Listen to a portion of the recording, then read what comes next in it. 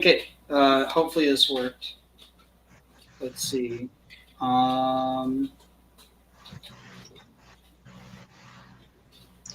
get to have our own little experiment with theocracy soon here in America.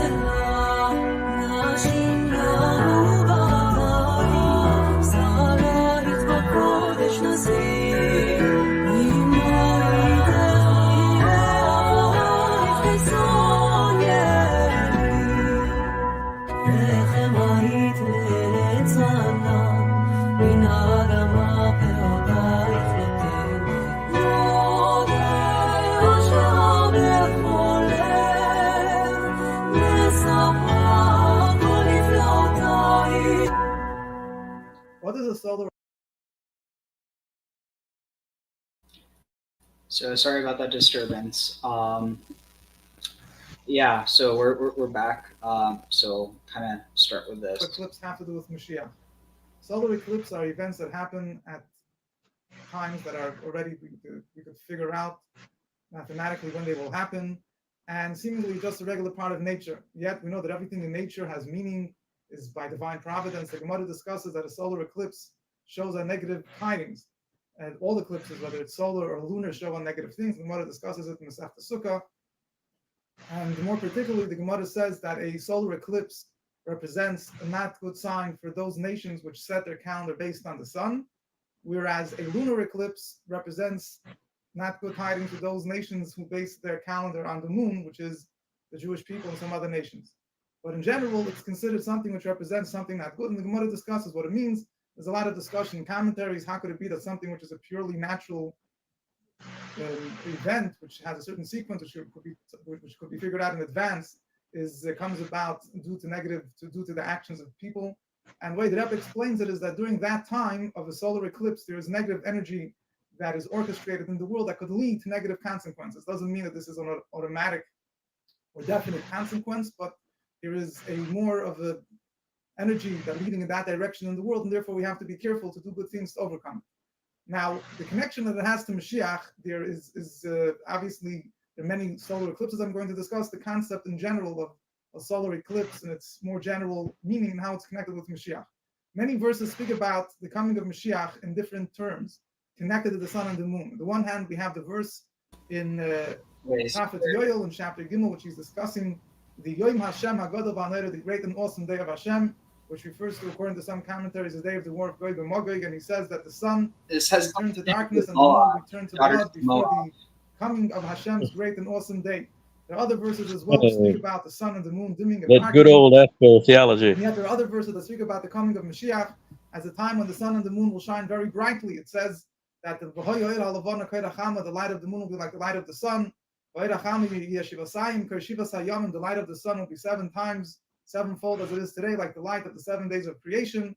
And these verses are the topic of discussion of a number of commentaries. The Rambam, famously in his Midian-Num, interprets these verses in a very basic, basically in a non-literal form, an allegoric form. He says at the point of these verses, he says that when a person is having a bad day, he looks at it, the people describe it as the sun is gloomy, the moon is gloomy. He looks at it in metaphoric terms. He speaks about it as if the sun and the moon have decreased their light. On the other hand, when things are going good, so allegorically, metaphorically, we refer to it as if the sun is shining brightly, the moon is shining brightly. These are all terms that are not to be understood on a literal sense. Rather, it means that good things happening, when things are good, so people associate it, the way they talk, is they speak about how the sun and the moon are shining brightly, and then when negative things happen, they say that the sun and the moon are dimming, and when good things happen, they say that the sun and the moon are shining brightly. So when it comes to Mashiach, there are 2 aspects. When Mashiach will come, obviously, that will be a very good thing. Okay, yeah. This is about the sun and the moon shining very brightly. Basically, I thought he was going to connect this to. Let's see. You know the old Joseph Campbell rendition of that song, that old time religion. He said, "Let's worship Zarathustra just the way we used to. I'm a Zarathustra booster. How about you? Let's worship Aphrodite. She's beautiful but flighty. She doesn't wear a nightie, but she's good enough for me. Just give me that old time religion. That astro-theology is what he's kicking now." Interesting. I wonder, maybe this is what. There's so much in the Parsha that is so overwhelming. No, this is connecting it to something else. You guys see the opening ceremony of the Olympics? Or hear about? That already started?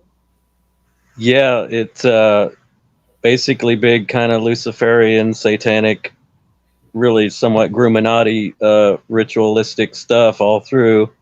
They kind of went way past woke into weird and creepy.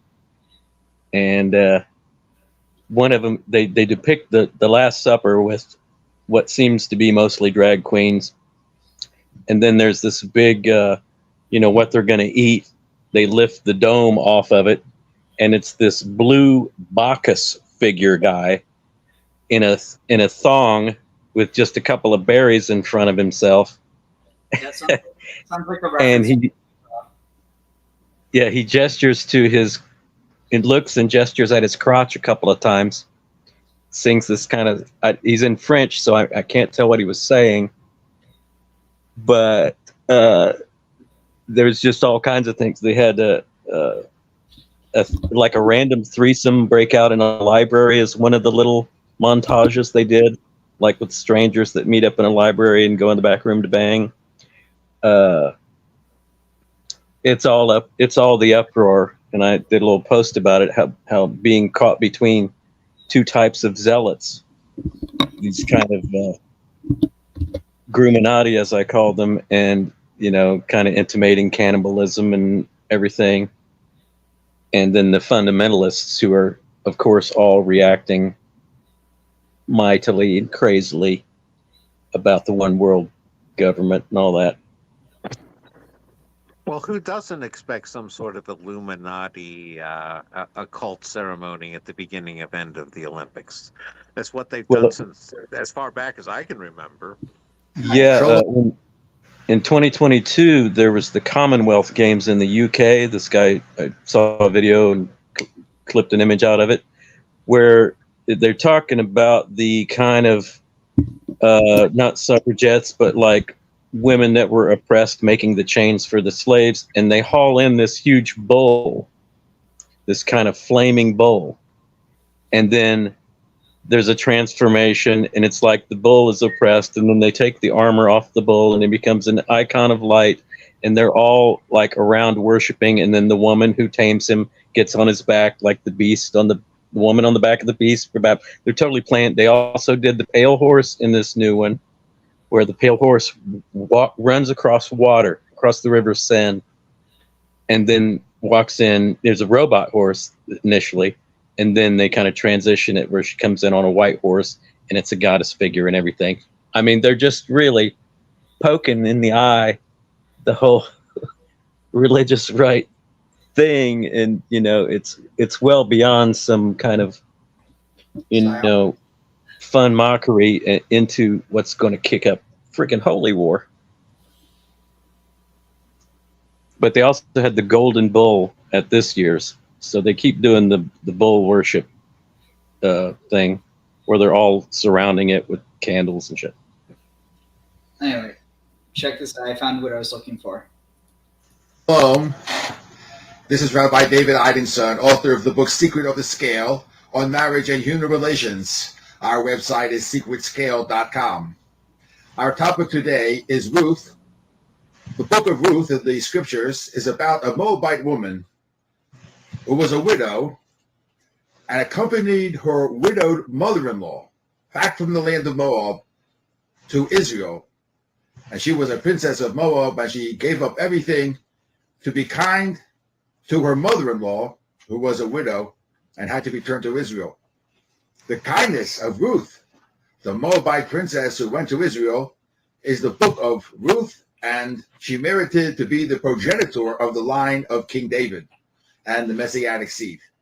Why did she merit this? Because of her extraordinary kindness and her sensitivity, that she gave up her own life so that an old widowed woman would not return to Israel bereft of everything.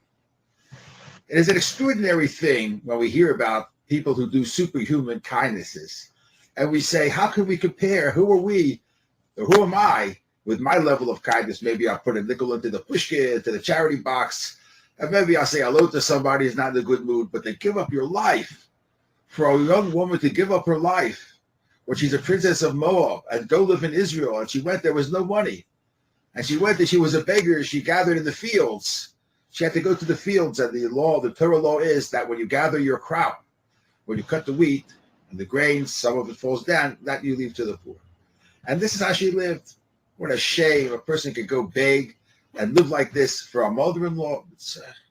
This is an extraordinary thing. We're all embarrassed, and this is exactly why she merited to be the progenitor of the Messianic and the monarchy of King David of the Jewish people, because of this extraordinary kindness that she did. And therefore, our topic is kindness, and there are different levels. And we'll come to the other world, and they're going to talk about kindness, and we'll see Ruth, and she gave up a young woman gives up her life, a princess of Moab, to go live to be a beggar in Israel. And we're going to say, well, what do I have to show? What is there? Recently, I read a story about a girl who was having a hard time getting married. A year went by, another year, an Orthodox girl, and her friends were getting married, and she wasn't getting married. And this was going on and on. And she had a friend who was even older than she was. And finally, the day came that she became engaged, and her older friend came to her and said, oh, I'm going to help you. I'm going to be with you the whole time. We're going to go shopping together. No matter how much time you need, I'm here to help you out. And they did. They went out together. You have to buy this, you have to buy that, prepare and make lists and whatever. And the friend was with her the whole time. The wedding comes. And even before the wedding, people were a little bit astonished that the girl that got engaged, her father had money. But the invitation was the most simple of all that you could imagine. People said, this is not the way people send out invitations. After all, this is a girl that waited many years to get married. And then we thought that the father would go all out, or the father and mother really splurge and print beautiful invitations with the fanciest, the bossing. Not simple as simple as simple. Well, they couldn't understand. They come to the wedding. Simple hall. Simple this, simple band, simple food. And there was one man there. He and his wife were very close with the parents of the girl. And he went over to him at the wedding. He said, I'm very upset. Why didn't you tell me? Father of the girl said, what are you talking about? He said, look at this. Obviously, you don't have any more money. You should have told me. I would have helped you. We could have had a beautiful wedding. I didn't know you lost your money. I didn't understand. That father laughed. I didn't lose my money. So why didn't you make a nice wedding? For so many years, you waited for this moment, and you don't make a nice wedding. Father said, well, I wanted to make a nice wedding. I wanted to go all out. My daughter wouldn't let me. She says, I have an older friend who'll be embarrassed because she's not married. So I want it to be simple. This is a story. You have to understand that what we think is kindness, maybe by us it is kindness. Maybe by us it is kindness. Sometimes I can do something when I'm in a bad mood, and instead of throwing a rock, so I only throw a pillow. So to me, that's a nice level, you know. But then you'll go and see what Ruth did and see what this girl did to give up the big day in her life to make it so simple so that her friend wouldn't be embarrassed. There are people out there that do things that we don't understand. People give up their lives. People make commitments to help people. Their whole lives are being drained. There was in Israel, there was a famous woman. There's a book about her, the Holy Woman. And she had no children of her own. And one day, somebody comes to her and says, here's a child nobody wants. Henrietta's old. But there were reasons for it. This was a very big problem, a very special child. She took in the child, took care. The child could have beat her up. It was a big, strong kid. But mentally, it wasn't there. And in our time, such a child would have been committed. But this was in Israel years ago, and people didn't really throw people into commitments. And they saw this righteous lady say, here's the child. And another person brought a child, another person. And these are people that they gave their lives to these children that they were dangerous children. They were dangerous. And they taught them love, and they taught them affection, and even though no one could do anything with them, but the love and warmth changed their lives. And we'll come to the future world, and someone's going to, the heavenly court will ask us, what did you do? What kindness did you do? What am I going to say? I see people like this, I'd be embarrassed over my mouth. I did kindness. What kind of kindness? If I had 10 slices of cheesecake and I gave away one, so that's kindness. But there's people that gave away their lives, not the cheesecake, not the 10th piece of cheesecake. They gave away their lives. But of kindness. There are people in the war, they could have escaped. They didn't escape. They said, I can't leave this one, I can't leave that one, I can't leave the community. We're going to look with embarrassment with what people are capable of doing, the kindness and the goodness that people are capable of doing. There's another lesson here in the book of Ruth.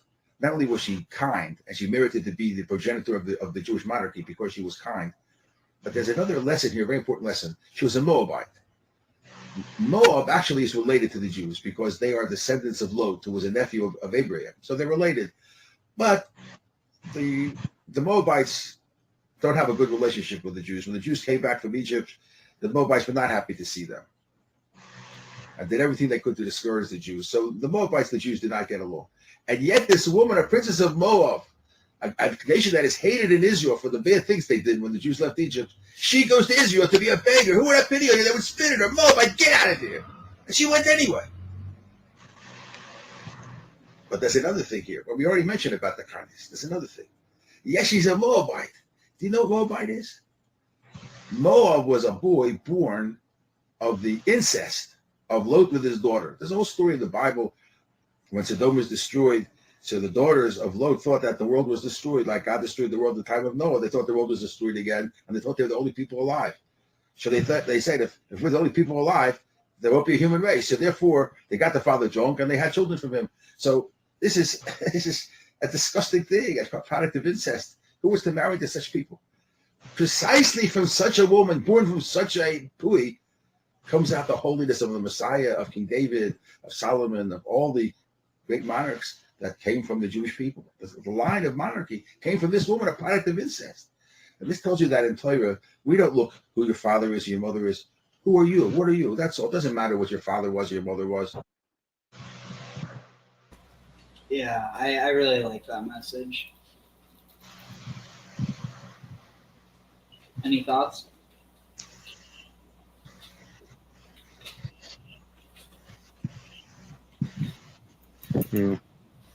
How were they able to tell she was a Moabite? I don't know. Maybe there's a Moabite look. I don't know. Go ahead, Zero. Sorry. They all got that one deformity from the inbreeding. Yeah. It's like they have the Moabite jaw. Sorry, Habsburg jaw. You get that inbred look, like maybe, certain counties when you drive through. Maybe they all wore bread around their faces. Like somebody said, pulled into an area, try to go into the gas station, look around. Everybody looks the same. Like, oh no. I think we better get out of here. Let's see what can I find.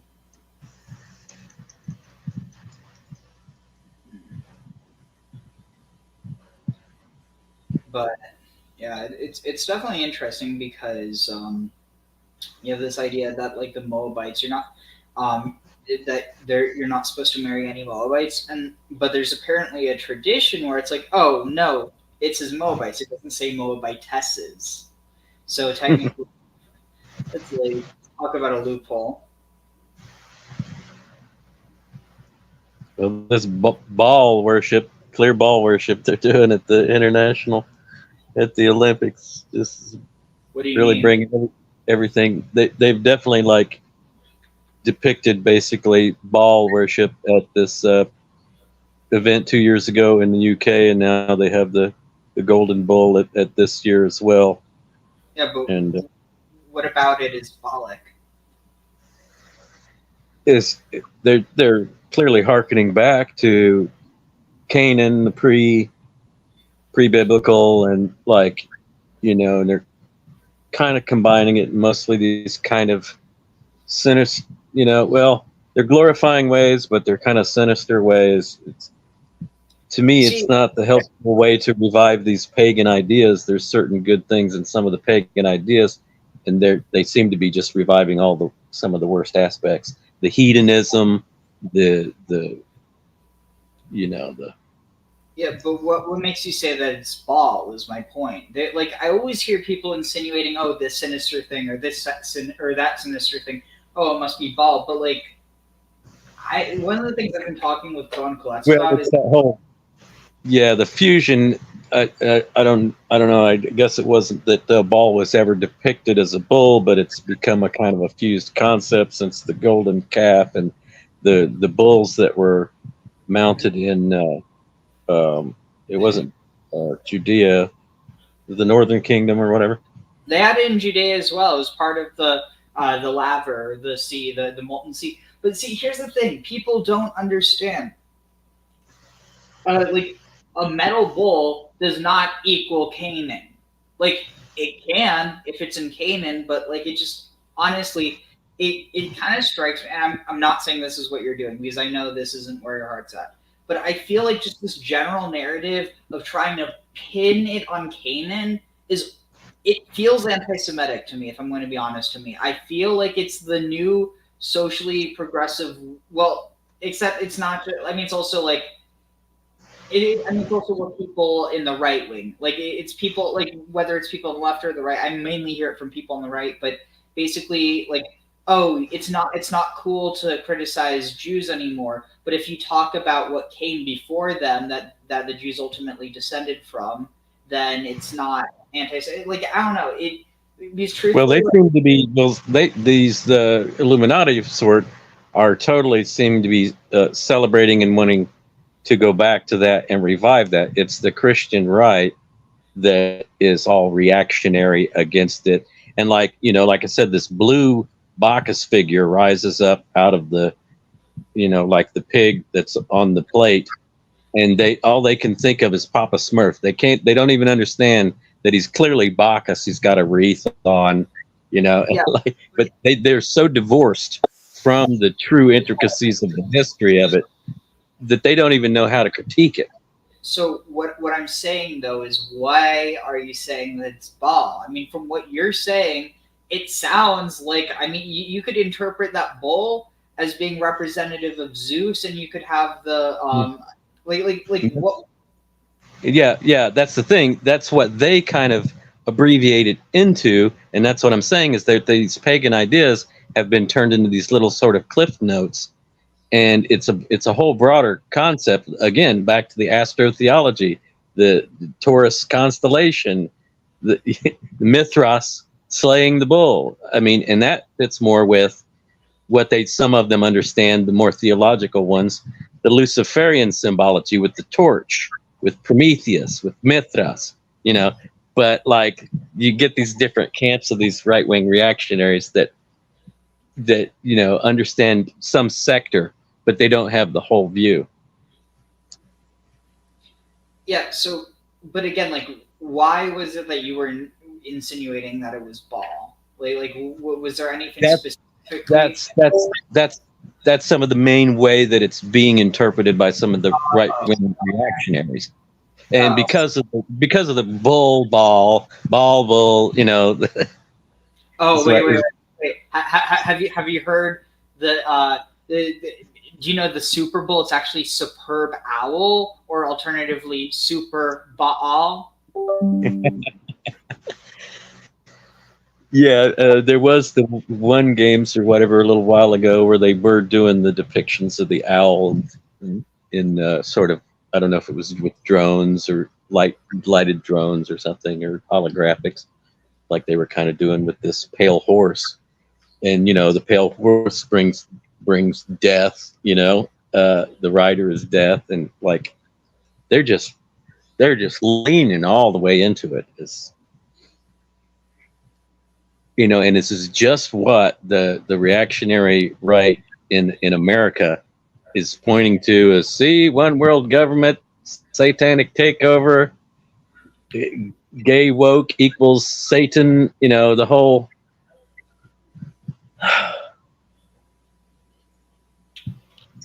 I just don't, it's not helpful.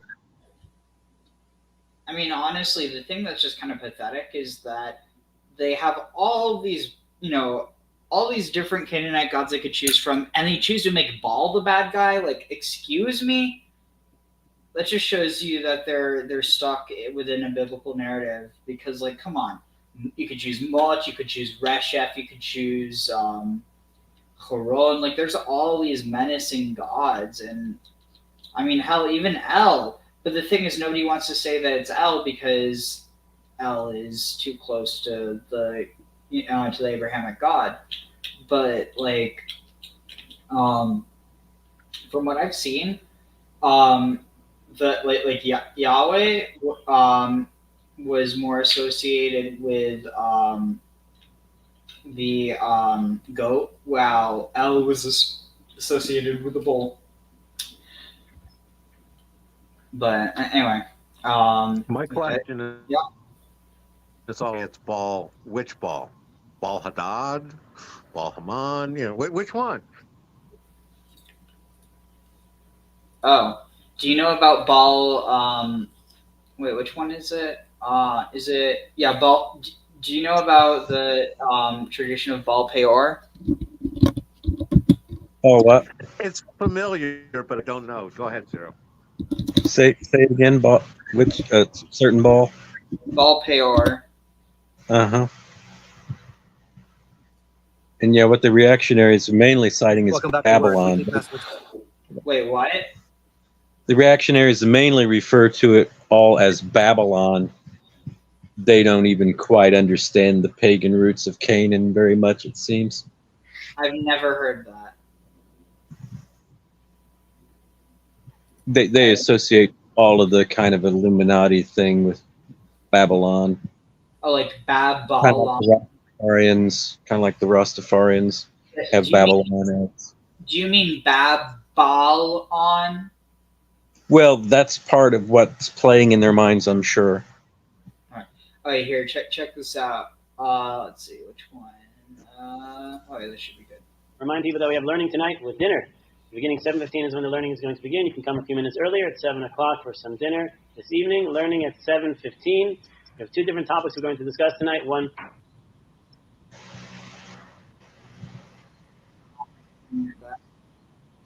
Five. Sure, you have other things to do, other things to handle, so plan accordingly so you can join us for some beautiful Torah learning, and you can actually use your brain to connect to pure Torah thoughts. That's going to be this evening, beginning at 7 with dinner. 7:15 is when the learning begins. In Parsha𝓂, the beginning of Pinchas tells us the concept of tzaror Midianim. Tzaror is not just simply a command, which means to harass the Midianite people, but is actually a continual harassment of the Midianite people. And the Hikisemosa means you're going to then smite them, you're going to then attack them. So there's an element over here within the concept of tzaror. Tzaror could be from tzor, which is that of a rock, but you're supposed to harass these people because of what they did to you. 𝐤𐤉𝐿 What is it that they did to you? So the Ohr HaChaim presents that concept over here that under leadership of Midian, what their ultimate goal was not just simply for avodah zarah, but that was their main goal. They had a two-pronged attack. One attack was that for promiscuity, for lust, to get the Jewish people to be in a place where their desires are simply for immoral pleasures, and that would lead them to the worship of Peor. For those that are not familiar with the worship of Peor, the worship of Baal Peor was an idol where you had to defecate yourself in front of that idol. This was the famous one that most of us are thinking, I don't understand why, but maybe perhaps this is why people would refer to your laboratory as the throne. But the concept of Baal Peor is the concept where a person defecates in front of this idol. What is the concept over here of defecation? Why would anyone think that this is a proper form of idol worship? So just to present an idea, the whole concept of why the human being has to have this function in their life, obviously is to remove waste from them. Prior to the eating of the tree of knowledge of good and evil, so everything was pure. Once they ate from it, now evil and good became intermixed one with another. When it came down to the eating of the mun was something that was so spiritual, they didn't have to go to the bathroom because of the fact it was so spiritual. There was no negativity within it. It was only something positive, only something holy. Therefore, they didn't have to use the facilities at all while eating of the mun because it was something entirely pure, which means anything else that's not entirely pure requires one to release the waste from it. And this comes from the sin of the eating of the tree of knowledge of good and evil. Come down to now Peor. When you get to Peor's entire worship is that of waste itself, which means there's nothing holy within it of itself. It's something that only relates to the waste matter that exists within the human being. So there is a concept here that what it's teaching us about the avodah zarah is something that's entirely purely evil, that represents in the spiritual sense that which is totally evil. There's no good associated with it at all, and therefore getting the Jews to use their quote-unquote waste, which means the negative side, the things that are not good for their neshama, using that entirely for the sake of worship, that is obviously considered a grave and terrible sin. So here, the Ohr HaChaim does explain the concept that the whole idea of attacking them is because of the fact that they're getting them to do something which is so heinous, which is the physical pleasures of immoral lust. That is something that we have to always fight against throughout our regular lives, and that leads a person to recognize that next level, which is that of pure waste, was used for the sake of avodah zarah. Something which we would consider to be negative is now something that they're using for their positivity, for their idol worship. That is why it seems to be that they have to fight against this so much against the people of Midian. Sort of Baal Peor. Yeah, Baal Peor. That seems that it could kind of relate to taking a psychedelic, doesn't it? Give you the shits? I mean, maybe. On the other hand, have you ever seen Holy Mountain? What is that, a movie or something? Yeah. Mm-mm. There's a part where the main character he's basically asked whether he's told you are shit. Do you want to be gold? Or I'm paraphrasing, but he says yeah. And so he gets in this one machine. Well, first he takes a shit in this one, like, what was it, like a container, a glass container, and then that poop is taken and it's put in this device, and he's like in this, like, it almost looks like a hamster wheel, but it's just a hot box, and he's being hot boxed with the melting crap that he took, and that's causing him to sweat, and then it collects the sweat, and then it's like basically this like alchemical transformation where it's like turning his shit into gold. And it kind of seems like he was having a psychedelic experience from that. So it almost kind of seems like it's referencing some sort of like DMT extraction from feces. So is that depiction of the pooping at the idol, is that just within the Jewish tradition? Is there any corroboration outside of that? Like archaeological pits of poop? I think they found something maybe connected, but to say that's directly connected would be kind of like trying to fit it, if that makes any sense. Mm-hmm. Yeah, one of the things these right-wingers are connecting is that the two ways to worship Baal were sex with the temple prostitutes and sacrificing your children. And so they're saying basically modern pop debauchery and abortion as these kind of hallmarks of the left. I mean, they really got it lined up for their total black and white duality. Hey, Cold Examiner. Let's see. What else are the ancient going to do but sleep, eat, do tripping plant stuff, have sex, eat again, then sleep?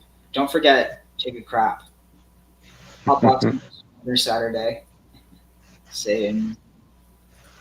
Boker Tov, good morning. We continue with our 3-minute daily dose of Torah. This week, looking at Parsha𓂋𝑄nchas.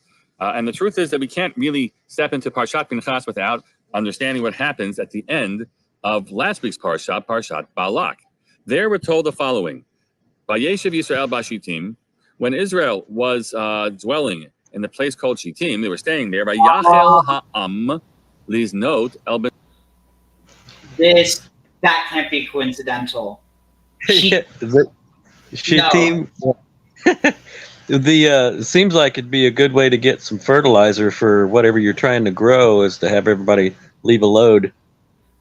So, no, the reason why that's significant, no, not yet. I ended up passing out a bit too early, so I woke up late, and so I'm just going to, I don't know, I might just try to stay up as much as I can, and then I'll go to sleep at a good time.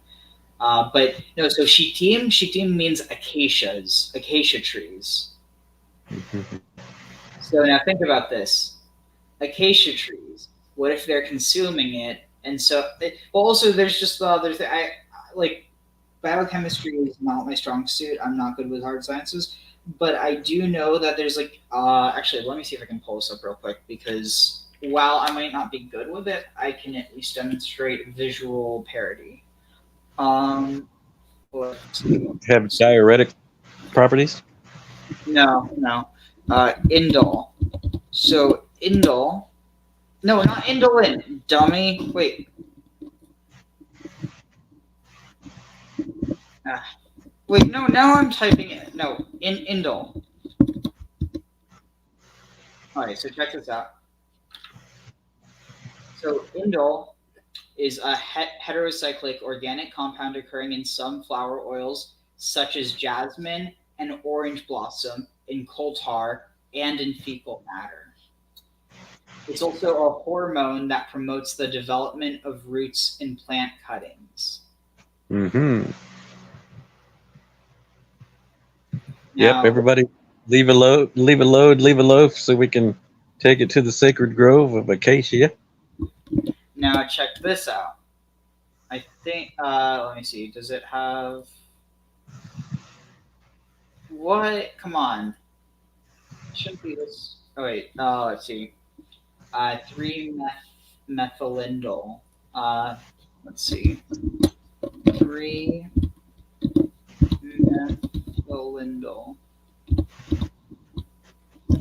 Wait, am I spelling this wrong? Methylindole. Okay. Wait, am I wrong? I could have sworn that they were. Wait, okay, I think I might have. Here, I think I found what I was looking for. Cheers tab. Okay, so indole. Wait, what the fuck is all this stuff? So these are. What am I thinking of? Okay, let's see. Maybe I must be mistaken or something. All right, indole scatol.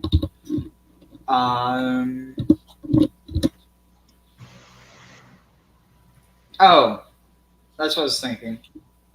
So they are closely related. So scatol, or 3-methylindole, is an organic compound belonging to the indole family. It occurs naturally in the feces of animals and birds, and is the primary contributor to fecal odor. In low concentrations, it has a flowery smell and is found in several flowers and essential oils, including that of orange blossoms, jasmine, and Ziziphus mauritania. It has also been identified in certain cannabis varieties. It is used as a... I've noticed a certain sweet scent to some horse shit. Interesting. It's also it probably also connects to why what's it called? It might be connected to why ambergris smells good.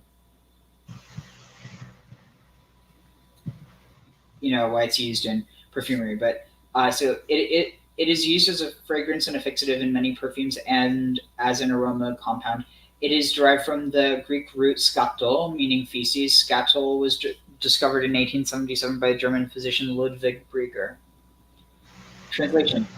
I was occupied initially with investigation of the volatile components of excrement in acidic solution. One obtained thereby volatile fatty acids, acetic acid, normal, and isobutyric acid, as well as the aromatic substances phenol, indole, and a new substance which is related to indole and which I will name scatol. Is indole also named after the end that it comes out of? No. Ind, as in purple.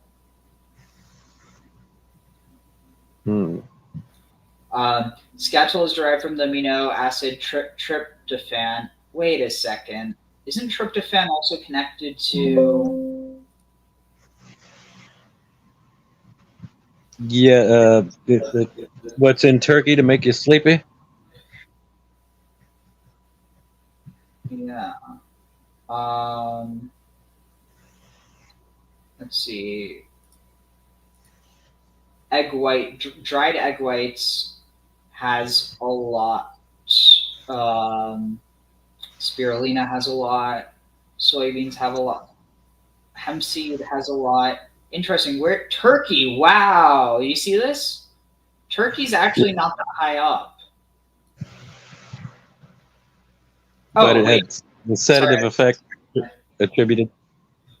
Yeah, hold on one second. Let's see. That's why the cow is sacred. Oh, I see what you're talking about. Yeah, also useful for growing shrooms in it. God is GMT. I think that fits better than I see. I think that's part of it, but like for instance, here I actually want to share this because I do feel like it's kind of relevant. I think I shared it before, but let's see.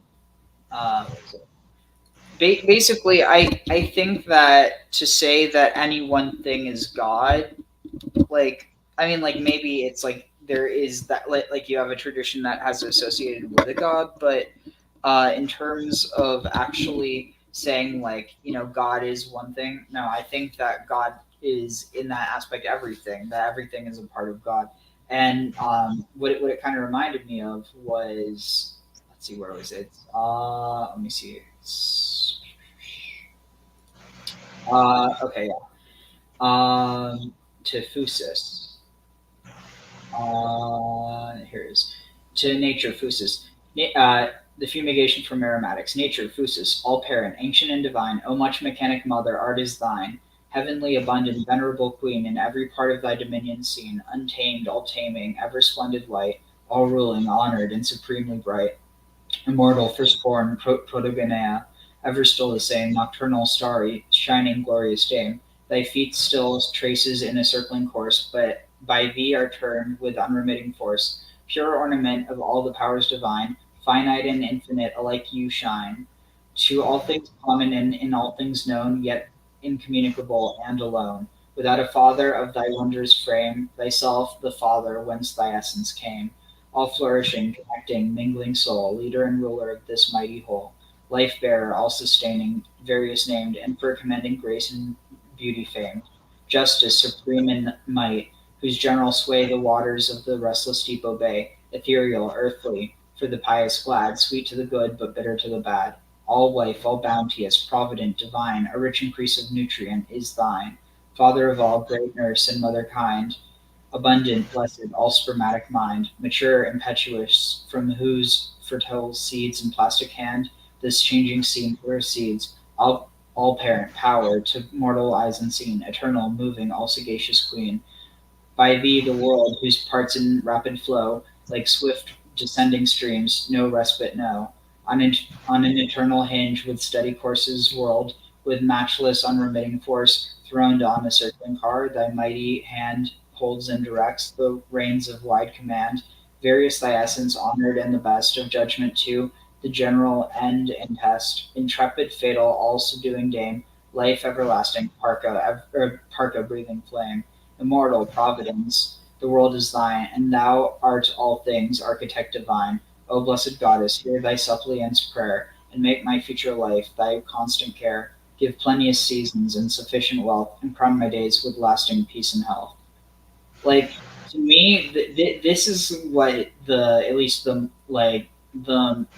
like kind of the Abrahamic idea of God was originally based on, at least kind of the universal idea that gets kind of transposed onto tribal deities, and then also, you know, you have with Jesus and Christianity. But let's see. There's some very expensive essential oils. I don't know exactly what we're talking about. According to Amon Hellman, priestesses used that matter as a medicine and ate it. They ate shit. Lovely. Yeah, probiotic. It's kind of a probiotic where you like a fecal transplant, like they do now to cure C. diff. Yeah, but the difference is it goes in the end that it's supposed to come out, not in. You don't recycle it. You flip the cycle around. Well, if there's some, it's kind of like the shamans that catch the piss from the reindeer that have eaten the amanitas, and actually the same way with the peyote. Some of the lower people will drink the urine of the shamans to get the secondhand psychoactive. Wait, what's this? I wonder if this is why some rocks will have visible grow within a human's lifetime. What do you mean? I feel like I'm missing something. It's as a whale fat, marine life fat, ambergris. Yeah, it's from their it's a mix of squid beaks that have been softened from stomach acid, as well as like a combination of, I forget what else. Let's see. In this case, I usually sleep well. Scat all. Egg whites are so good for hair. Interesting. Yeah, people are sleeping more from the carbs and the big meal itself. Interesting. Let's see. If only Cohen could read this to me as I fall asleep. Leonard Cohen? Unfortunately, I have a few things to tell you. I don't know if I'm joking. I know they're not news, but yeah, unfortunately, he's no longer with us. Well, he is with us in his songs. Okay, yeah, they do. They drink the fish. We are all missing something. I'll just go with it. Anyway, where were we? Oh, right. This. The way cow patties are used for fire fuel is another potential. Yep. And then, like, if you're poor and you don't have anything to bring for sacrifice, no gold, no animals, the one thing everybody's got is a little. Well, there's something else that they have.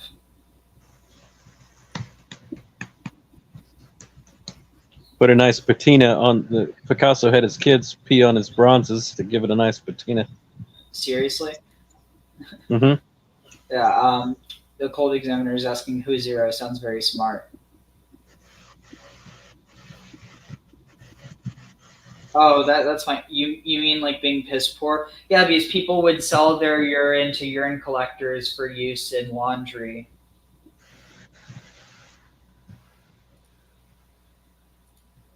Note Moab, and the people began to whore. That's the word that's used. These notes with the daughters of Moab. How does that come to happen? Next verse. Vatikrena la'am lezivchei Eloheihen. Oh, this reminds me of. I can't. I don't. This is going to be copyrighted, so I need to look up. Let's see. All right. Let's see. Who was that? Nicole? If you look at my handle there, WME3TV's Nexus, if you go there, you can see a few episodes of my show.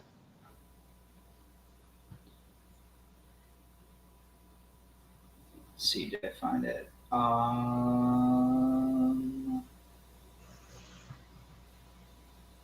how am I not? Dang it.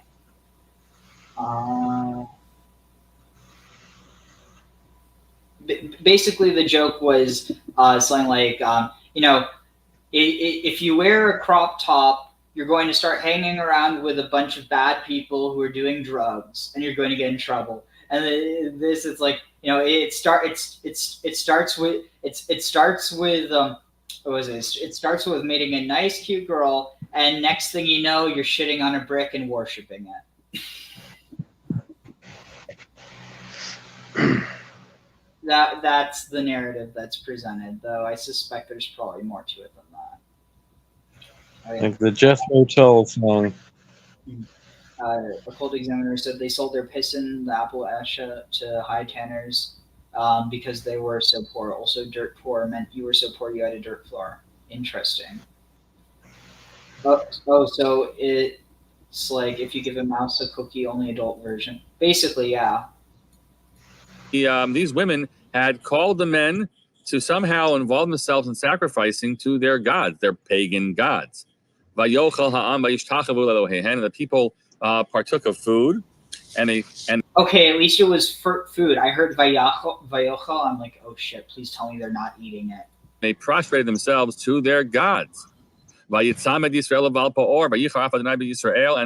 the Israelites, right, the people of Israel, attached themselves to Baal Peor, this pagan practice, and God was very angry at them. Whoa, what in the world is going on in this story? And the Gemara Sanhedrin actually tries to play out the scene. You know, I just realized something else.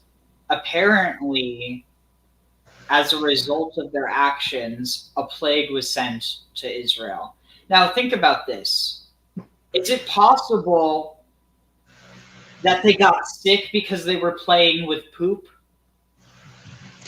Well, there's also the scent that rises that attracts the gods. That was a pagan thing and a kind of a Sumerian thing before a biblical thing. That the odor rises. You know, the sacrifice, kind of the barbecue of the, you know, the fire altar, and flies being drawn. You know, like that the gods are drawn to the scent, and that God loved, like the incense as well, that the scent rises and summons the god. Yeah, and when you don't have any honey to attract bees, well, there's always poop to attract flies. Yeah, and depending on what their diet is. What's the point of worshiping Peor if he's not going to protect you from diseases coming from poop? Hey.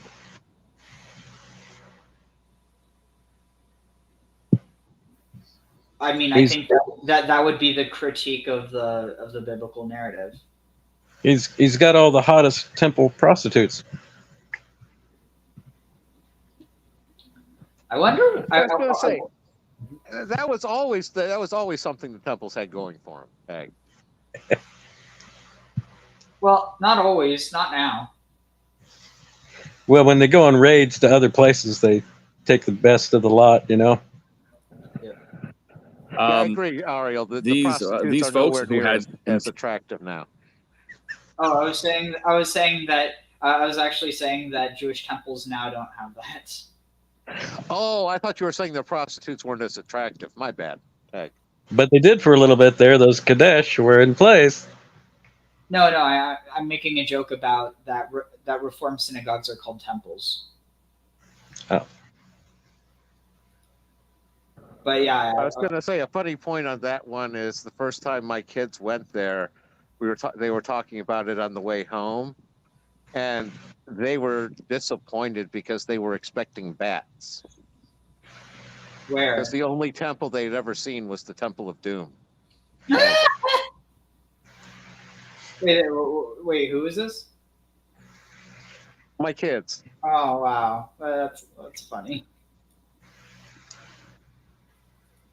Tension to try to undermine the Bnei Israel and their commitments to God, set up marketplaces, invited the men to their marketplaces and said, look, why don't you have a little drink with some wine, and got them drunk. And the men allowed themselves to their Yetzer Hara, their inclinations to overtake them and sort of demand that these women lie with them. And they said, as it's described, they would pull out an idol from their bosom, as it says, put it out there, and said, first you got to worship this. And they said, how could I? I'm a Jew. That's what they say. Am I not a Jew? I have to do this. I can't do this. And they pushed back and said, why do you care? Right?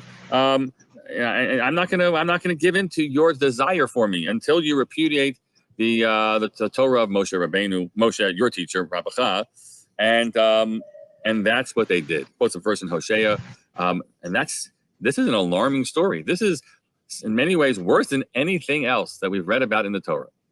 In many ways feels worse than even the golden calf.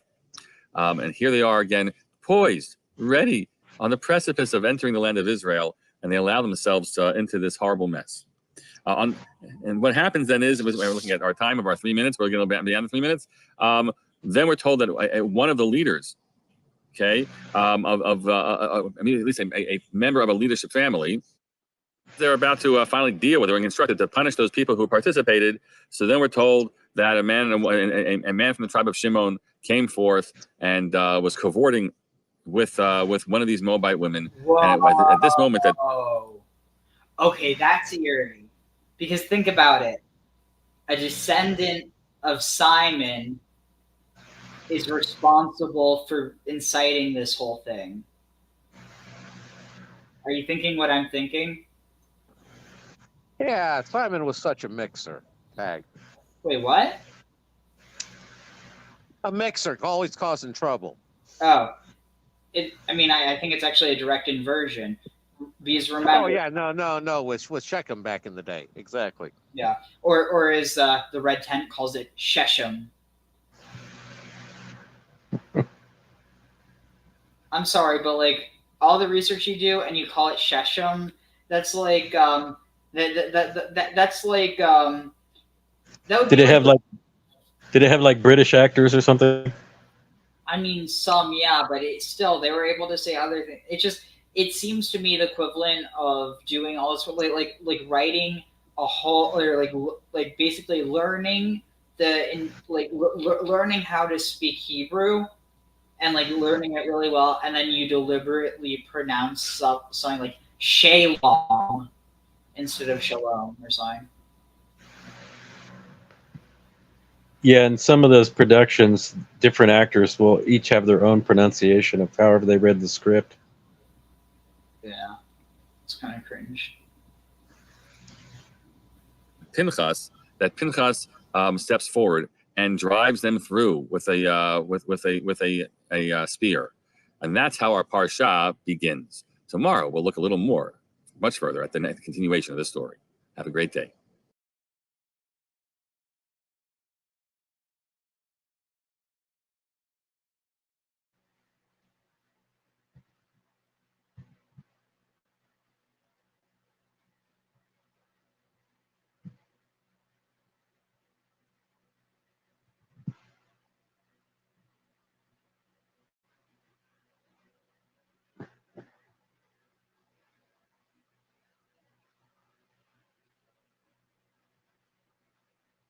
Sorry, I'm trying to find the next one to that. Let's see, it would have been from 3 years ago. So the I don't know if they were gold or bronze bulls that were in each of the kingdoms of Israel. Was that ever directly associated with a particular god or name, or El. So it was just for El? Okay. I mean, you could say that it gets kind of passed on to Baal, but really it's mainly El. Well, El being Lord. What do you mean? Just God is Lord type of idea. No. I mean, the closest you could say that is that Adon, which means Lord, apparently in Ugaritic, it's actually thought to be that the Ad is father. So Adon means like it's like referring to father. But no, I mean like Lord. So what is the breakdown? What is the breakdown for Baal? Baal means Lord. Baal means master. Yeah, but it's Ba and it's Al, right? Is not the Al a form of El? No, it's not. It's an Ayin.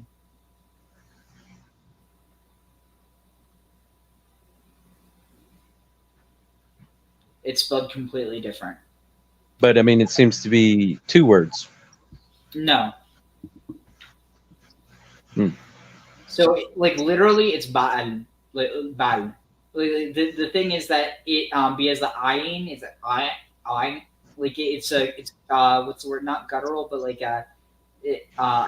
actually maybe it is guttural. I forget the word for it, but essentially But like for instance, um, so like in English people say Gaza, in Hebrew people say Aza, and then in Arabic it's Gaza. But the thing is that people are all saying the same thing. The ayin is also, it can be depending on context, or well, I mean they've been separated in Arabic, but they used to be the same in Hebrew. But that the rai, like it depending on how you form your mouth, that ra either becomes a ra, or an ah. And basically it's not a space. It's just the way that it sounds to the English mind, or to the English speaking mind, is Baal. Oh, it sounds like two things. If you wanted to like try and break that up into two words, you could say Baal, which would be in, upon, or on, above, or on, up. But like it's So it does have other root words associated? well, no, the root is Baal. What were you saying about up and on? No, so that's just if you break down Baal, you could break it down into Ba and then Al. But Mhm. what I'm saying is, And that means I mean, it doesn't really mean anything. It kind of just like literally, it would mean like on, upon. so kind of like the Most High or something. I mean, again, See, I would often those kind of names, had an earlier origin, but then it just becomes like, particularly these that are titles of the various gods, like there was a kind of a previous form, but then once it gets cemented as what it is, then that's just what it's always said to be. I don't know. It seems like there may be a little bit of that behind there. So let me see what I can find. Let's see here. So Balu. So let's see, Baal, Semitic Baal. Literally it means husband, master, lord. I mean maybe, but see here's the only problem. If you want to say no, but see here, if you want to say that this is like, oh well, because this kind of like idea of like being upon or like on top, well, One that is over you. but here's the problem. Ba'alat shares that same root, and it it's the like it means like madam, or like it can mean wife depending on context. Yeah, I can't think of the good examples of the way it is in Sumerian, but there is the ways that the titles kind of end up cement. I guess it's like with Nin, it gets to be said lady, but then it's also kind of used in a male form later, and then it seems to have just been a name earlier than that. You know what I mean? Like there's a point where some of these things get locked in to a meaning, but that's not all they've ever been. I see what you mean. It's definitely possible. I'm just not sure. So I don't comment on what I don't know. I mean, like I'll speculate, like okay, it's possible, but like, yeah. I mean, trying to think, is there? Yeah, I mean, what's interesting is that no matter what, it tends to keep the Baal, like no matter what. I know that in Babylonian you have it like Bel, but where the haya is dropped. Well, and there seems to be that kind of, like with Adon as a lord, seems to kind of relate over ultimately at some level to kind of the Muzi, Adonis Attis. Yeah. So we're looking at this, the event that takes place between Pinchas and Zimri and Cozbi.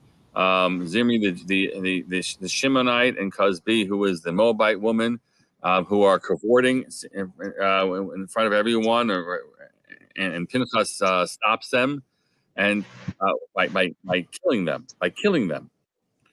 And the Torah then says that in that moment, Vateyatzar hamagefa me'al bnei Yisrael, was that moment that the plague, because God was because people hadn't been punished by the leadership of Israel, God was brought a plague to punish everyone for what was happening. And it's only because of Pinchas's action that things cease, this punishment ceases. And I mentioned yesterday, this is one of the worst events, right? If you look, the Torah ends Parshat Balak by telling us, Vayihiyu hametim b'magefa.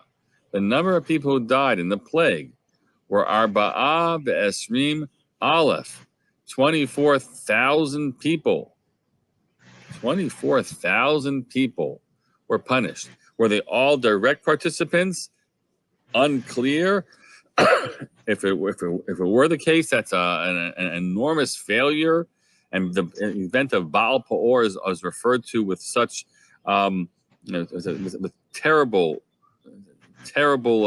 reference points later on in history, looking back at this. Or they're the people that watched and didn't stop, and even leaders who didn't stop it either.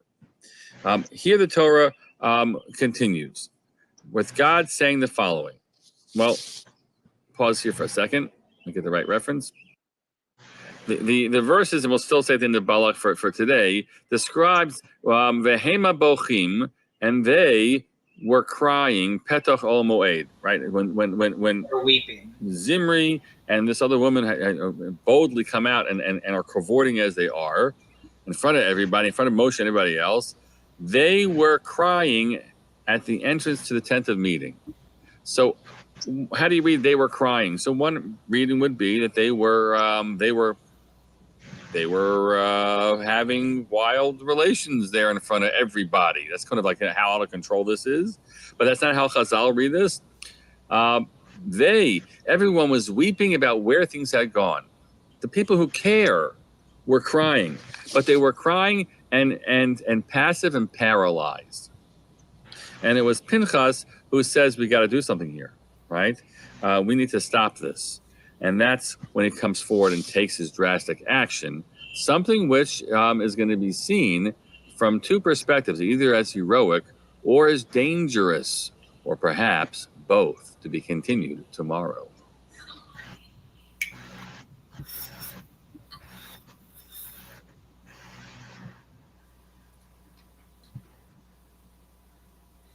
So what's the meaning on the Hadad with the ball, Hadad? Hadu means thundering.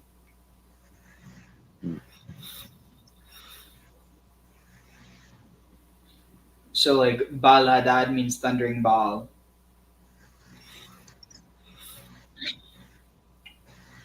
Lord of Thunder, yeah.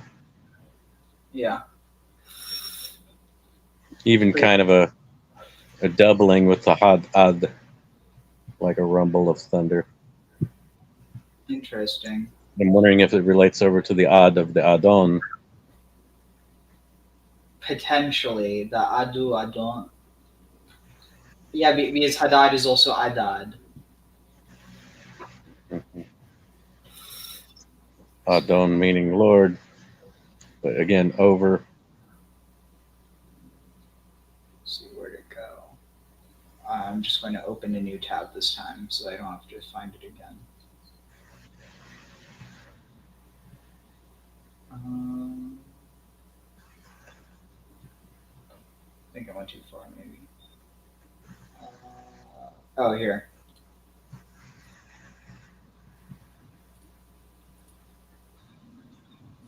The 3-minute daily dose of Torah, looking at the storyline of Pinchas. Today we get to actually step into the Parshat Pinchas, leaving Parshat Balak, the end of it, and as the story continues. The plague has ceased. There has been this crazy moment where Zimri and 𐤐𐤉 are cavorting there, and Pinchas rams them through with a sword and stops them, and apparently stops the whole craziness of this decadent worship and whatever is happening there. And the Magefa, God's plague of the Jewish people, comes to an end. And Parshat Pinchas begins, Vaydaber Adonai Moshe limor Pinchas ben Elazar ben Aaron HaKohen. Pinchas, the son of Oh, I guess you haven't seen yet. So I mean, I can't speak like conversationally, but I could read pretty much. I mean, you'll see. Elazar, the son of Aaron, the Kohen, he's Aaron's grandson. Heshiv et chamati me'al bnei Yisrael. He's the one who turned back my wrath from against the children of Israel. Bekano kinati betocham, as he took the role of being jealous for me. He carried out my. Like, I'm going to be honest. Like, I really do see a lot of connections with like Dionysian traditions here between really, because by now you're getting a lot of, and also kind of goes to the idea that Baal and Yah might actually have a lot more in common than people previously realized, and that it's more so of a tribal distinction. It's actually very similar to how Kubaba was worshipped by the Philistines, and she serves a very similar role to Asherah. Yet they still fought over their disagreements. So it's like, it's kind of like my goddess of childbirth and women is better than your goddess of childbirth and women. So we're going to go to war. I mean, it was probably more complicated than that, but. Well, Humbaba was the demon god that guarded the cedar forests against Gilgamesh and Enkidu. No, but I'm talking about Kubaba. Yeah, well, Humbaba was, I think Zubaba may be another form of it. And I think it kind of relates to sort of toward the same region. Yeah, no, I gotta echo Zero. There's something to that connection with the Epic of Gilgamesh and the whole Semitic god tradition. Peg. Let's see. Yeah, I've been playing Total War Pharaoh, the new updates. A lot of fun, and I've been playing as the Parsha𓂋𝐵, so I've been taking over the Shvela. And anyway, yeah. It's my passionate, jealousy on my behalf. Oh, right. They basically a lot like this story kind of reminds me like this idea that he's seen as holy, like he just gets this fervor and he slaughters these two people. It honestly kind of reminds me of like the Maenads and Dionysus and what was it, Pentheus. With Euripides Bacchae.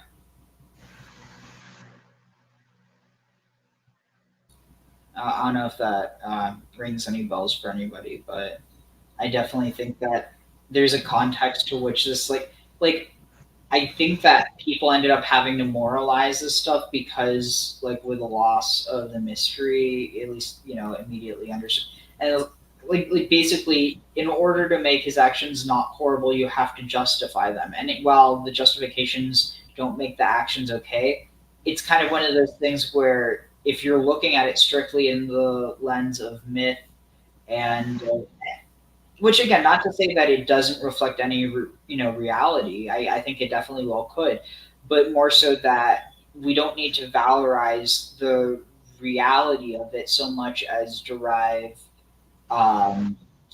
benefit from these stories.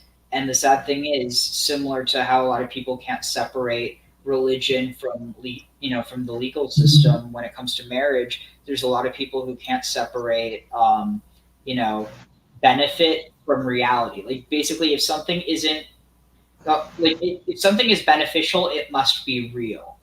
And if something is real but is not beneficial, then or like within that tradition, basically it's the type of thing where at the end of the day, I don't think there's anything harmful with trying to make traditions better so long as you're grappling with the reality of what the texts say and you're not like whitewashing it. You're not changing what the texts mean to make it seem better, but rather you're deriving like meanings and lessons from that while still acknowledging that it's kind of like the whole idea of with what was it?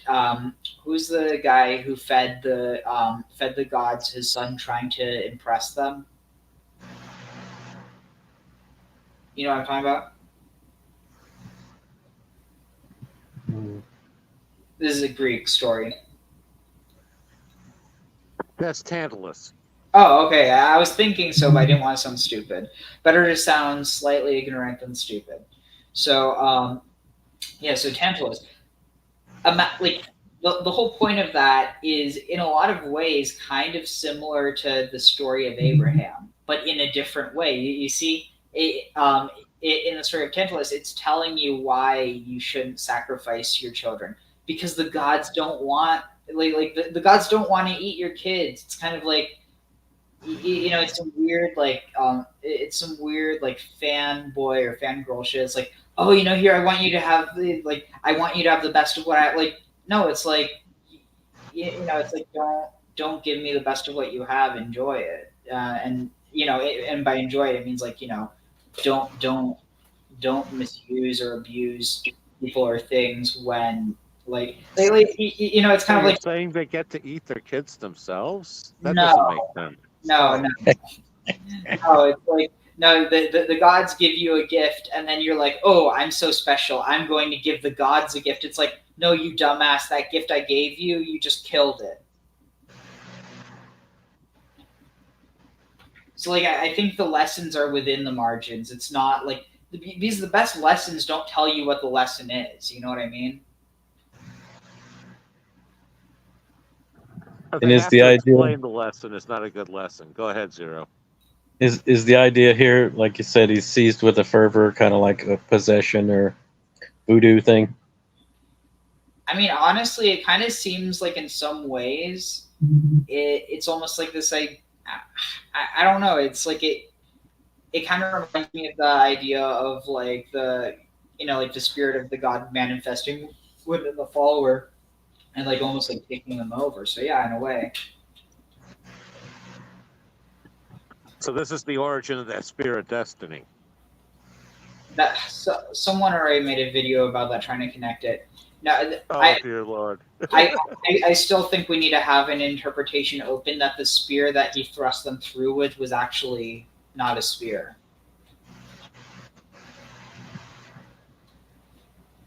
It's a harpoon for the whale. What? You cut out. I only heard a harpoon. Harpoon for the whale. The joke is that it might actually be a reference to a phallus. Yeah, it's this reminds me of old hick dude talking about going frog gigging, where they take a pitchfork out and just stab and pick up frogs. Ugh. He sounds like that kind of guy. Yeah. Kaket did not like that. So that my passionate jealousy on my behalf, so that because of his action, I didn't come to destroy all of Israel with my own jealousy or passion about what they've done. So he's the one who stopped the plague. He did a good thing for you folks. Of course, he sent a message at the same time, but he is someone who I say did a good thing. Lachein emor, therefore I say, Hineni notein lo et briti shalom. Behold, I extend to. I personally have the opinion that he should have just taken a stick, hit them over the head, and said, "Bonk, go to horny jail." So this is the guy impaling the couple in coitus. In what? Coitus. Yeah. So that's very Hyros Gamos. What do you mean? Well, Joseph Campbell back in the day talked about some African tribe where the first, I think it was with a virgin, would have sex in this structure, and then they would bring down the roof on the couple and kill them as some kind of a holy ritual thing. And so it's kind of like the 𝐤𝐤𝐉𝐿 mixed with as a sacrifice. Interesting.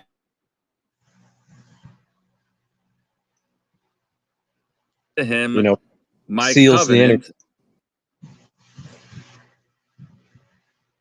Just kind of seals the energy of the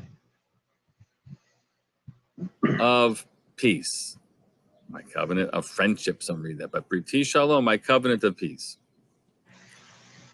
Why does he need this from God? Is it simply that he gets put a medal, that God, puts a medal around his neck and says, you did a good thing, yesterday or 5 minutes ago, and everyone should applaud you?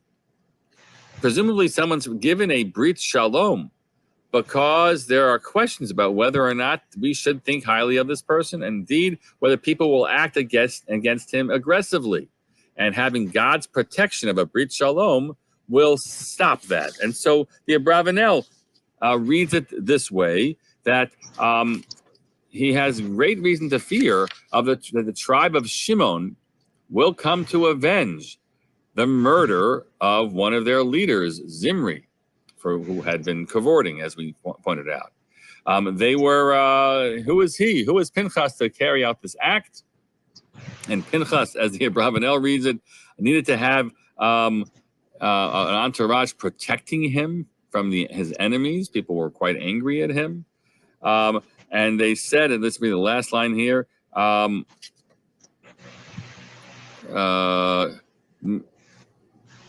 on. They started you should know, but they were claiming that because he's a murderer, that he shouldn't be allowed to serve in the Mishkan. And so therefore God sends forth this message through Moshe. I want it to be clear that I'm here to protect Pinchas, and therefore nobody do him any harm, because if you mess with my guy, you're messing with me. And having a Brit Shalom, because the next verse, he gives him a Brit Kuhunat Olam. He says, I don't care that the fact that he actually has some blood on his hands in an act of avenging from my behalf. He is ready to be a Kohen eternally. We continue with the story tomorrow. Wow, are you guys thinking what I'm thinking?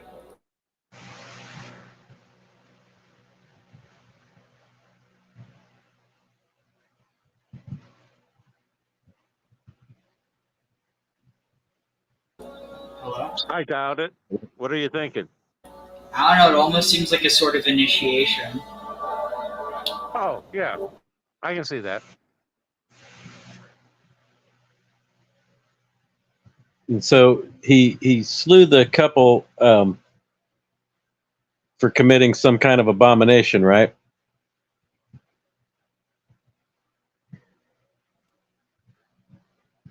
I mean, like, it's not as simple as, like, oh, he was being all judge.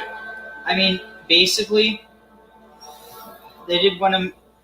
Well, and I mean, I'd actually argue that this probably wasn't that taboo at all. That this was probably even a norm at some point. Sorry, 1 second. Give me 1 moment. Does it ever say what they're doing wrong? Oh, yeah.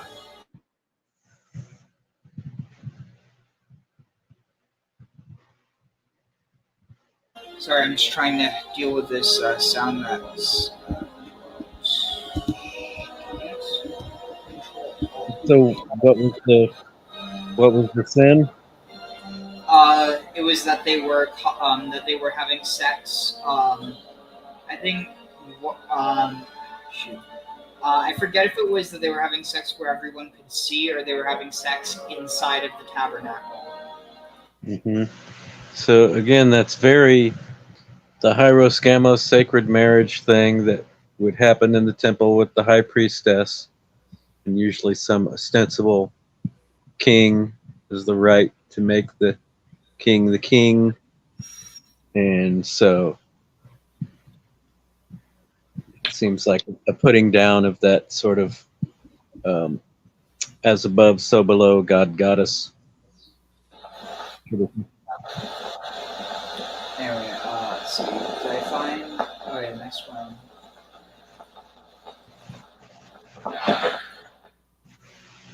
Boker Tov. We continue with our 3-minute daily dose of Torah, looking at the opening of Parshat Pinchas.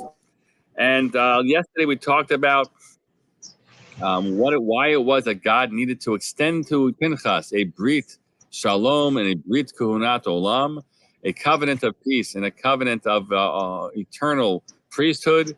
Because, as the Abravanel says, because he was threatened by the people of the tribe of Shimon, and therefore God says, "Don't mess with him; you mess with me." And secondly, those who said he no longer can serve in the Mishkan as God as a priest to God, and God says, "No, he's my guy," and so he will continue. There is, though, the possibility that it's not merely the tribe of Shimon that Pinchas has to deal with, but it's actually the Chachamim themselves. Listen to how the Yerushalmi and Sanhedrin frames it. There's a statement that's made: whoever is Boel Aramit, whoever has relations in this way with an Aramean woman, Kanaim Pogimbo, zealots. And the word Kanaim comes from our verse, right? Zealots may stop him, which means that if the law enforcement officials are not there, then anybody else halachically is allowed to take the actions necessary to stop this terrible event from happening. Anyone can do that. Kanaim Pogimbo. And then the Yerushalmi goes on to say that this was not b'ratzon chachamim, this was against the will of the sages. The sages didn't like this halacha. It's the halacha, and they said, but that's counter to our wishes. Because, it seems, right, they feared what will happen if we allow people to take the law into their own hands. When law enforcement is not there to carry out the laws that have to be, what should you do? Should any citizen person step forward and take action? Not merely step forward and hold somebody down until law enforcement comes, right? But to take aggressive action that could involve even a fatality in what they do. So the Chachamim apparently said, however terrible it is for those events to be happening between those, the people who are cavorting, I keep on using that word here, right? And indeed, the pure halacha is they should be stopped by any means. We're more afraid of vigilantism than we are of that. So then the Gemara says, "Oy, so tell me, you telling me that Pinchas acted against the Ratzon Chachamim, the wishes of the Chachamim?" Said Rabbi Yehuda ben Pazi, they wanted to put him under Chem, they wanted to excommunicate Pinchas. The Chachamim wanted to do so. Meaning, the Brit Shalom is not to protect Pinchas from the Simeonites who avenged what happened, but it's actually the Chachamim who want to take action against him for being a vigilante. And were it not for the fact that God stepped in and offered him the Brit Shalom and a Brit Kuhunat Olam, the covenant of peace and of eternal priesthood. It was God's way of basically saying, in this case, you might not like vigilantism in general, but Pinchas is going to be an exception to the rule. Really fascinating reading of our text. Have a good day.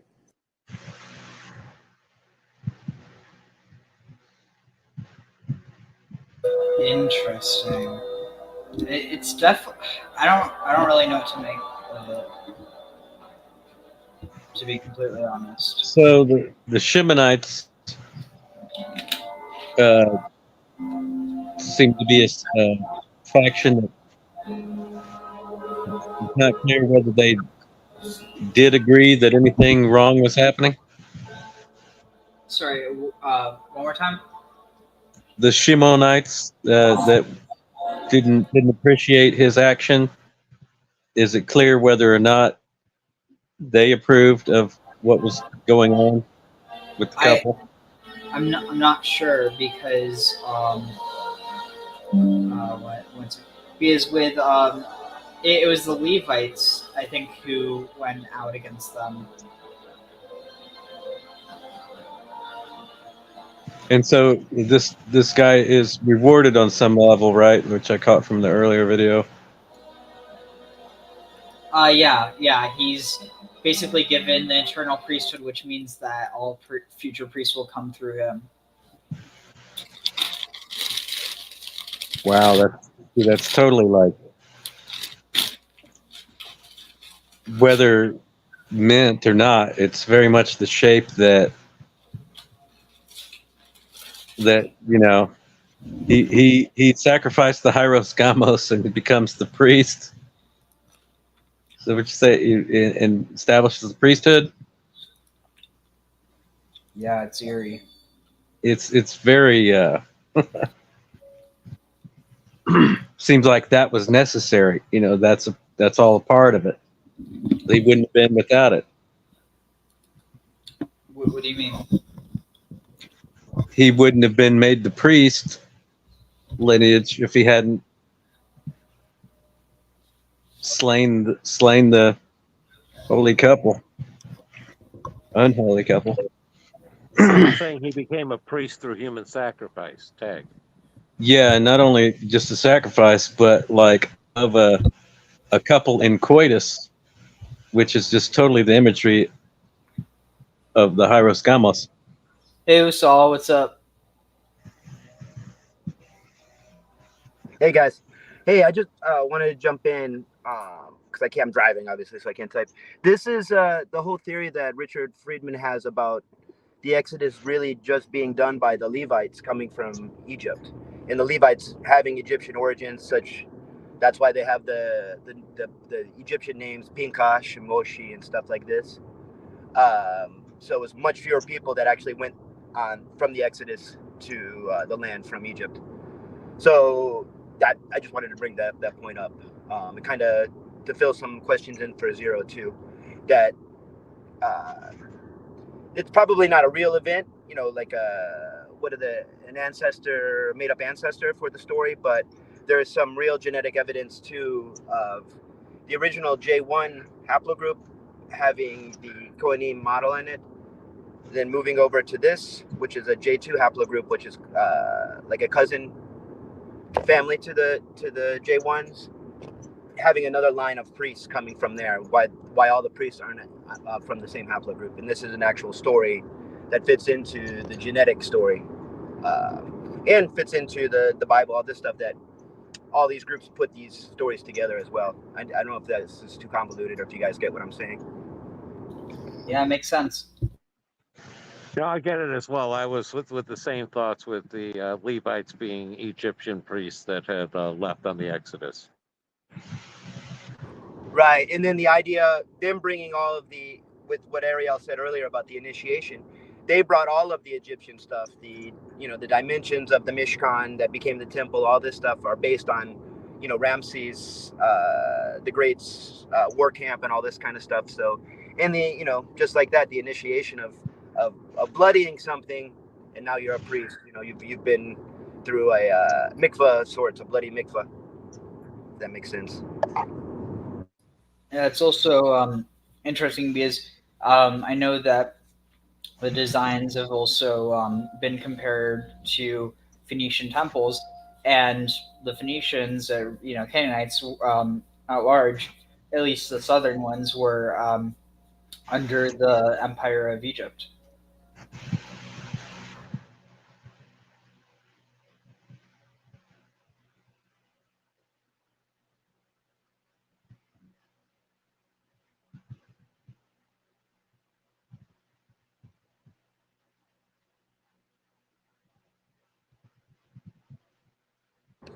Yeah, we were an Egyptian state, or the land was an Egyptian state for over 1,000 years before the Assyrians, and I believe it was Hezekiah has a coin in the 400s with Hezekiah's name on it, but with Egyptian iconography. How about with the Simeonites? Any indication that they were kind of a, if not outright paganish sect?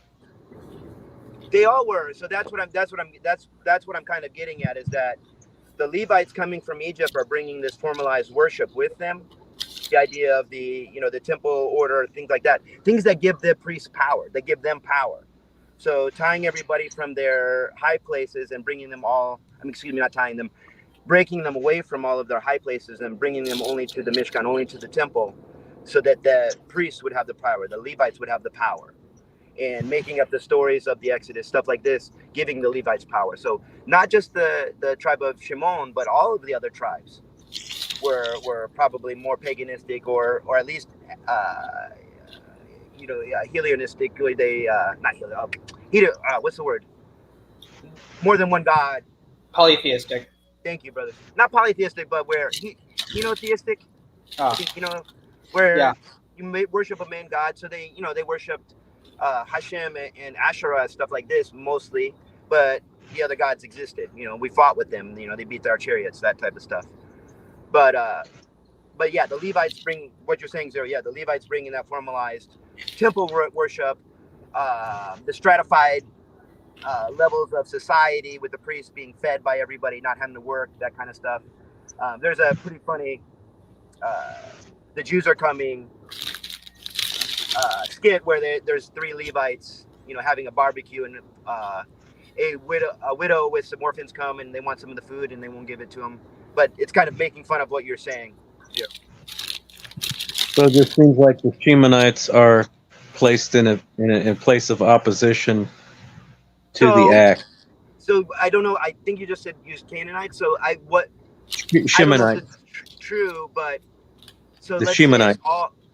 Well, regardless, you made me think this. I don't know if it's right or not. But all the other tribes are Canaanite. The Levites are Canaanite in origin, but they've been in Egypt for hundreds of years, and then they're coming back and they're bringing this Egyptian formalized worship with them.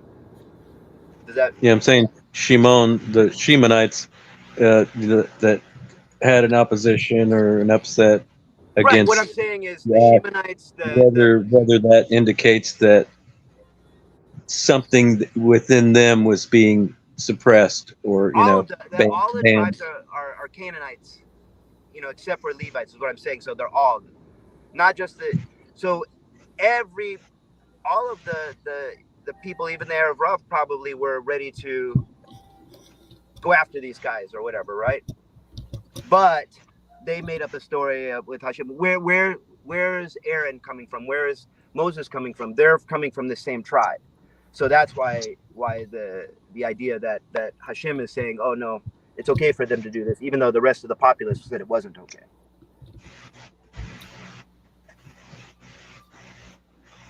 So what I'm saying is I agree with what you're saying, but to make it bigger, it's not just the tribe of Shimon, it's all of the other 10 tribes as well. So 11 tribes versus 1 tribe at this point. But the Levites now is when the Levites make the power play to be above the rest of the tribes. So the Kohanim come from the Levites. The Levites are the ones that get to carry and use the implements of the temple. No one else can touch them.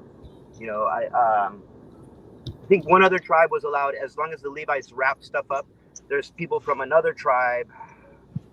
I can't think of Reuben. They were allowed to carry the items then, so that puts them closer to the temple and higher up on that run, I guess.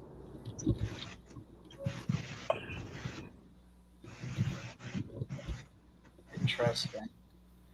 But yeah, I definitely feel like there's kind of this element of like, oh, you have these people that aren't Levites and then they're killed because they're, doing this thing that they shouldn't be doing in this place they shouldn't be doing it.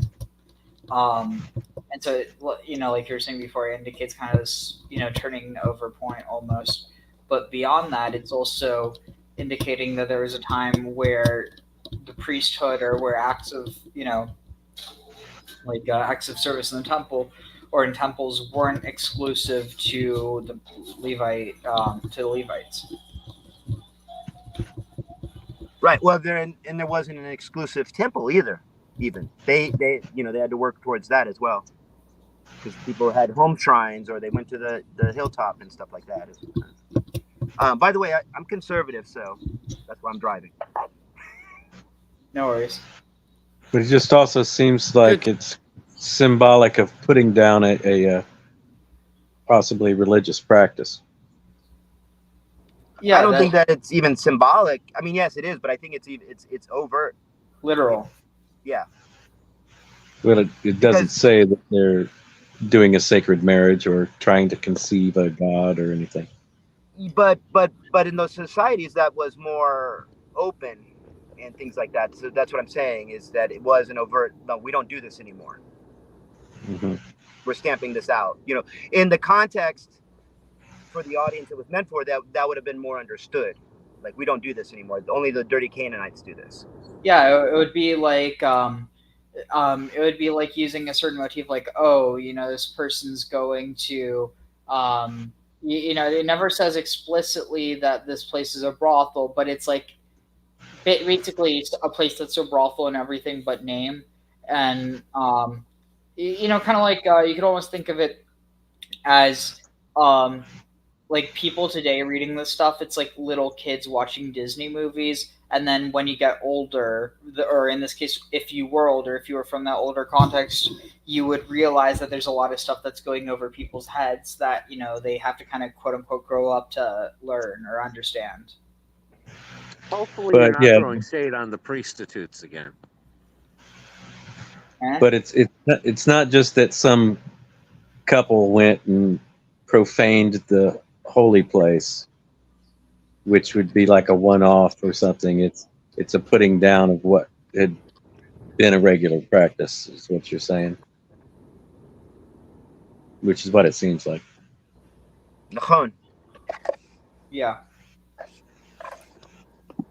So we continue with our 3-minute daily dose of Torah, and looking again at Pinchas's action, and the statement that we mentioned yesterday was that Kanaim Pogimbo, that whoever is doing this horrible act of cavorting with the Aramean woman, right? That the halacha is that vigilantes or zealots can stop them, and yet we're told that the Chachamim were opposed to this.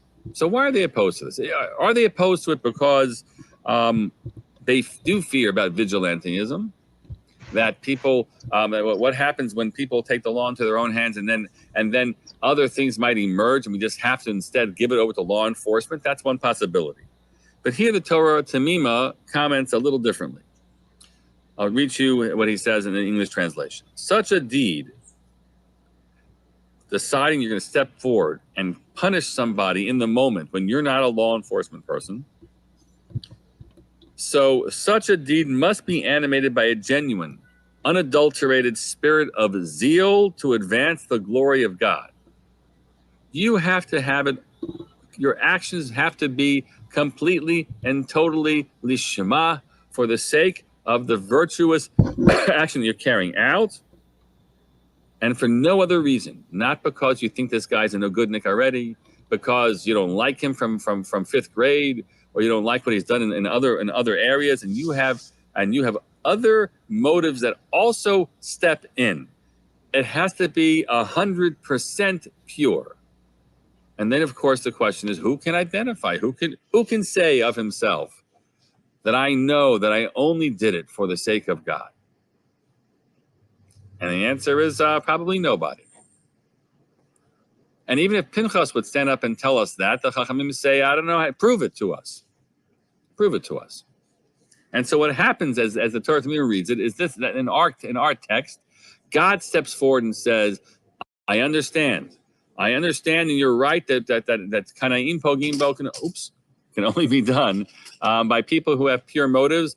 I come, says God, to attest. I'm his witness about his intentions, that they are pure. In the case, who can tell whether the perpetrator is not really prompted by some selfish motive, etc.? That was why the sages wished to excommunicate Pinchas, had not the Holy Spirit testified that his zeal, his kinato, was for God, was pure and genuine. But nobody else is going to be able to, or is lucky enough to have God stand at his side and testify for him. And so it is that ultimately the position of the sages is, Pinchas, we put in a box and say, Shkoyach Pinchas, fantastic. We always loved what you do. Everybody else, be forewarned. We, as a greater good of the community, we do not allow for people to take the law into their own hands. We leave it to those who have been invested with that authority to carry it out themselves. Have a meaningful and great day.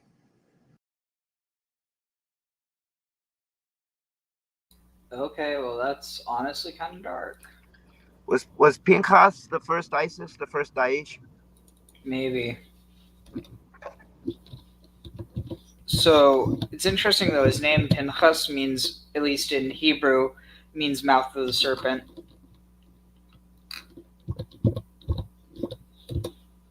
It almost seems like, it's ooh.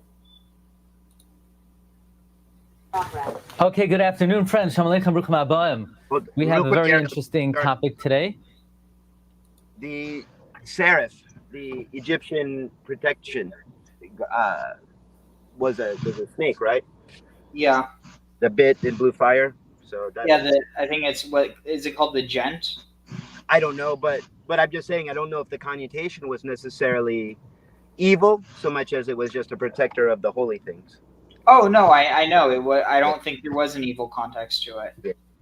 I just because we think of the snake because of Christian context. So yeah. All right, I'll be quiet, guys. Thank you. And, No worries. and what figure is that? That's the mouth of the serpent. The slayer of the couple. Yeah. Mm-hmm. And notice this: he pierces them with a lance or with a spear, which is it's kind of like fangs.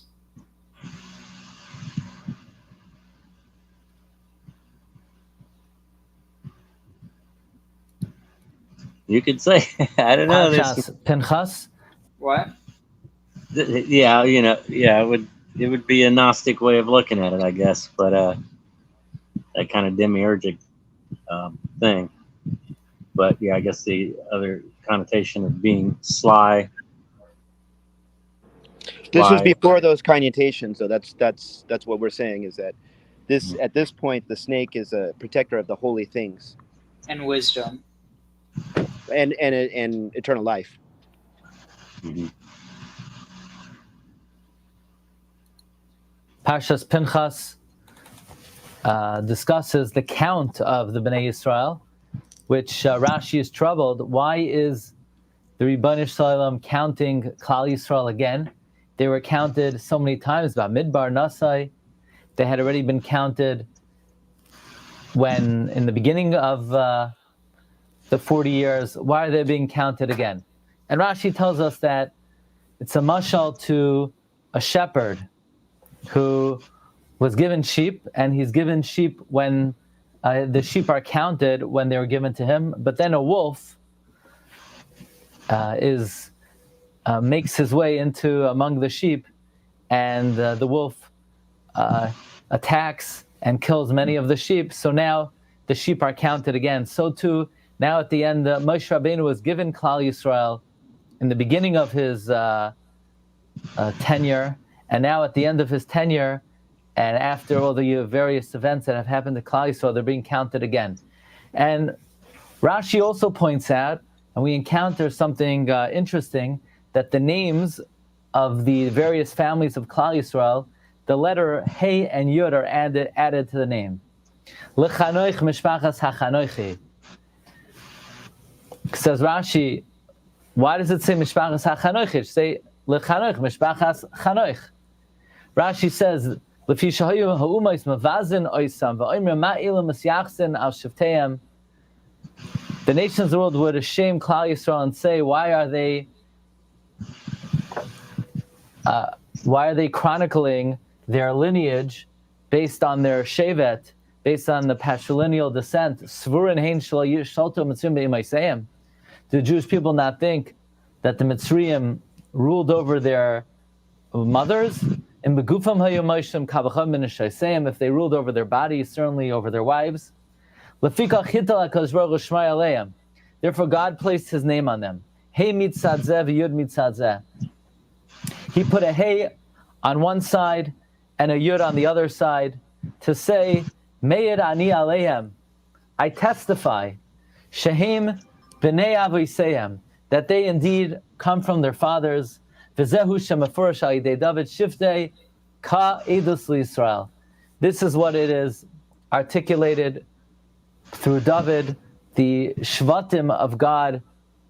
There is testimony given to Klal Yisrael, meaning Shivtei Ka, the Yud and the K, Hashem Hazem Meir Aleim, the Yud and the K testify, L'Shivteim, Lefikach V'chulam Ksiv Hachanoichi, Hapalui, by all the families it begins with a Hey and ends with a Yud. Avo B'Yimna Lo Yutzach Loimar, Mishpachas Hayimni.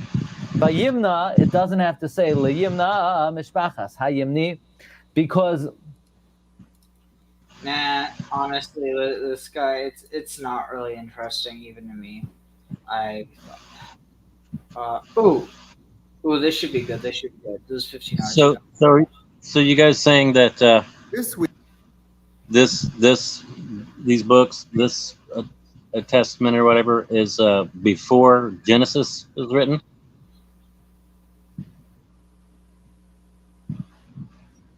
Because of the depiction of the serpent in Genesis? No. What we're saying is that Genesis doesn't depict the serpent as evil. It depicts the serpent as the, like, I don't know, it says wisest or something like that. Wisest creature. Yeah, but it doesn't actually explicitly depict the serpent as negative. Yeah, just it's well. No, really, that's a Christian imposition onto the story. Well, the temptation into death. The temptation into death.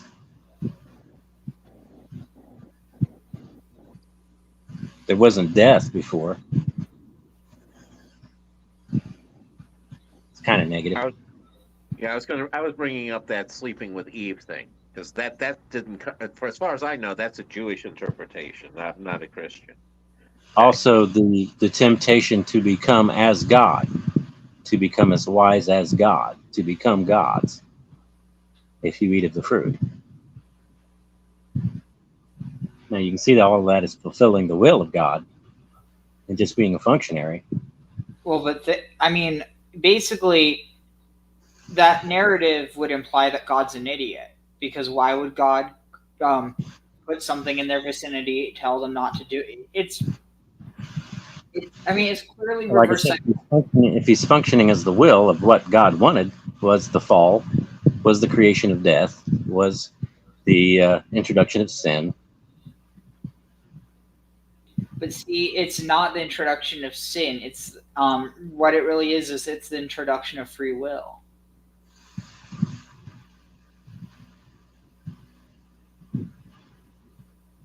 What if God wasn't stupid and just bored, and he wanted to create humans for something to watch? Yeah, spice it up a bit. Spice up the show. Nobody wants to sit around and see a bunch of people agree. We need some action in the movie. But no, I think that really, if you look explicitly, the serpent might be seen as kind of a trickster, but it's never actually explicitly stated as negative. That's only the tempting into the pride of becoming as God, and also sort of basically portraying God as a liar. No, you will not die. You will have your eyes open. There's a tension there.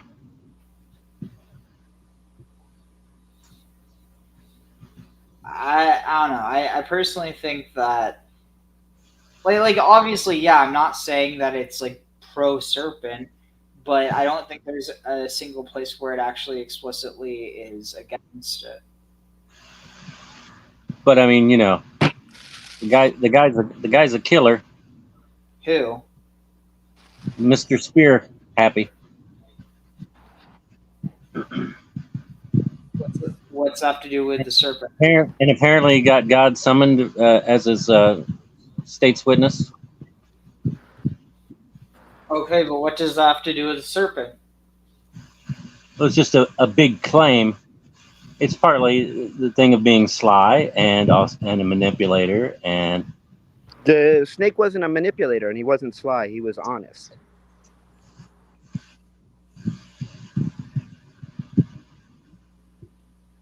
Like you You, the you thing- can manipulate with honesty.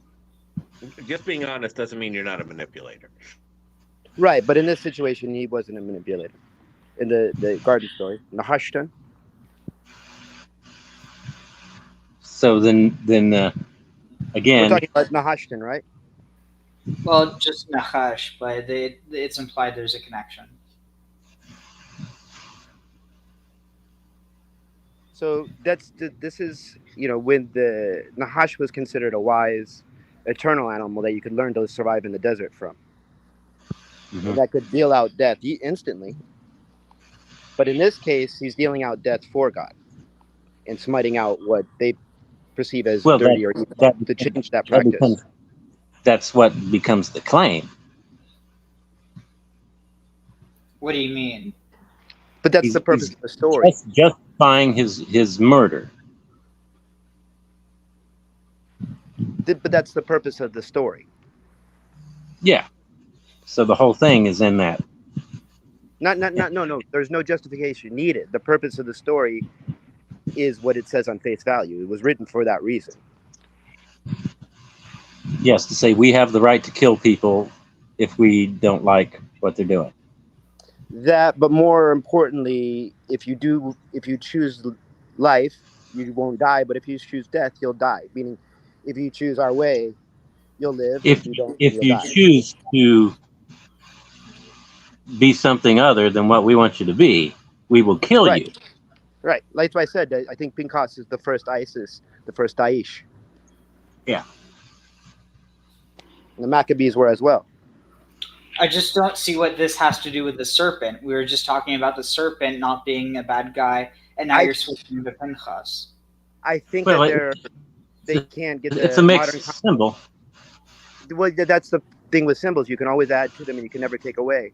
But in this instance, when you're talking about Nahash, you're talking about, or Chad Nahash, however you want, you're talking about before those symbols were added to it. Now you're adding those symbols, which is the depiction, right? The depiction in Genesis of God's will is that they not eat of the tree. And just continue on that way. Then how come he put it in their vicinity and had no way of implicitly there is nothing there to stop them? These are Christian connotations you're putting on it.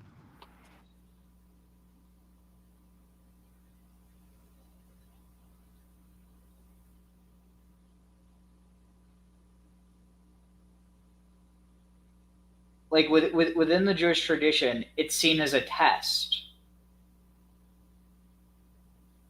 but not like a test that they failed necessarily. Like they didn't succeed, but it's not like, oh, they messed up and so now the world is doomed. That's not how it's seen. And understand that the Nahash is also a Elohim.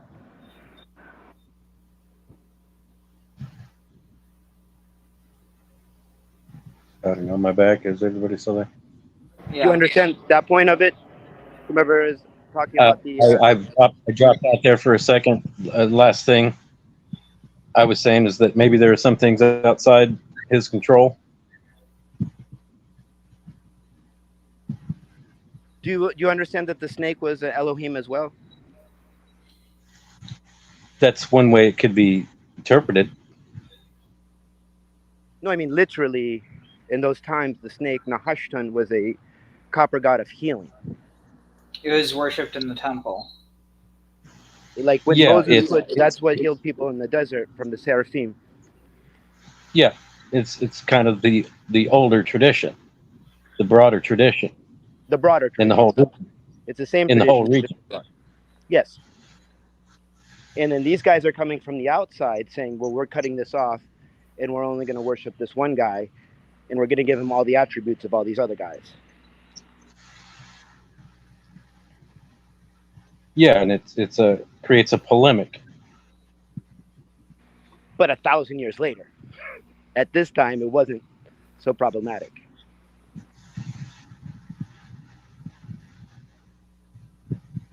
The Adam and Eve were punished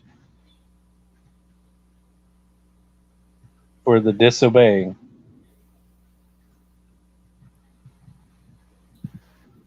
Yeah. Well, if they weren't put out of the garden, we wouldn't be here.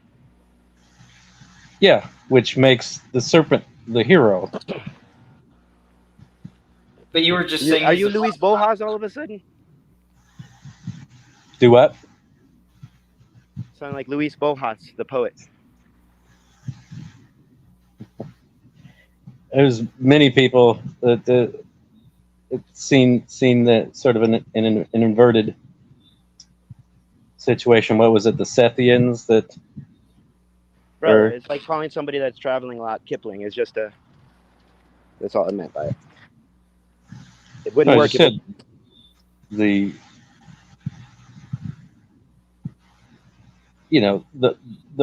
whole thing is about obeying an authority. This is the one true authority. Obey. And the rebel is the one that gets you to be able to slip out from that.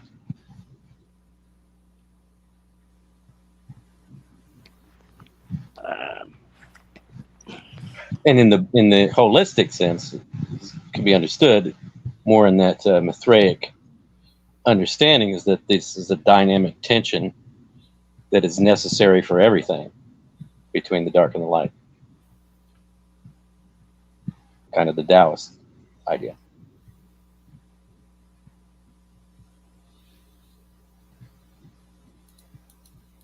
Week, our Torah portion is called Pinchas, named for a zealot who is venerated with God's Brit Shalom, covenant of peace. In my recent visit to Israel, I came into contact with more than one zealot, reminding me Ariel, can you of pause an it a second? important lesson about zealotry.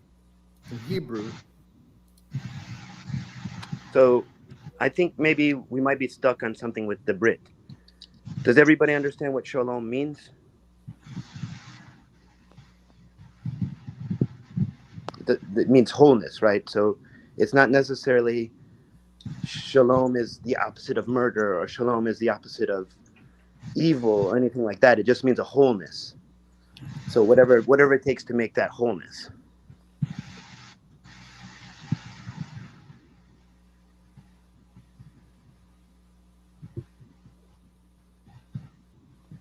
Yeah, I think, there's ways that things can be apologized in various directions.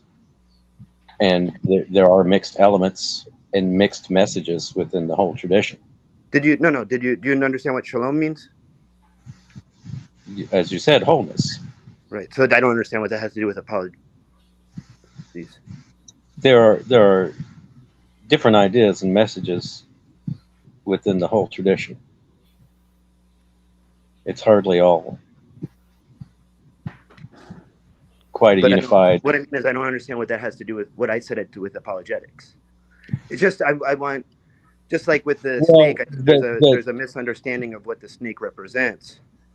There's most of these videos that Ari pulls up and everything. They're all justifying why it's right. Most of them, why whatever heinous act, it's somehow in God's order, in God's will, for some greater purpose. Question: How much? But it's also clear. How much myth have you read? How much myth have you read? Because that's it's chock full of it too. Yeah, as I've said, they are basically doing the same playbook from other traditions around them, combining elements. They are the other traditions.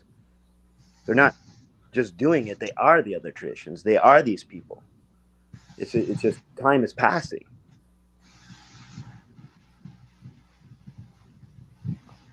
From what I'm seeing, some of this there are simple, craven human impulses that are laid into these systems, and it happened before biblianity, that people used to justify themselves ruling and things going the way they wanted them to.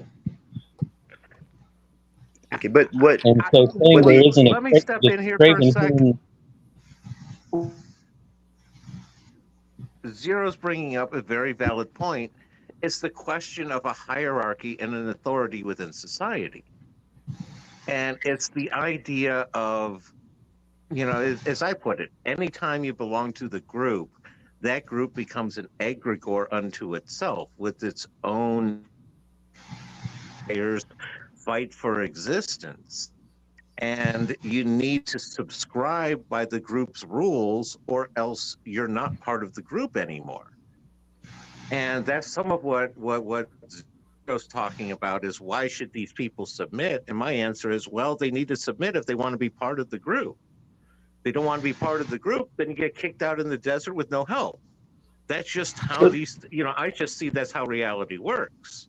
It's not a question of justifying power. That's just how power operates. I'm going to tag and let my take roll in. So, tag.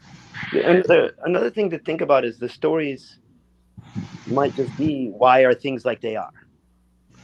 Why do we live like we do? Because where did humans come from? It doesn't have to be a moral quandary. It's like, where did people come from?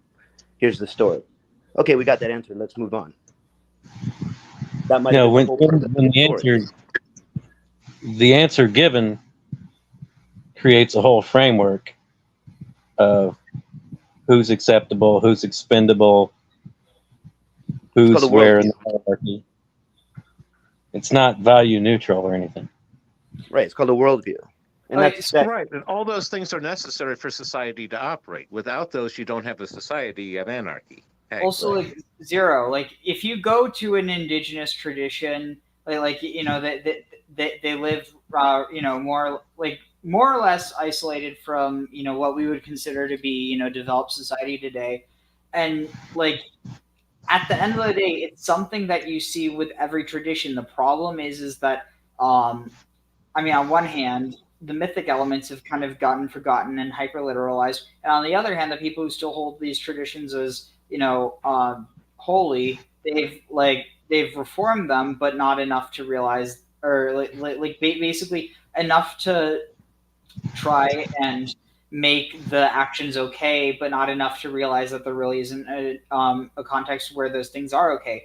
But you have to realize that we're imposing our beliefs onto the past. There were always people who held a basic set of beliefs, and they were the people generally exploited by the people creating these type of systems. They weren't. Huh? Either I don't understand what you're saying, or I need a source. There's just the indigenous cultures around the world, are right. We're talking about the indigenous culture of Judea right now. Harmony, didn't have a hard hierarchy. Wait, hold on. Had a sort of a mutual fallacy going on over here, I think. Yeah, not all indigenous societies are that way. I didn't say they were all pure or perfect, but overall, there weren't a lot of these elements that developed later. What do you mean by pure? I'm not saying there's an absence of all conflict or. Well, what do you mean by pure? And what do you mean by overall? I'm saying in general, indigenous what do you mean culture. By pure? Not purely noble, not only good. What is pure? Pure is not only good. Yeah, not like you said, noble savage myth. No, there was infighting and wars. And what does pure mean? I'm not saying they were purely good. Right, but you said a pure indigenous but society? they were What does not pure based mean? on, they were not When you based zero, on when you say slavery. They were not when you based on say a slavery. pure indigenous society, what do you mean? And how, and with what you just said, how would slavery stop them from being indigenous?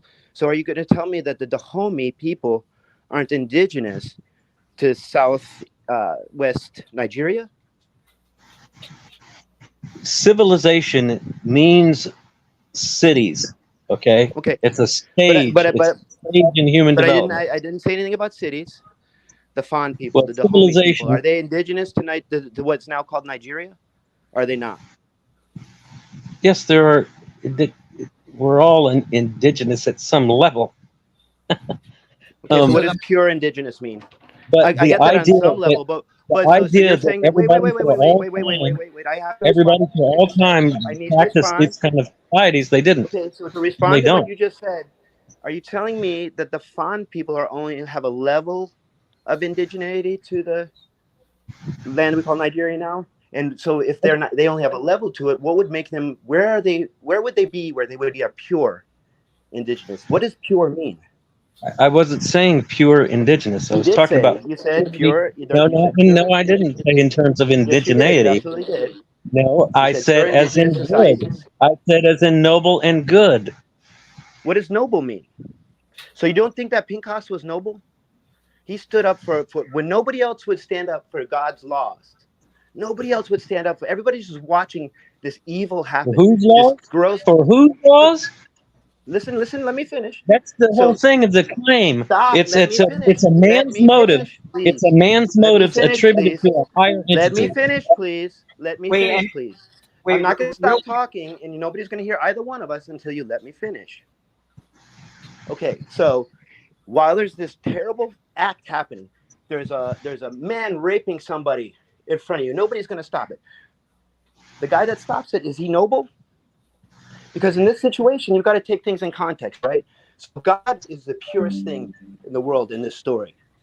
And there's evil happening, and nobody will stand up for good. The only person that stands up for good is Pinchas. So is he noble?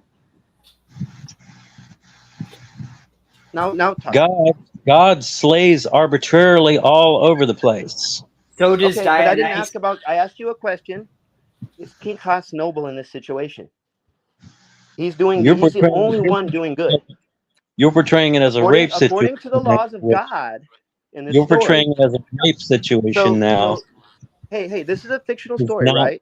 So till in this now. fictional story, who is the ultimate good? Wait, hold on. Even no, because I agree. The narrative seems to portray it where it's consensual, but the point is, even separate from that, imagine you go to some tribe's holy site, and you and your girlfriend decide, hey, I'm going to, this is such a holy place. We're going to screw here, and then we're going to have a holy child.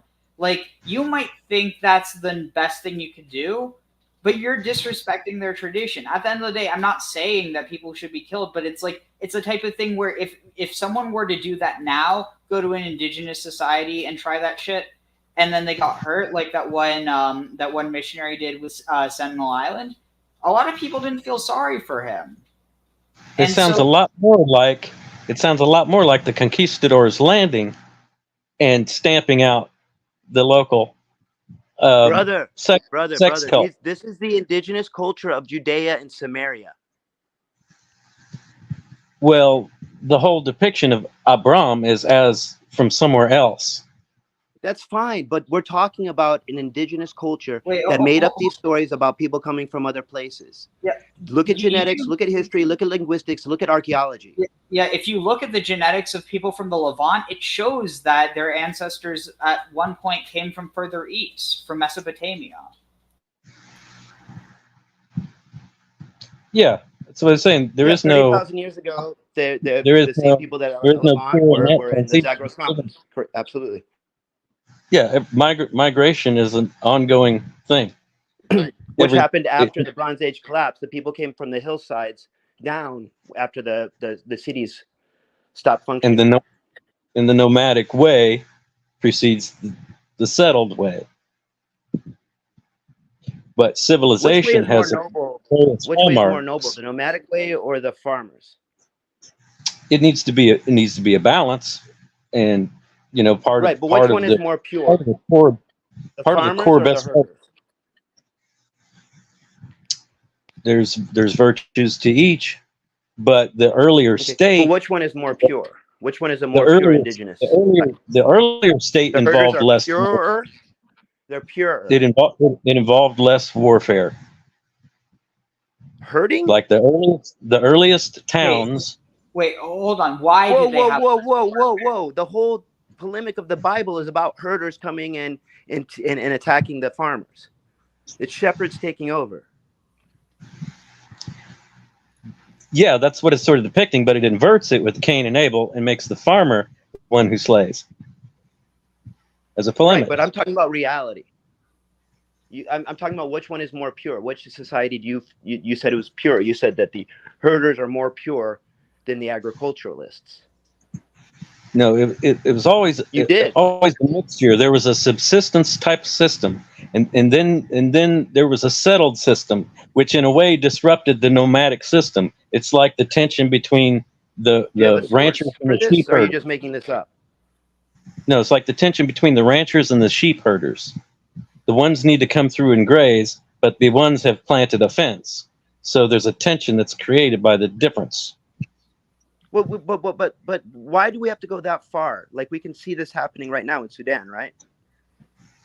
Yeah, we can see it happening in Yemen, where this exact thing is happening. What we mainly see is people wedded to these ideologies that they make the absolute reality instead of understanding. What the hell are you talking about, bro? We were talking about herders in Sudan, herders and farmers.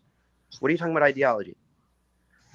There are the Muslim government has been bombing the more indigenous hut living Africans in Sudan. Okay, but what about of those groups, of the indigenous African groups that you're talking about? They're cow people and they have less and less land. So guess what's happening? They're fighting. Yeah. Guess who's fighting who? Guess who's fighting who? Tensions come into play. Are going out and raiding and trying to find the nomadic herders because they're bringing their herds through their fields. Yeah, there's many factors. We're way off the point now.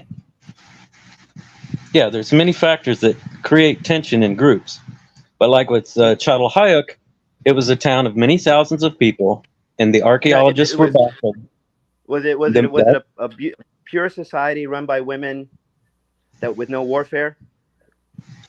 Well, the archaeologists were baffled that they weren't finding signs of violence in the graves, and so they couldn't believe that many people living together didn't have more conflict. I'm sure it's not zero, but then there's the raid. Then there's the raiding that happens, and then that's when walls become built. There's stages that it's gone through. But the idea that people living on the streets all society has always. Wait. I have a question. I have a question to that. So you're telling me that people that live on the street are purer than me because I live in a house? I live a less pure life. I haven't said any such thing. I've talked about stages of subsistence and ways that people survived by mutual action, and then when they started to come into more conflict for resources, which is partly a side effect of agriculture and settlement. But then there was also a brutal strain that was nurtured by the herdsmen, by the animal husbandry, which is a little more of an aggressive state of being. So it's gone back and forth. It's gone back. Do you have sources for any of this bull that you're spouting?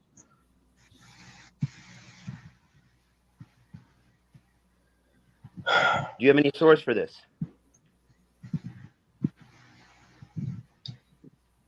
There's all kinds of different levels of information and of cultural everything that indicates these things.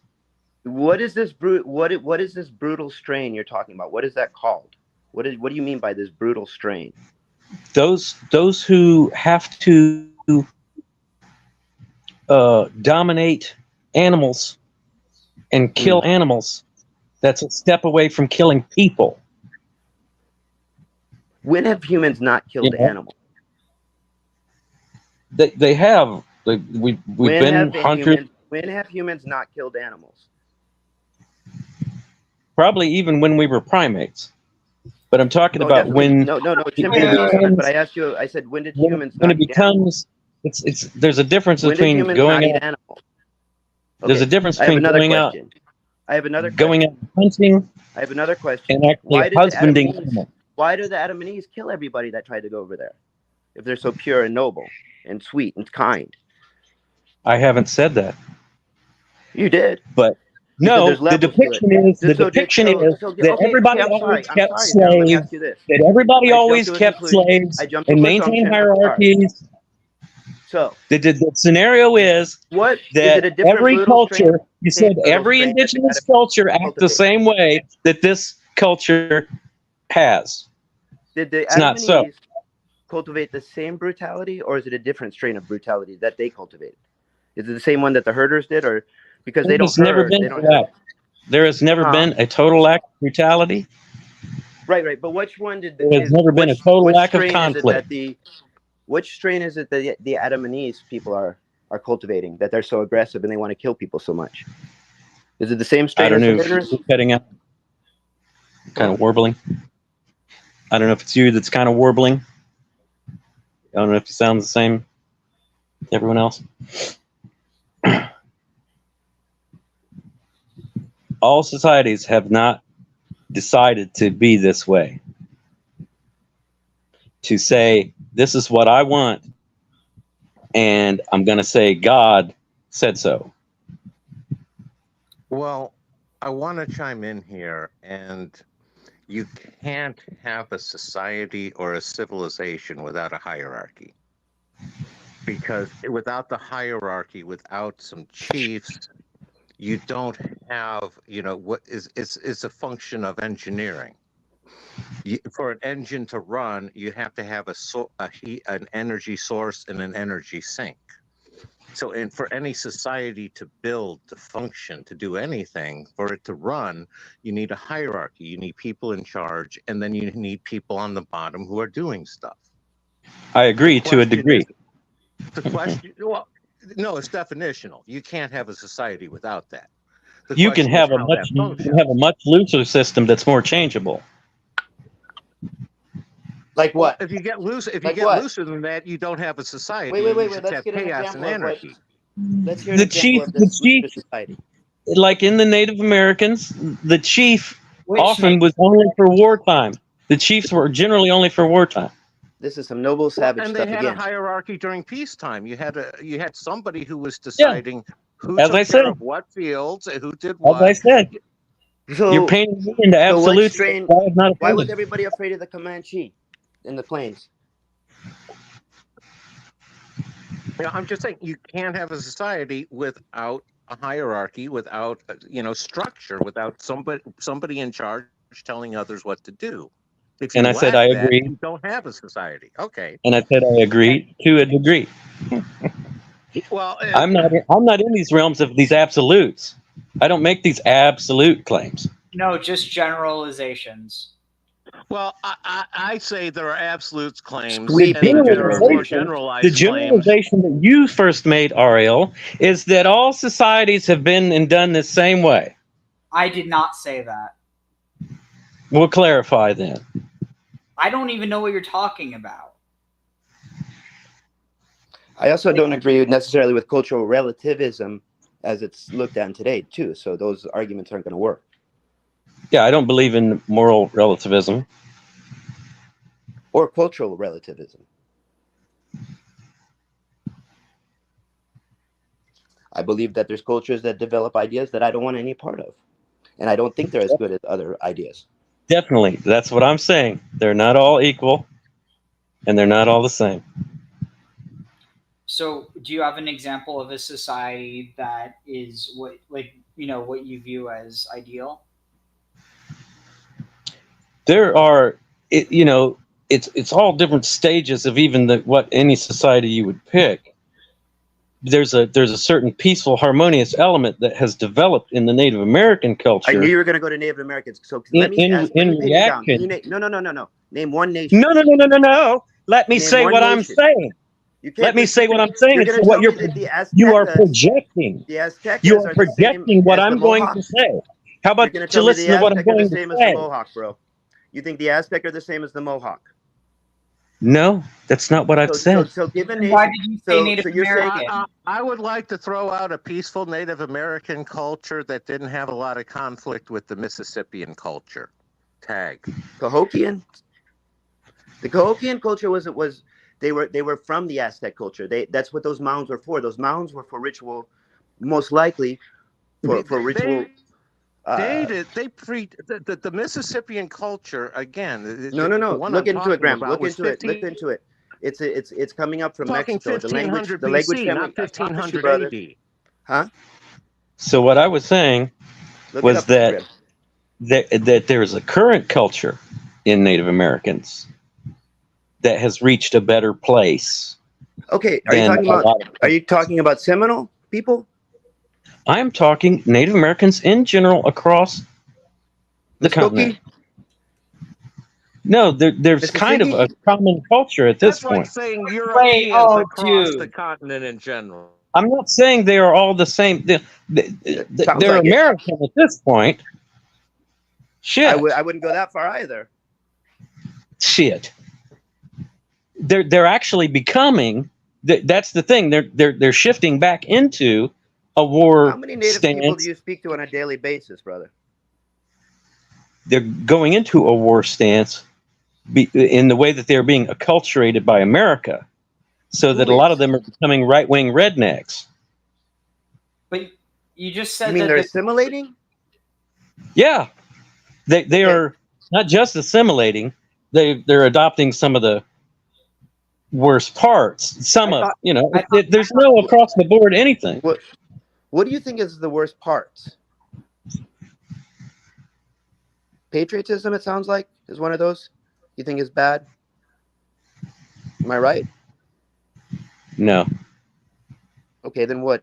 You said right-wing rednecks. What do you mean by that? Yeah, reactionary against evolution. One of the things they've taken in is the sort of sexism. The suppression of their own two-spirit, original culture that allowed a third gender. Are you okay? Two-spirit. I know there's a group in Canada that uses that term two-spirit. I don't know if anybody south of the border uses that term, and I don't know any nations. I don't know. Definitely there are no traditions within North America that understood sort of third gender or role reversal. No, there's gay people. There's been gay people all throughout history. Yeah, and there was cultural acceptance. And role reversal, you have the absolutely. There was cultural acceptance as long as those people were subservient and played the role. Yeah. So what does that have to do with also the Ħyoka tradition that was fairly cross-cultural with basically the inverse clown. Well, outside of Abrahamic traditions, where don't you find that type of stuff? So it's almost a universal, cultural universal. I'm not sorry to what you're saying, the gesture, but the letting people cross-dress stuff like this and accepting them. So what do you mean by the worst parts? So sexism?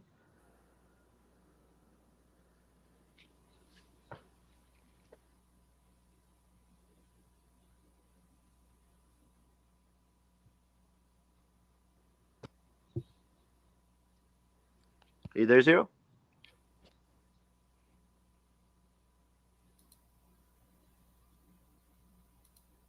Zrizut.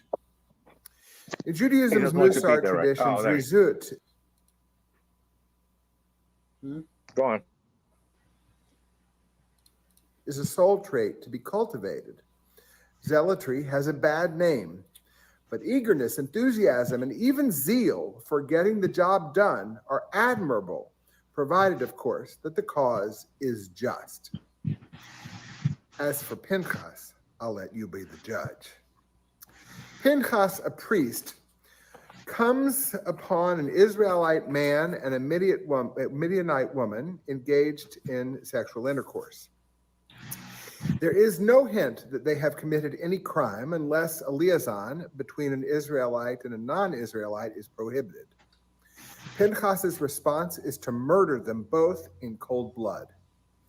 Even if Torah made such a deed punishable by death, which it doesn't, Pinchas would have an obligation to warn the couple, providing them an opportunity to change their ways. At least one more witness would be required to testify alongside Pinchas in a judicial proceeding before they could be executed. The sages received a beautiful Torah with a few god-awful stories and laws, and they had to reckon with them. In the Torah, Pinchas's honor comes right after his murderous zealotry. However, the rabbis placed Pinchas's murderous rage at the end of last week's Torah portion, where it might be ignored.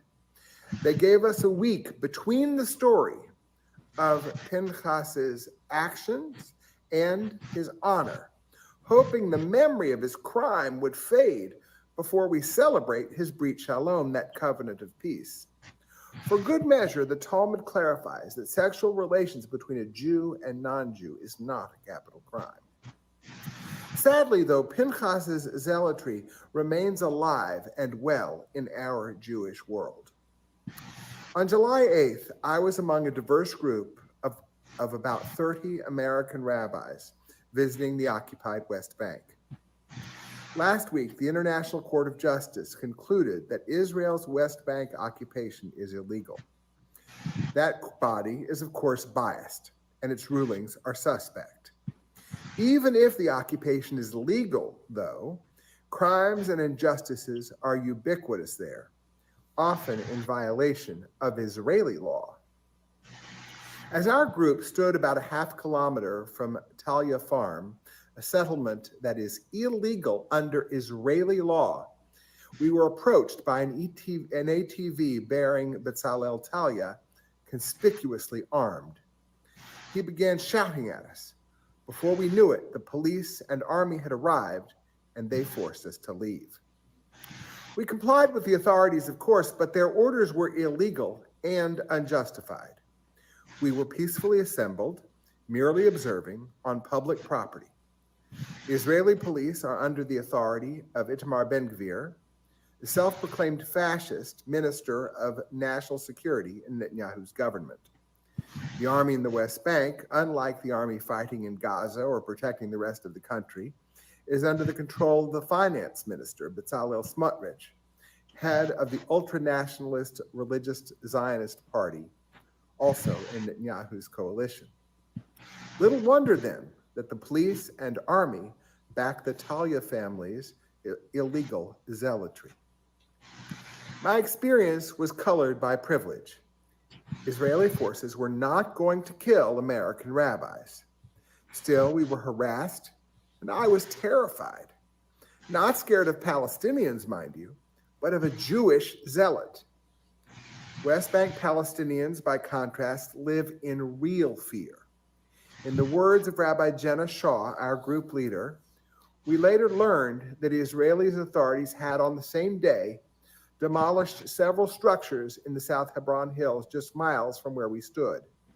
A school in La Safa, a home and animal enclosure in Kuwawis, and 2 homes and 2 animal pens in Shab El Butum.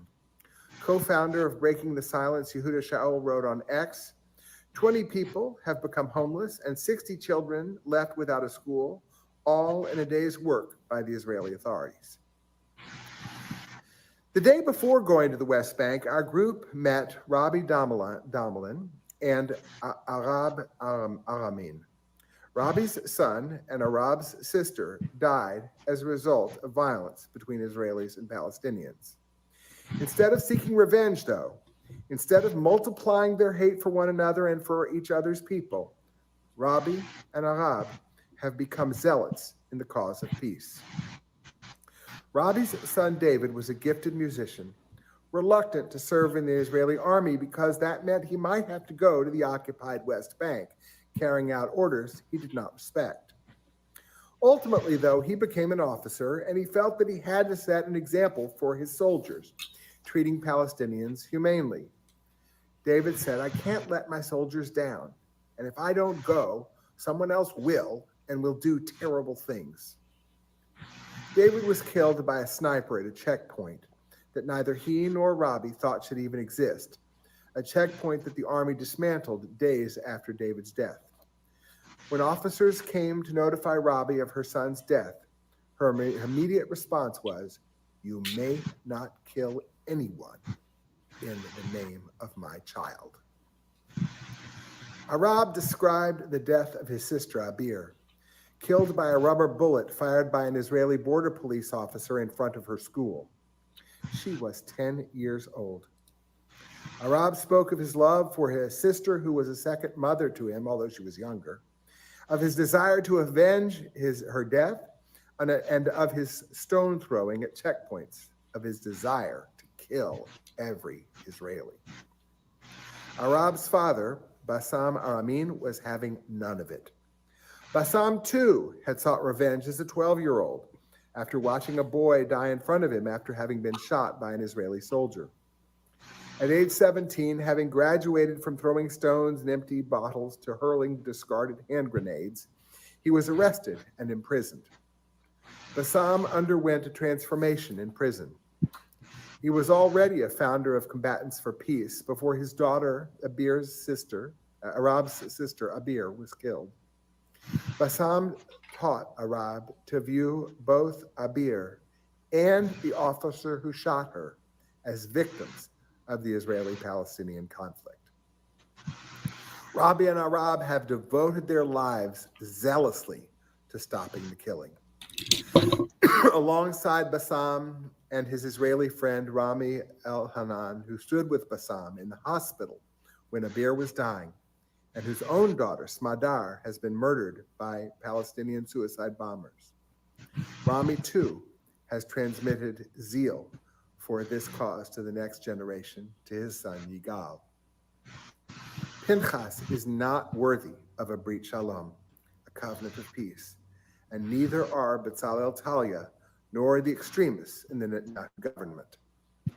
Thankfully, though, Israelis and Palestinians are blessed with zealots for peace, too. People like Robbie and Abir, Bassam and Rami, and 𝐤𐐿, who dedicate their lives to telling their stories in the undying hope that one day the killing will end. That one day both peoples, Israeli and Palestinian, will dwell in peace and security on the land between the river and the sea. May that be God's will. Amen. So see, like I think that the original, like personally, a lot of these stories remind me so much, especially as I'm looking back at them, of the Greek myths, like this just like ecstatic violence that, it's seen as divine, and in so, like it might not be seen as like, oh, this is good for society, but like it's seen as connected to the divine, and then it's only a jump, a hop, and a skip, and a throw from that to saying that the divine is good.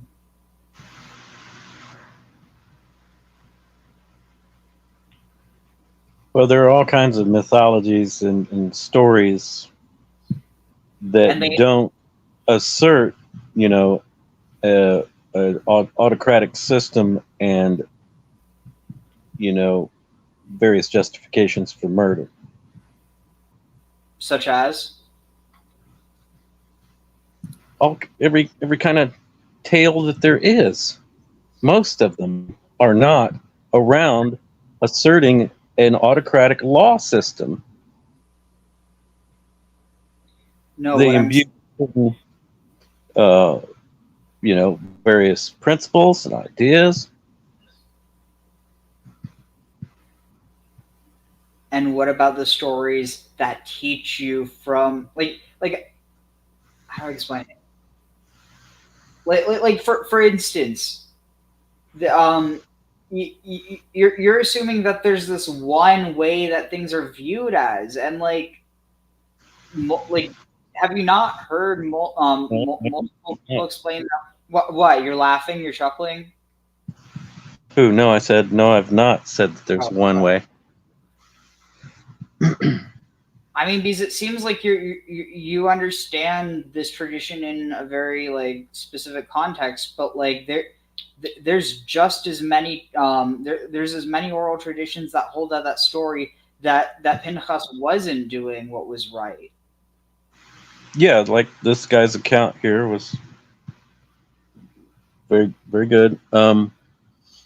You know, and I know that it's a mixed bag in the whole tradition, but there is an overall thrust and an emphasis on creating a theocratic state system, autocratic, unquestionable for the most part.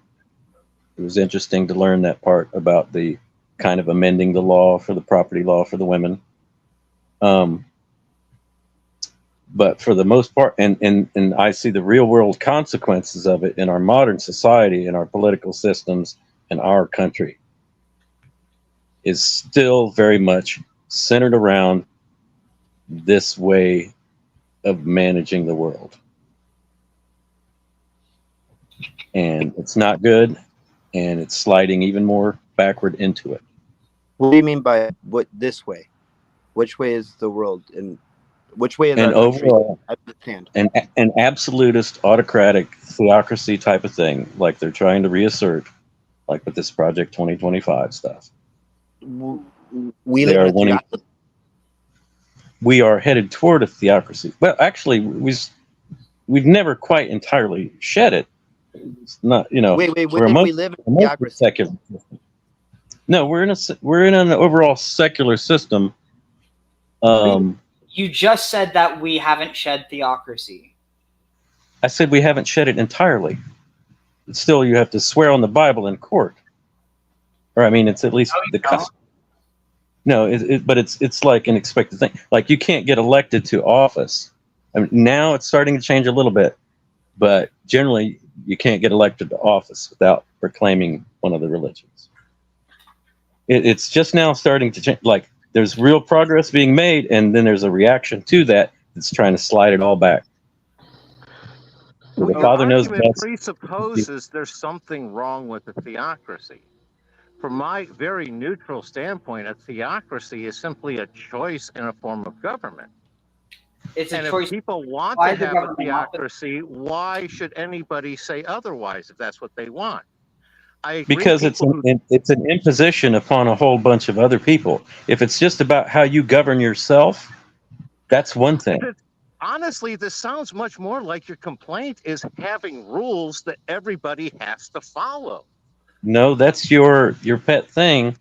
I'm not an anarchist. I hear the same thing. Can you give me an example of a situation where I'm not it's an not anarchist. a case of rules that people are upset that they have to follow?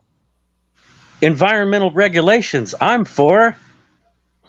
That's law, Define systems, environmental and regulations. Are we going to sit there and go so far as you ones. can no longer burn anything? There's good ones. No, see, there's your absolutism.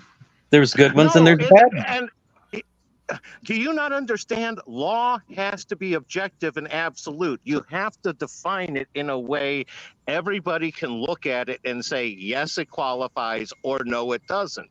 If law is not absolute, what? It has to be yes, it has to be sorted out. Then what is a definition of environmental pollution or whatever? Because one person's environmental pollution is another person's profit. And so you say that we should have none. That's you doing absolutist here. Own that. No, you rail against the none. The idea of environmental regulation. You went to none. You went absolutist there, Zero. No, you rail against the idea of having. You just railed against the idea of having environmental regulations. No, I railed against the idea of undefined environmental regulations. You're fine with undefined terms. I'm supposed to lay out the entire corpus of U.S. fucking code? You You're use a lot. supposed to be able to define what the terms that you're talking about in ways other people can look at reality and understand. And if you It's can't do pretty that, you fucking don't have an basic. argument. You're getting worked up. Pretty basic and understandable that you can't fucking pollute to the point to where the environment is so fucking toxic that it's completely unhealthy for people. That's toxic not is my comfortable. Zero. That's where you're at. You're Zero. taking your subjective opinion and writing that large over the rest of society. Well, no, I mean, we have PCBs. We have PCBs. We have microplastics. We have forever chemicals in our bloodstreams. Each one of us does, and that's definite. Okay, and that's not correct. That's an externality of a corporation that calls it an externality that is embedded in my bloodstream right now. Zero. That needs to be regulated. We don't know what you're talking about because you don't define your terms. We have no idea what you mean. I have just defined that we need to not have forever chemicals. You know about the PFAS? You know any of the acronyms? PCBs? Not enough to talk on them, and I don't. It doesn't sound like you know enough Zero. either. How Well, sure I'll are you explain them that to we you. haven't They are had molecules. They are man-made molecules that do not break down in the environment. But how do you know that that's not going to be good for us in the long run? I'm not saying that it is, but I don't know enough to sit here and talk about it. It just goes ridiculous. Just like clearly, there's such a thing as poison. There's such a thing as a toxic level in the bloodstream. And that's pollution. That's pollution. I'm not saying they're good or bad. I don't know. We die from those things. We get disease from those things. So stressors in the environment. You brought up. I am sitting right here. I'm sitting right here where I know. Can anybody else I talk? Or just nursed my friend in home. I nursed a friend. You're the only one allowed to talk? I nursed my friend in home hospital. Are you the only one allowed to talk? I nursed my friend in home hospice. Are you the only You're one? just saying the same shit over and over. I nursed my friend in home hospice right here where I'm fucking sitting. I know about disease and death right here and now, okay? And it wasn't just fucking will of God shit. It's a lifetime of onslaught of goddamn impingements upon his physiology. Appeal to emotion. It's not fucking. Dude, that's compare, fucked Zero. up. No, I'm bringing it down to Let's very compare. concrete. What's You want a your- what's your concrete body fucking count? example? He had Zero, the what's your kidney. body count? What's your body count? How many people have you watched die in front of you? Graham, you're getting keyed in. That's not what we're talking. It's okay. Well, look, honestly, I really don't understand why anyone's arguing against the idea. I don't want to get into this, but the point is there is real shit in the air, in the water, in the ground that's poisoning us. But what I think is hold on. But what I think is interesting is why are you connecting this with like the biblical tradition? What is Zero's Biblical body count? tradition is a prime operative in society today, shaping mindsets and policy. You mean Christianity is?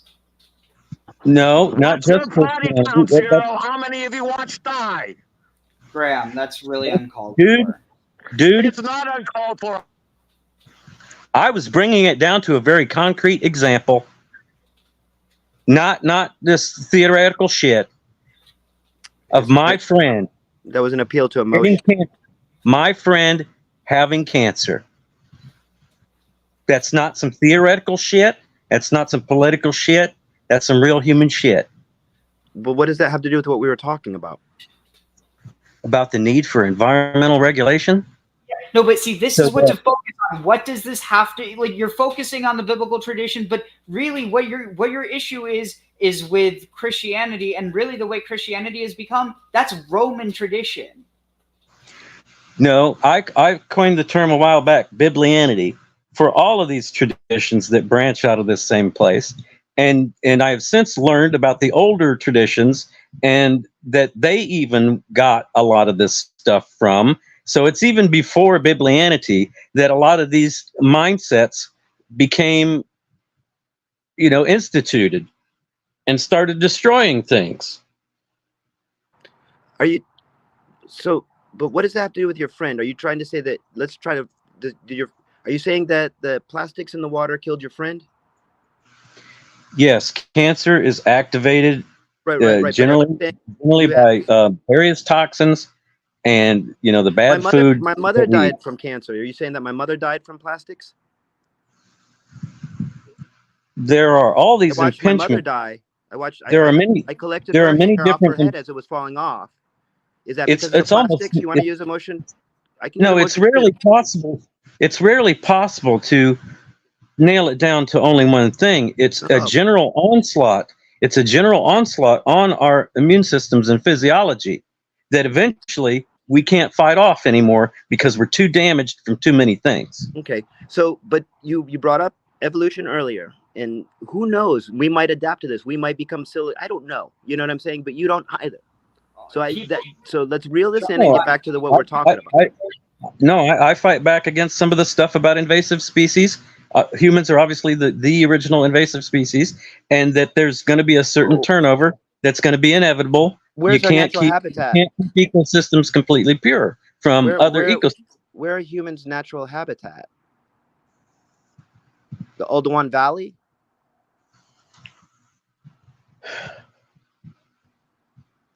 No, I'm talking about. No, why all this self-hatred? The ways. Why do you hate humans? Is what it sounds like. No, clearly we are. So where's our natural environment? Mostly if we're not in our natural habitat, we're not only destructive, but we are very destructive. If we're invasive, then where should we live? And how many should there be of us?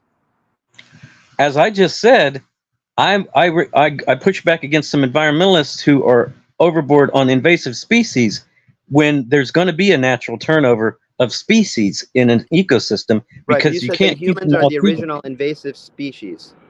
So animals. Oh, 1 second for the plane. And so that's part of evolution, is that we move around and things change. Yeah. So are herding animals invasive? I'm talking about herds on their own that migrate. Migrating species are they invasive? The term where it applies properly is certain species that are so aggressive that they so disrupt an area when they are introduced that it just sort of knocks all the pegs out. But there are other species. But there are other species. But there are other species that move in and don't quite disrupt everything. How are humans invasive? We take over an area, we pave it, we remove 80-90% of the life forms that were there. Okay, so when a bird builds a nest and it wrecks the branches of that tree, is it invasive to that tree? No, see, you're taking it to all these absolute extreme scenario projections. That's not what I'm saying at all. Okay, stop. How was what I said an I just said that. No. I just apologize. I just apologize for invasive species. Right. But you just said what I said was oh man, I see you talked over me now. I'm going to forget it. Was projection and absolute. How was what I just said projection? You are trying to say. You're trying to say that an analogy is an analogy. Any activity as destruction. That's not what I'm saying. No. You were talking about building stuff. So we build houses, they build nests. I used an analogy. It may not be a great analogy, but it's an analogy. Where was the projection, and where was the absolutism? Or the questions. Those are the only two questions. That's all I asked. How did I project? How was I absolute? You cannot foist a sort of assertion as a question. How did I project, and how was I absolute? You're projecting toward that I'm saying that we shouldn't do anything because it's destruction and it's invasive. No, I said which is an absolute, which is an overboard version of what I'm talking about. Wait, hold on. So no, what he's saying, like, dude, you're taking what he's saying in bad faith. He's basically making the argument that it's not a bird or a human that's invasive. It's the it's the mode of living or like their lifestyle. Like that's like saying that an animal's invasive. Which is what I said a minute ago, didn't it? Didn't I say that we and other life forms, that evolution is going to be change, and there are going to be new species that come into an area, and that's just how things are, and it's not always mega destructive. But there are some absolutist environmentalists that don't want any interaction between ecosystems, which is just not possible. You said that humans are invasive. I said we are the original kind of invasive species, yes, that has dramatically transformed the planet more than any other species on the planet. We have changed the atmosphere. We have changed the chemistry in the oceans. There are radioactive isotopes and all these other type of chemicals in the Himalayas, away from where people even are. We have affected the entire planet. And obviously, life is going to have to adapt to it, and we'll just see what shakes out. That's just indisputable. Okay, how is what you're saying differ from what he said? You're projecting what you project onto him, saying that he's projecting, and dude, I really don't even know what you're. No, you decidedly you're not going to accept anything that I put forth because you feel offended. Because I am critical of this tradition that you are emotionally attached to and ethnically identified with. And that's part of what the whole problem of any of these systems are, is it becomes an us-them thing based on an attachment to a created system. Okay, so what created system doesn't have these issues? Give me an example. The Native Americans. No, just secular democracy and enlightenment philosophy in general is a superior paradigm. It's a superior paradigm that has been evolved. Dude, so you really now, don't. I am a mystical humanist. I do not dismiss the paranormal, the supernatural, the spiritual. I do not believe in the false dichotomy between that and humanism, which is generally seen as just purely atheistic and reductionist, materialistic. I do not believe in these false dichotomies. Okay, so how do you explain all the people that claim to be secular, but still are responsible for all this evil? Are you just going to say that they're just? I don't have to produce a complete utopia. I'm talking about the better direction overall for society to go, as I see it. As you see it. What's one thing that which includes the secular system, which allows for religious diversity rather than just religious groups vying for domination. Religious diversity, as long as it doesn't impinge on what you believe. No, religious diversity. Until it impinges upon constitutional or human rights. So if your religion says stone somebody to death for blasphemy, guess what? The civic system trumps that shit. Because their God doesn't exist. You're going to tell them their God doesn't exist. No, it doesn't. No, see where you take it? That's not anything I said. But if it trumps it. In the case where it conflicts with what we've developed as a common standard of human rights, which is obviously an evolving thing. I think so, but I think there's a dichotomy, and I think you have to say, we can't go with your make-believe game. We're not going to kill this woman for that reason. No, the secular system protects the religious systems by making it not where they're all jockeying for the center of power so that they can assert their one theocracy over all the others. Wait a second. Okay, we're going off in a different direction. I have things to say about that, but I really don't know that we want to go in that direction. Can we go that direction? Do we want to go in the diversity direction area? I mean, like, I honestly, I think it's delusional to think that the world would be better if it was run by secular people. The problem is that people are people, and like you're acting like the problem is one way of thinking when the problem. Hold on. Well, someone's getting back. But what I'm saying is, I think that to think that that these ideologies shaped the way that people acted, I think that's naive. The way that people acted shaped the ideologies. And that's why you see this in so many different cultures. It, like, you admitted it, this pre-exists Abrahamic traditions. So if that's the case, how come it's so widespread? Can I add to that and ask a question, Zero?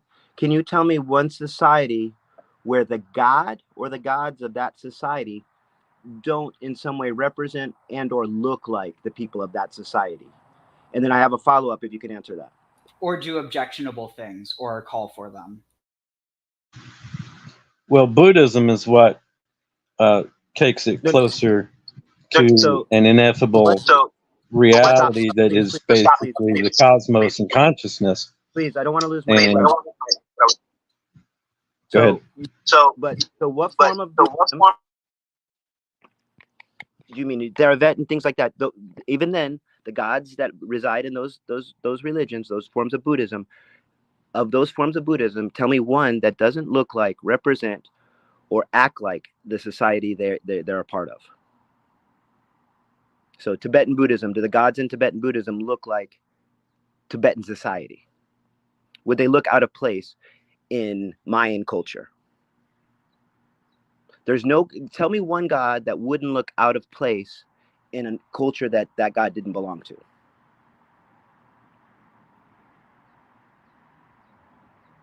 Did I lose you guys? I already have a total autocratic state that claims Buddhism. No. But Buddhism, No. That's you're thinking I'm trying to trick you. I'm not. I'm just asking. I'm saying anything can be taken, perverted, turned into an autocratic, oppressive. That has nothing to do with what I'm talking about. Wait, so you're agreeing with me? Is there I've said that anything can be that wouldn't be out of place in another culture? Wouldn't be out of place. What? I'm getting an echo. I don't know or what. Or somebody has their volume up. I don't know. One culture that has a god that you could take that god and put it in another culture and it wouldn't seem out of place. Can you name me one? So you brought up Buddhism. So let's go. The Tao. Buddhism, Tibetan Buddhism. One The of the Tao gods has been that culture and put in another culture. The Tao has kind of been taken up by the West. I said a god. So well, but that's what you want. That's what you want it to be. Think of some of the that I was saying. Lots of these type of people. Would they seem out of place if you put them, say, in Mayan culture? Oh, there's all kinds of overlap. No. I'm saying if you took Lao Tzu as he was portrayed, as his writings portrayed him, as he supposedly looked exactly, and plop him down in Mayan culture, would he seem out of place? What is that supposed to prove? It's just a yes or no. Do you think he would or not? I'll get to what I'm trying to prove in a second. I promise. I'm not trying to trick you. So you agree that he would seem out of place? That's because the projections from society creates the gods, creates those laws. That's what Ariel was saying. That societies form and these laws form, and then we have to make up the authority for them, and that's where the gods come from. That's where the laws come from the society to project back down. But they're ultimately a projection of the human and the way that society itself was evolving anyway. The gods and stuff come later. Yeah, usually the core myths are about natural forces, certain conceptual, categories and things. Later, they are anthropomorphized.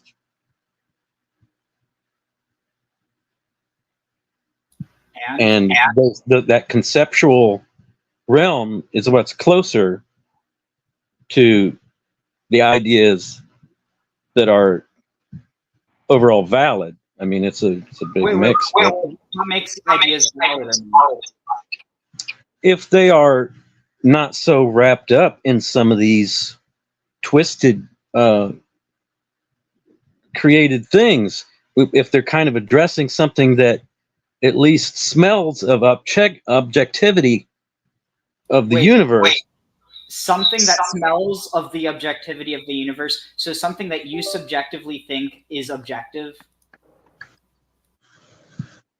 So we all have a subjective view of the objective, of course.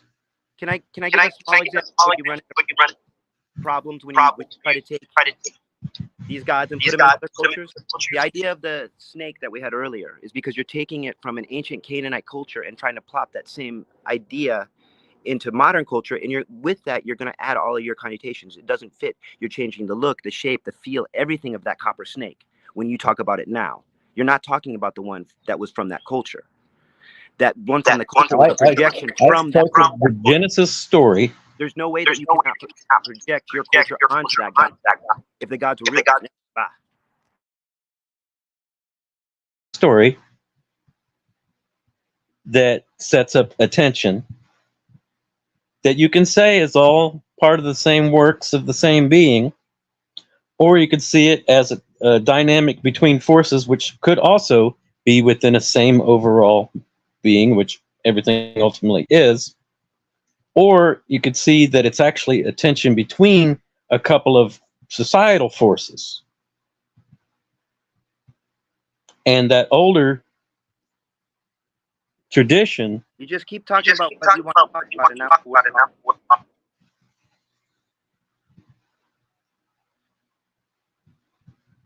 You want to talk about transplanting deities?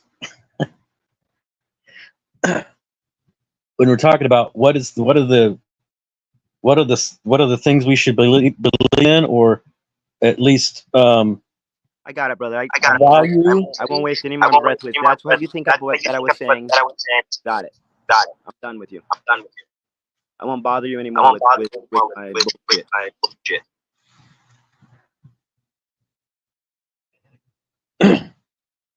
I honestly don't even understand why even engage with these ideas if you're just going to say that they all lead to. Well, okay, you don't say that they all lead, but you're implying that these ideas lead to that. And again, it's like I've yet to see a tradition that isn't capable of manifesting these types of horrors in different contexts. Like, that's the thing. You need to look at these traditions in context, and you're just not. You're looking at them how Christians understand it, and you're forcing it back into the past. You're retrofitting it, and it's just it's projecting. You're the one that projects. I'm not a Christian. I never said that you were. So that is not where I'm looking at it from. Okay, but you're repeating a lot. You sound like a Christian.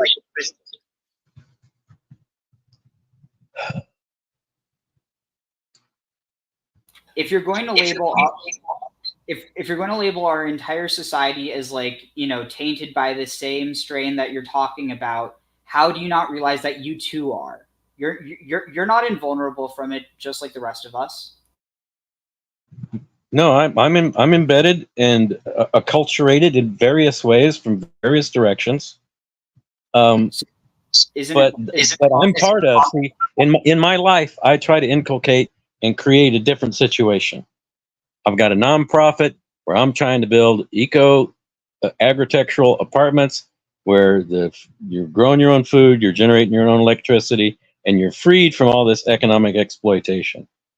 That is my modus of trying to free people from these corrupt systems.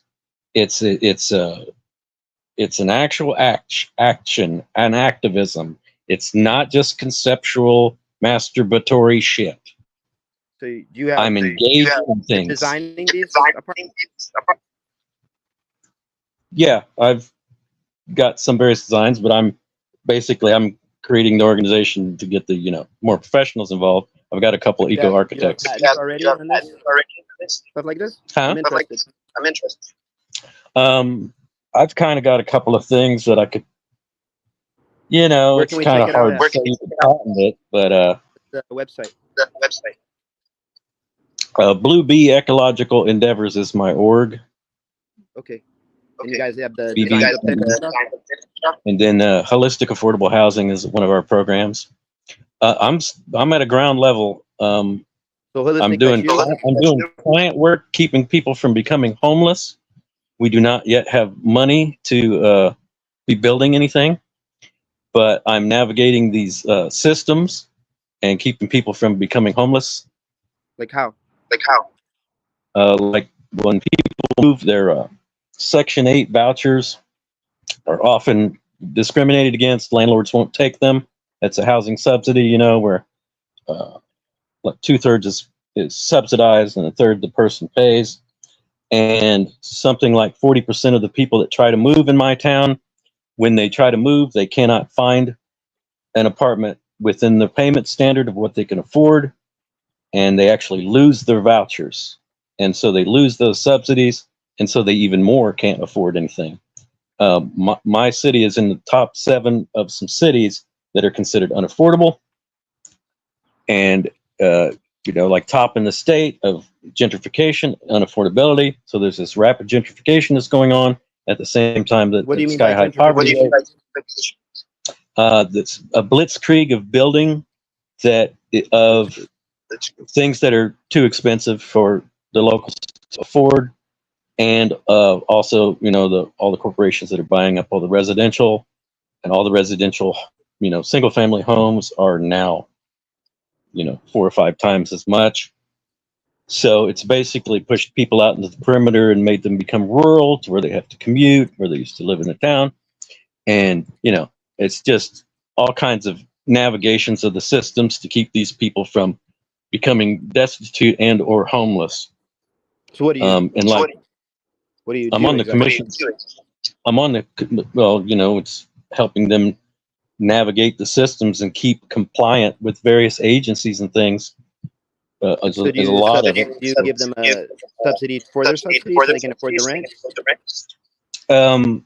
We've kicked a little bit into like pay court fees and that kind of thing for people to clear up their record and get legal services to expunge their evictions and things like that. So they have evictions and criminal records. No, I haven't yet dealt with anybody with the criminal record issue. But you know, it's huh? What do you get expunged? Evictions, which means that other landlords will not rent to them. But that's a credit report. That's not on law. That's not a law. Are you saying I'm making shit up or something here? No, I'm I've expunged evictions. I've expunged evictions from online. From their credit report? From the court filings. Okay. And I'm literally in the midst of a move with someone right now who has all kinds of mental health and physical disability issues, and you know, would likely have ended up on the street if we hadn't intervened and pushed all these machinations, because there was a time limit, and we negotiated a settlement with the landlord to give us a certain amount of time, which is up here in a few days at the end of the month. But I mean, like, how does the landlord get reimbursed for that? Do what? Does the landlord get reimbursed for that? For what? For whatever time he's not getting paid. You assume somebody's not getting paid? I don't know. Why would the person get evicted? There's all kinds of reasons people are evicted that the landlords can pull out of their pocket at any point. Is there not a lease? Do you think someone deserves to be homeless because a landlord decided to evict someone? It depends on why. They didn't pay. Well, that's not involved. They're selling drugs out of there. Stuff like that. Yeah. Yeah, that's the stigmas that are against people, and they think everybody that's homeless is some kind of a criminal. Huh? Would you let somebody sell drugs out of your house? So that's where you go to. You said there's a stigma. I'm asking you, would you let somebody sell drugs out of your house? I don't think it's a stigma. I grew up in a house that drugs are sold out of. No, there's a stigma against people that have fallen into homelessness, that they're all criminals or druggies or something. Right. I didn't ask you that. But guess what? None of them deserve to live on the street. I guess you'd want them to live in prison. Okay, so you said that there's a multitude of reasons why a landlord could evict somebody, and I named off a couple. One of those was selling drugs out of the house, and then you acted like I was just acting out of a stigma, like I had something against them. When if you knew anything about me, you'd know how crazy that is. But I'm asking you, would you want somebody to sell drugs out of your house? I would want someone to help me keep people housed. Okay, but would you want somebody to sell drugs out of your house?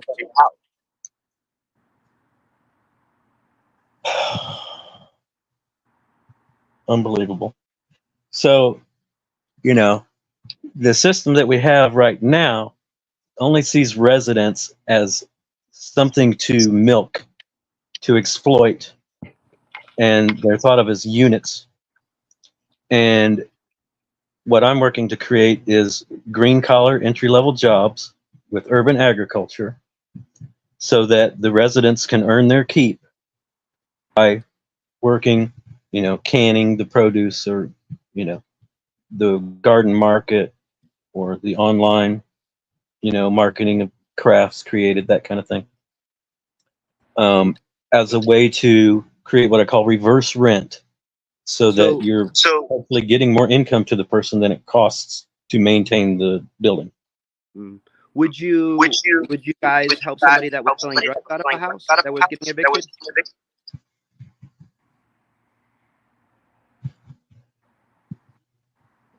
It's really not I've had my problems with some people that keep getting let out of jail, that are on heroin, that are terrorizing people, some of my clients and things, and have taken over their apartments and knocked people downstairs and things. I'm not soft on some of the most recalcitrant criminals, but as the psychedelics, as a sort of a base of religion, it is an elucidative thing of that drugs is a gray term for a grab bag of whatever you want to have. So Okay. I'm not in the business of working for or coddling criminals. I have a 501c3 nonprofit, and we are working to keep people from hitting the streets. So would you let somebody sell drugs out of your house? That's all you've got, dude? Really? That's all you can take from any of this? Look, I mean, to be fair, you're not answering the question. To be fair, what? You're not answering the question. I don't have to answer that fucking question. That is a narrowing down into some cul-de-sac of some aspersion couched as a question. Like you haven't. The question to ask is wow, how can we implement this complete paradigm shift and free people from an exploitative economic system? I mean, on a certain level, it's like the kibbutz. The problem is, Zero, is that you don't know your audience. You're in a selective group. We've selected each other. We all think along the same lines. We all know exactly what you're talking about, but you don't understand that we're not the ones you have to fight against. With the questions I'm asking, maybe they're probing so you can better understand how you feel about these things, so you could talk to somebody that might be malicious, or you could figure out, oh shit, maybe this is the wrong way, or we should do it this way. But you don't understand that. You don't know how I grew up. You don't know where I came from, and you're talking to me like people. I understand completely about problem people. I have some in my building. Okay. Right. But what I said was, my question was, would you let someone sell drugs out of your house? So you're telling me that every landlord is just a capitalist pig trying to suck the blood out of everybody.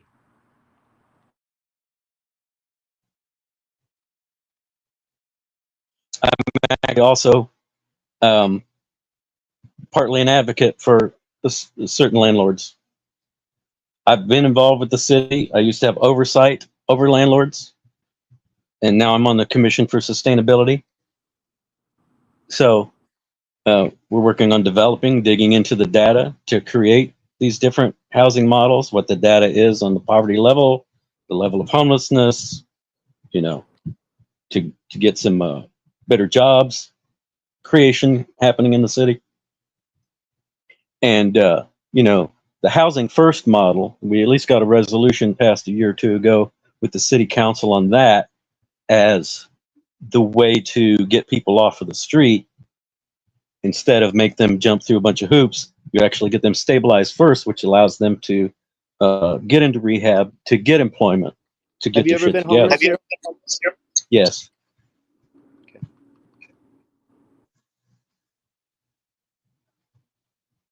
Like on the Yep. streets. Like on the streets.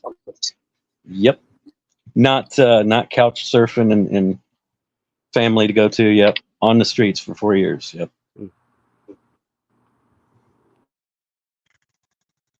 And so you already, I'm sure, have your assumptions of what that's about. What are you talking about? What are you talking about? What's my assumption? What's my assumption? I don't know. You said I had assumptions. You said I had assumptions. You want to know Well, the it's reason just funny I asked the that- question? It's a question. Sure. Because I did. My mother and I almost on the street, in and out of shelters, stuff like that. So I wondered how much experience you had with people that were homeless, and the majority in living like that, and living in crack houses, stuff like this. That's why I asked the question. What did you think my assumption was?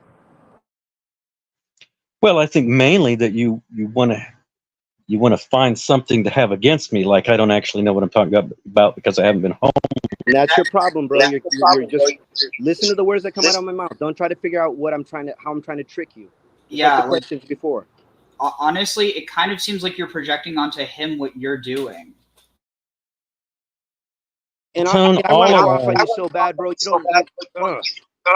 Yeah, you said bullshit on my stuff a long time ago. You've been the adversarial one. Here I am trying to assert something else entirely. Some positive change that can be created, that can be duplicated, replicated other places. You know, some tangible thing of society that What can be replicated? wrested away from the. The problem is the problem is you don't see it in the places that you think it goes against it because of your preconceptions. Like, for instance, yeah, I know there's a lot of predatory shit in Christianity, a lot of things that have been twisted, but a lot of those same concepts that came from Judaism, because of the fact that Judaism didn't have this, power, like, sure, you had people who were authorities within the community, but there wasn't, people didn't have power over these giant communities. Everything was very much on this community-based level. And it really feels like you've got some bone to pick with Judaism. And believe me, I'm not apologizing for Judaism. There's plenty of things I find objectionable. But it honestly seems like you have this idea that of all these different traditions, they're just so bad. And again, not that they're not capable of bringing about change, but it seems like you'll only see the good change as when they're able to progress into this secularism. And the truth is, I used to view the same way, but the reality is we live in a more secular world, yet we live in a more violent world. I don't think that you can correlate the state of the world with, religion. I think it's much more connected to politics and much more connected to economics.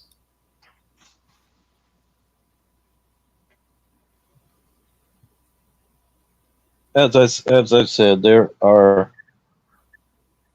all kinds of strange directions that different impulses and societal impacts come from. And I wish I could find more. Part of the whole reason I've been involved with your stuff and try to trigger and learn from you is because I'm trying to find the better elements, the valuable parts in there. But it is so frustrating. So often, it's just horrid shit. It's just justified violence. And a bunch of mostly people part of the greater order, the greater good, and God's will. And, it's just like other places in the world where, come up with the same disappointments and shortfalls of human potential. And when people make a decision to go with a certain kind of way, I understand it as a biological impulse. It's about survival. And biological impulse. Yeah. But the same biological impulse and aggression that helped us to survive is the same impulse that at this point is going to destroy us all if we don't Zero. put it in check. Read the room. You're on a channel called Ashtaraz Orchard. You talk about the divine feminine. We all found each other. That's what I'm getting at. You're too defensive. Like you've single-handedly just derailed this entire conversation.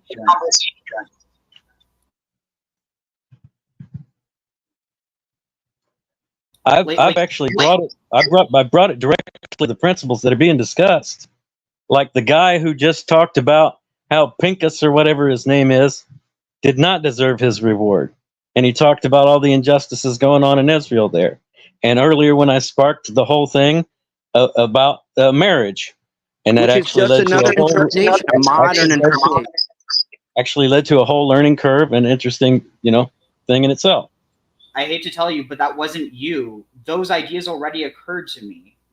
Like, I don't know if you've noticed, but you guys have been taught, you managed to, you're the one being adversarial. Like, I don't have any issue with saying, yeah, Pinchas was a horrible person for what he did. I'm literally, it feels like you're arguing just for the sake of arguing. No, I'm trying to get to the goods. I'm trying to get to the better. See, that's your problem. You only see the goods where you see value. And because of that, there's so much value that you're going to miss out on because you just don't see it. And I'm not saying that there's value in this horrific stuff. I'm saying that because you only see it in this hyperliteral sense, you're missing it.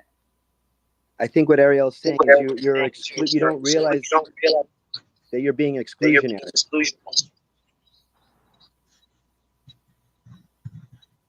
I've had a guy on this channel scream at me, "Watch your back, watch your back, watch your back." And that person was not put in check at all because he's considered a friend of the channel. Are you scared that he's going to come after you? Hey, in this day and age, I know how to read signs. I know how to read signs on types. Who said that to you? What was his name? Jimmy? Does he know where you live? I don't know. Mossad can find it these days. Dude, but anti-Semitism, you motherfucker. No, I believe he claimed IDF.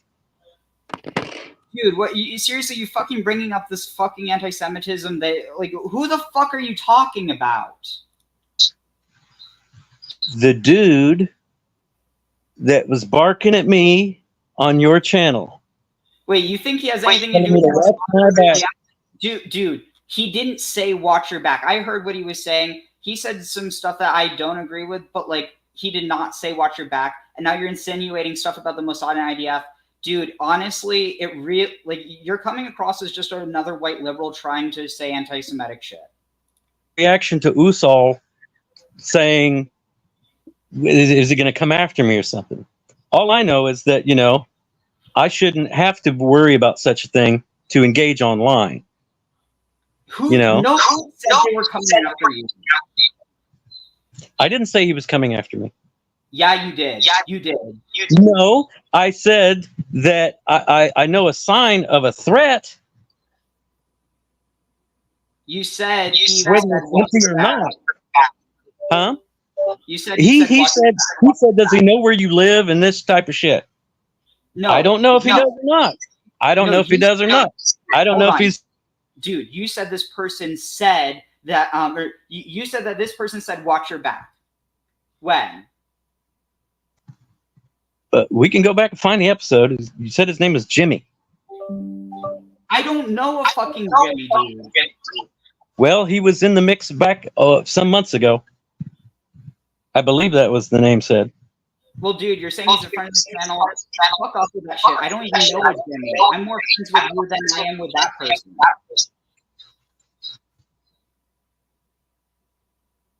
Look, all I'm going to say is I don't have an issue having these nuanced conversations, but you've just honestly derailed this entire fucking thing.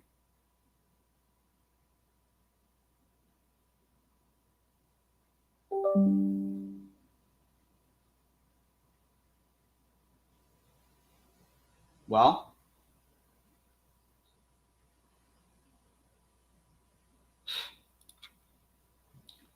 just going to get on with this. It's like everyone has to make shit dramatic.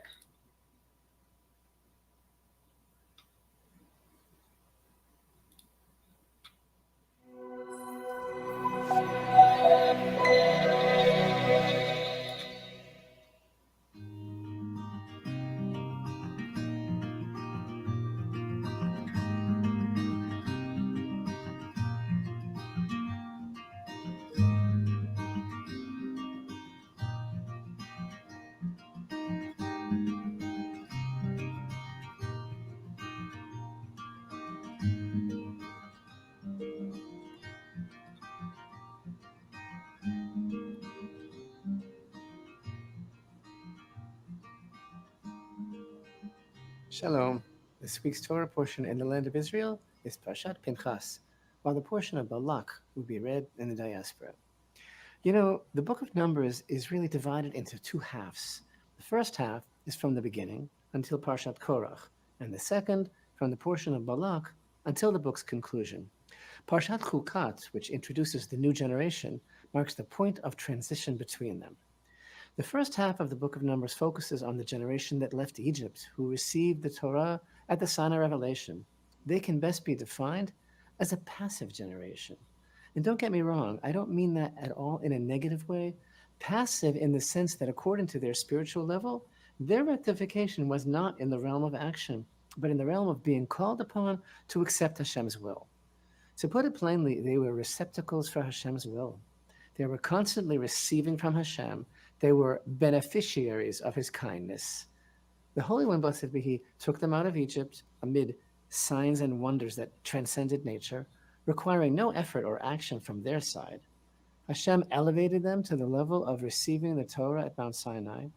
They were led by Moshe Rabbeinu, our teacher Moses. So open up your heart. The people of this generation were truly spiritual giants, yet being able to only receive is a limitation. They were not people of initiative. They are not characterized by action, at least not by positive action. For at the same time, they were guilty of many transgressions, and all of these having taken place during the first 2 years of their desert stay. Their spiritual work was about learning to become subservient to Hashem's will, to subjugate their own will to his. Thus we find that all their sins were expressions of their own desires or complaints and protests against the divine will. But they weren't sins of bein adam lechavero. They weren't transgressions between man and his fellow man. Their trials and tests were all about submitting to God. In Parshat 𝑓, we witnessed the turning point, the transition. The events of that portion took place in the 40th year in the desert, and the original generation of the desert had all passed on. Parshat 𝑓 introduces their children, the new generation of those who will be entering and inheriting the land.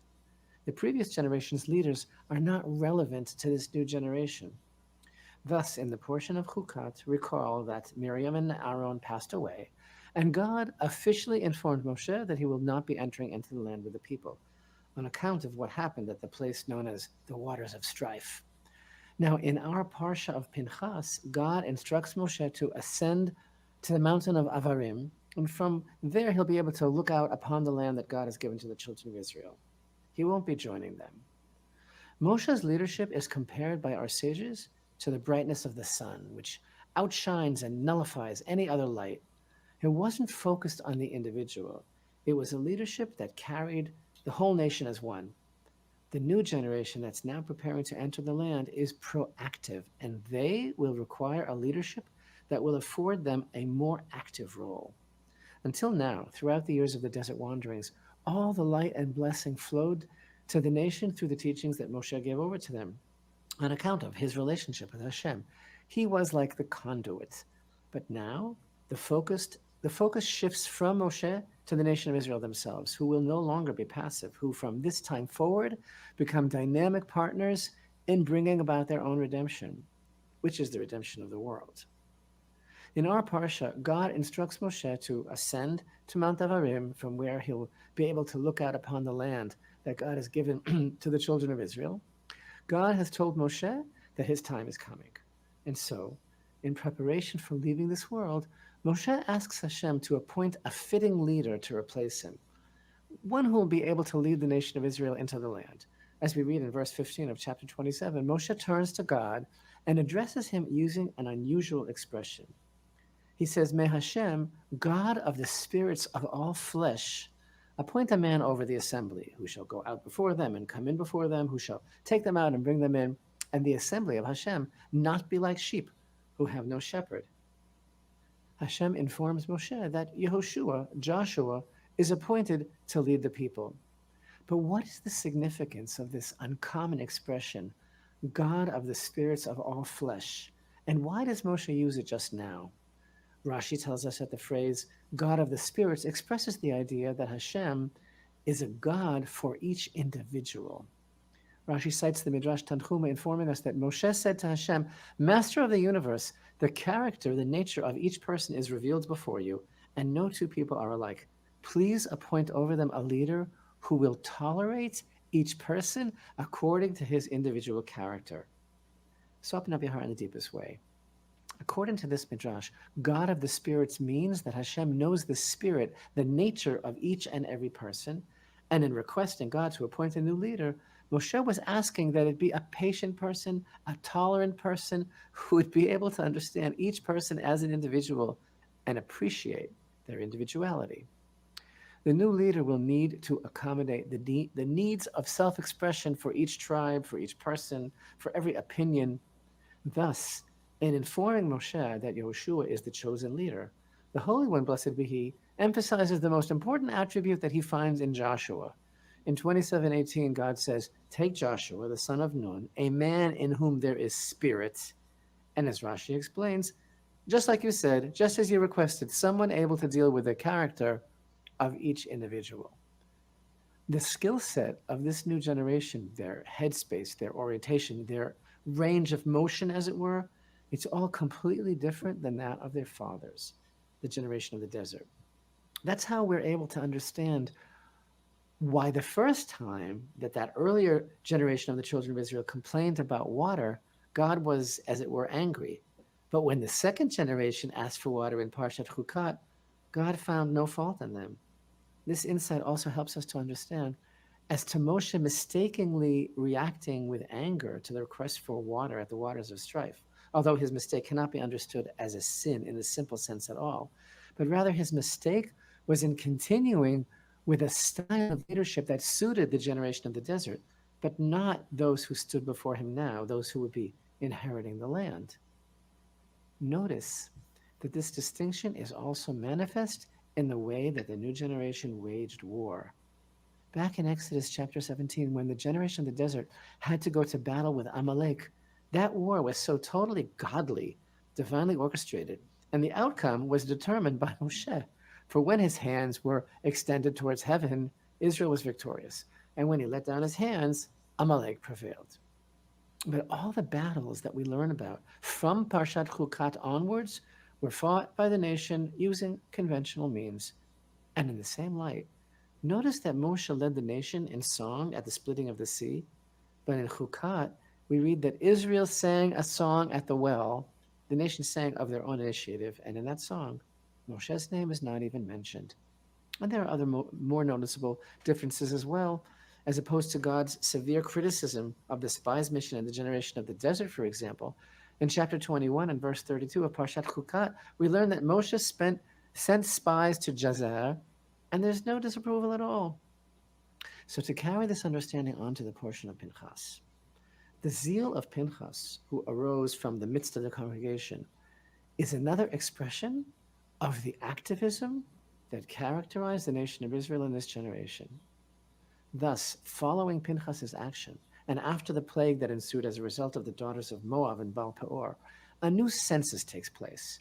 And this census serves to emphasize the identity of each person as an individual. After which we meet the daughters of Tzelafchad, who request and demand an inheritance of the land.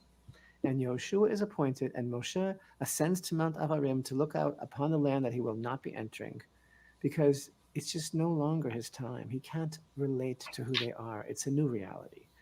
And as Moshe was compared to the sun, Our sages teach that Joshua's leadership is compared to the moon.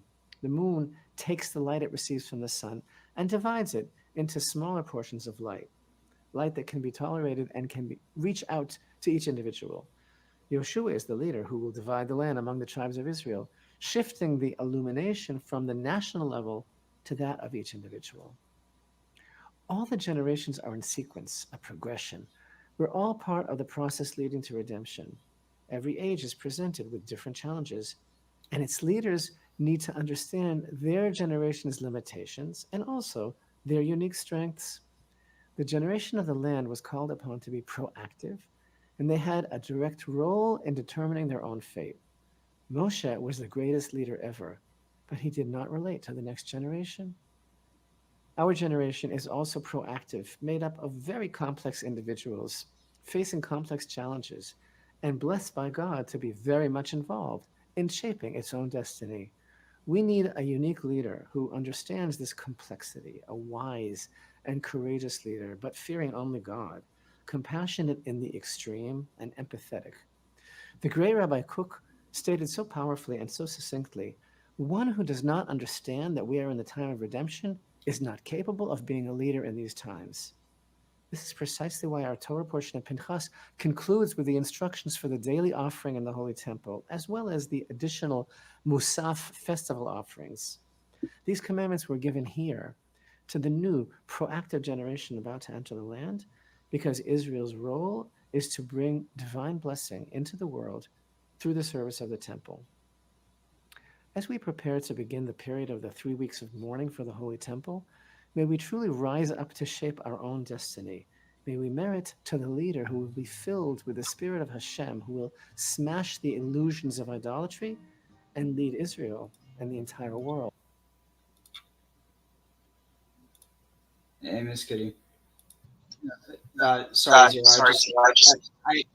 I needed a minute, but yeah, I do feel like there's, like, just in general, that a lot of your perceptions about other, and again, I'm not disagreeing with you in general, like, on, you know, the issues that you have.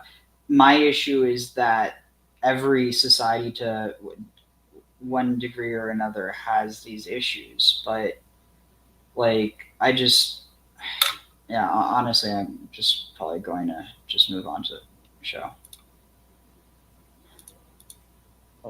To receive the full measure of God's blessings. Shalom. Thank you for watching and for being part of Jerusalem Lights. Your support. This Torah class is brought to you by TorahAnytime.com.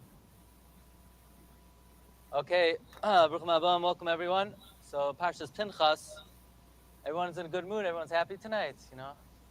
You're not eating or something. Food is overrated, you know, you don't need. Okay, so the Parshas Pinchas, we know that Pinchas was Mekane Kinas Hashem, and he killed 𤐐𤉗𝐿 and Zimri. And we're going to see that the reaction of Klal Yisrael was very interesting and maybe contrary to what we would have thought. In fact, we'll see in the Yerushalmi says that Klal Yisrael wanted to put Pinchas in Cherem. So the question is, why would they want to put him in Cherem? And the Rebbe Shem gave Pinchas a reward, so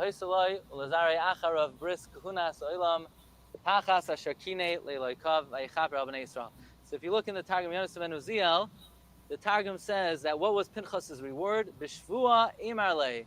God says, I swear, min shemi, in my name. Ha'ano gezarle, yas kiyami shalem, you will remain whole. V'abdine malach, and I will make you an angel, kiyam. V'yeche la'alma, and you will live forever. L'mevasra ge'ulta b'sef yomaya. You will be mevasra ge'ula at the end of days. So as a reward for Pinchas' act of taking out revenge for the sake of the Rebbe Shalom, he was rewarded that la'asid lavai, before Mashiach comes, Pinchas, Eliyahu, is going to be the one who tells us the good news. In fact, the Ramah brings down that the reason why in Zmiros, Matzai Shabbos, we sing about Eliyahu Hanavi is because since the Gemara says an Erev and Eliyahu will not come not on Erev Shabbos and not on Shabbos, so his first chance to come is Matzai Shabbos. So since it's the first time he could come, so we mention him Matzai Shabbos. But we know that the Darchei Hashem, we know the Midos of Hashem are Midah, Keneged Midah, measure for measure. In Latin we say quid pro quo. So if what exactly is the rationale behind why the Rebbeinu Shalom rewarded Pinchas that for killing Zimri and 𐤐𐤉𝐿 you were rewarded that you're going to let the world know when Mashiach is coming? It seems to be a random reward. Doesn't seem to be specifically connected with what he did. So that's a kash over here. Most of the shir tonight, so I mentioned a couple of times, I visited with Reb Pinchas Friedman last week when he was in America. So he was gracious enough to give me some of his manuscripts, unpublished. Actually, he wrote for many years in a weekly column in the Bell's newspaper, Hamachane HaCharedis. It's a highly acclaimed article, one of the most well-known articles written in Eretz Yisrael on a weekly basis. So these are Mamorim that he wrote like 20, 30 years ago. Anyway, so this is a question that he would like to address. And then we take a look at the Yerushalmi. The Yerushalmi in Sanhedrin says something very interesting. The Yerushalmi says, Pinchas shaloi bertzain chachamim. Pinchas acted in violation with the will of the chachamim of the time. Amar Rav Yehuda bar Pazi bikshu linadoisai. They wanted to put Pinchas in cherem. So they're going to put up, these broadsides that Pinchas, he's, mi bachutz, he's on the outside, he's a cherem, nidoi, shamta, all the bad things that they write. He would have been on a poster, every poster, every...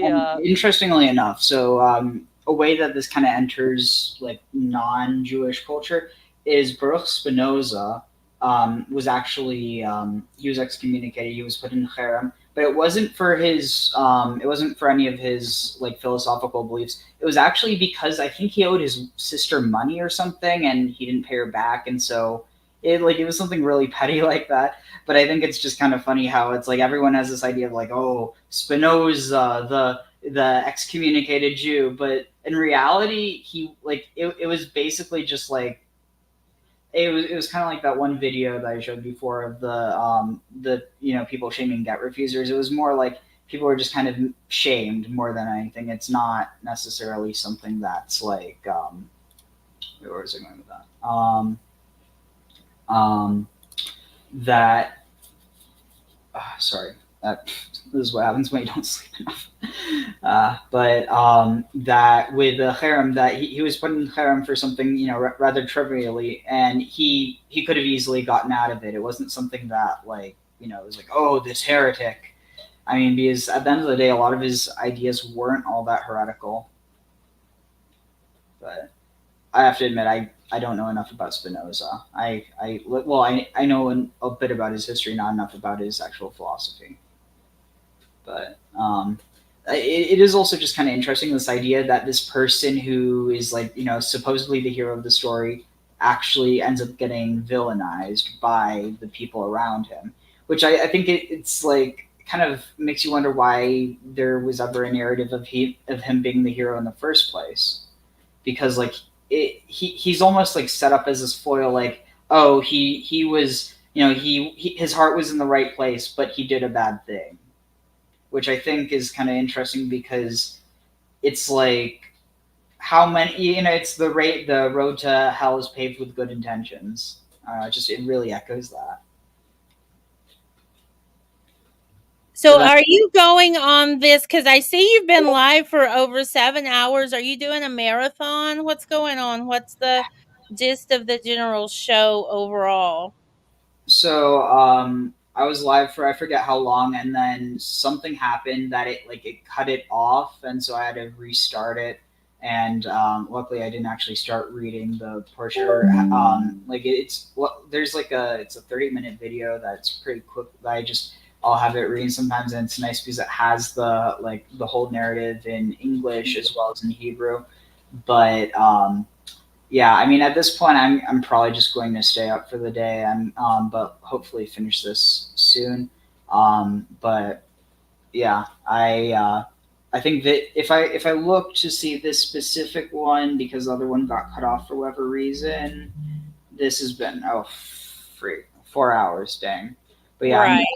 A lot of that was just drama. So hopefully I can cut that out later. I would cut out all drama and be very careful. You've known me for just a little bit, but I would be careful who I let on my shows. I would never let anybody that disrespected my regular guest on a show. And I really hope that this person can read a room and give respect and credence to the host, regular guest. And that's really all I wanted to say. I don't know enough about Judaism to speak intelligently on this video that you're showing now.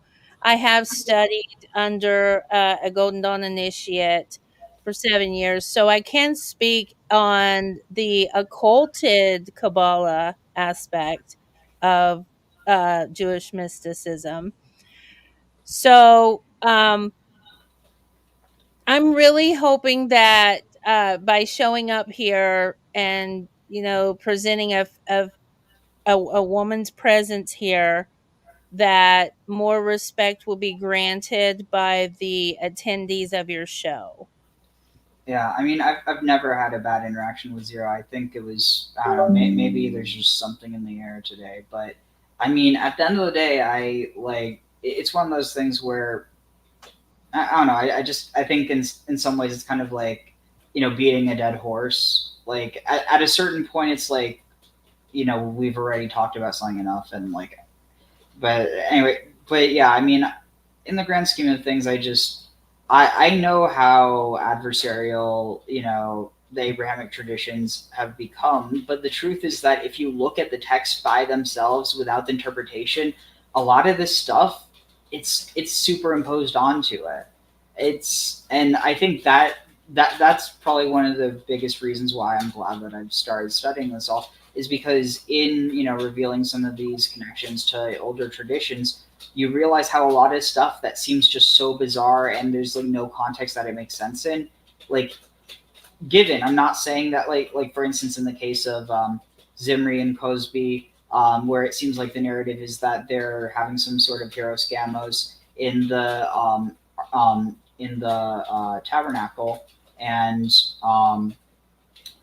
again, it's one of those things where you could look within the narrative. It's almost like if you read between the lines, it's not saying follow the example. Actually, no, it's explicitly saying don't follow the example of Pinchas. It's saying follow the example of the elders who were, which it's interesting because there's all these requirements that for instance, certain things that are capital punishments. It's not just that multiple people have to see you doing it. It has to be that there's beyond a shadow of a doubt. It basically goes to the point where most capital crimes can't actually be punished, except for the thing where it's there's just so much public fervor, which even then it presents the issue of mob justice. But mob justice, yeah, you really need to take in. Let's talk about mob mentality here, okay? Because I know you're this has nothing to do with what the show is, 𝐤𝐿. Okay, but mob mentality is something that is very real, and it's connected to cult mentality, right? And the energy of the mob is very Bacchic in origin, not like the root, but to get an essence of that energy I'm talking about, it's very Bacchic, like frenzy. And one person can speak absolute truth, right? Divine truth. But if the mob does not know that as truth, it will not be truth. Interesting. And one book I have that I may do a show on is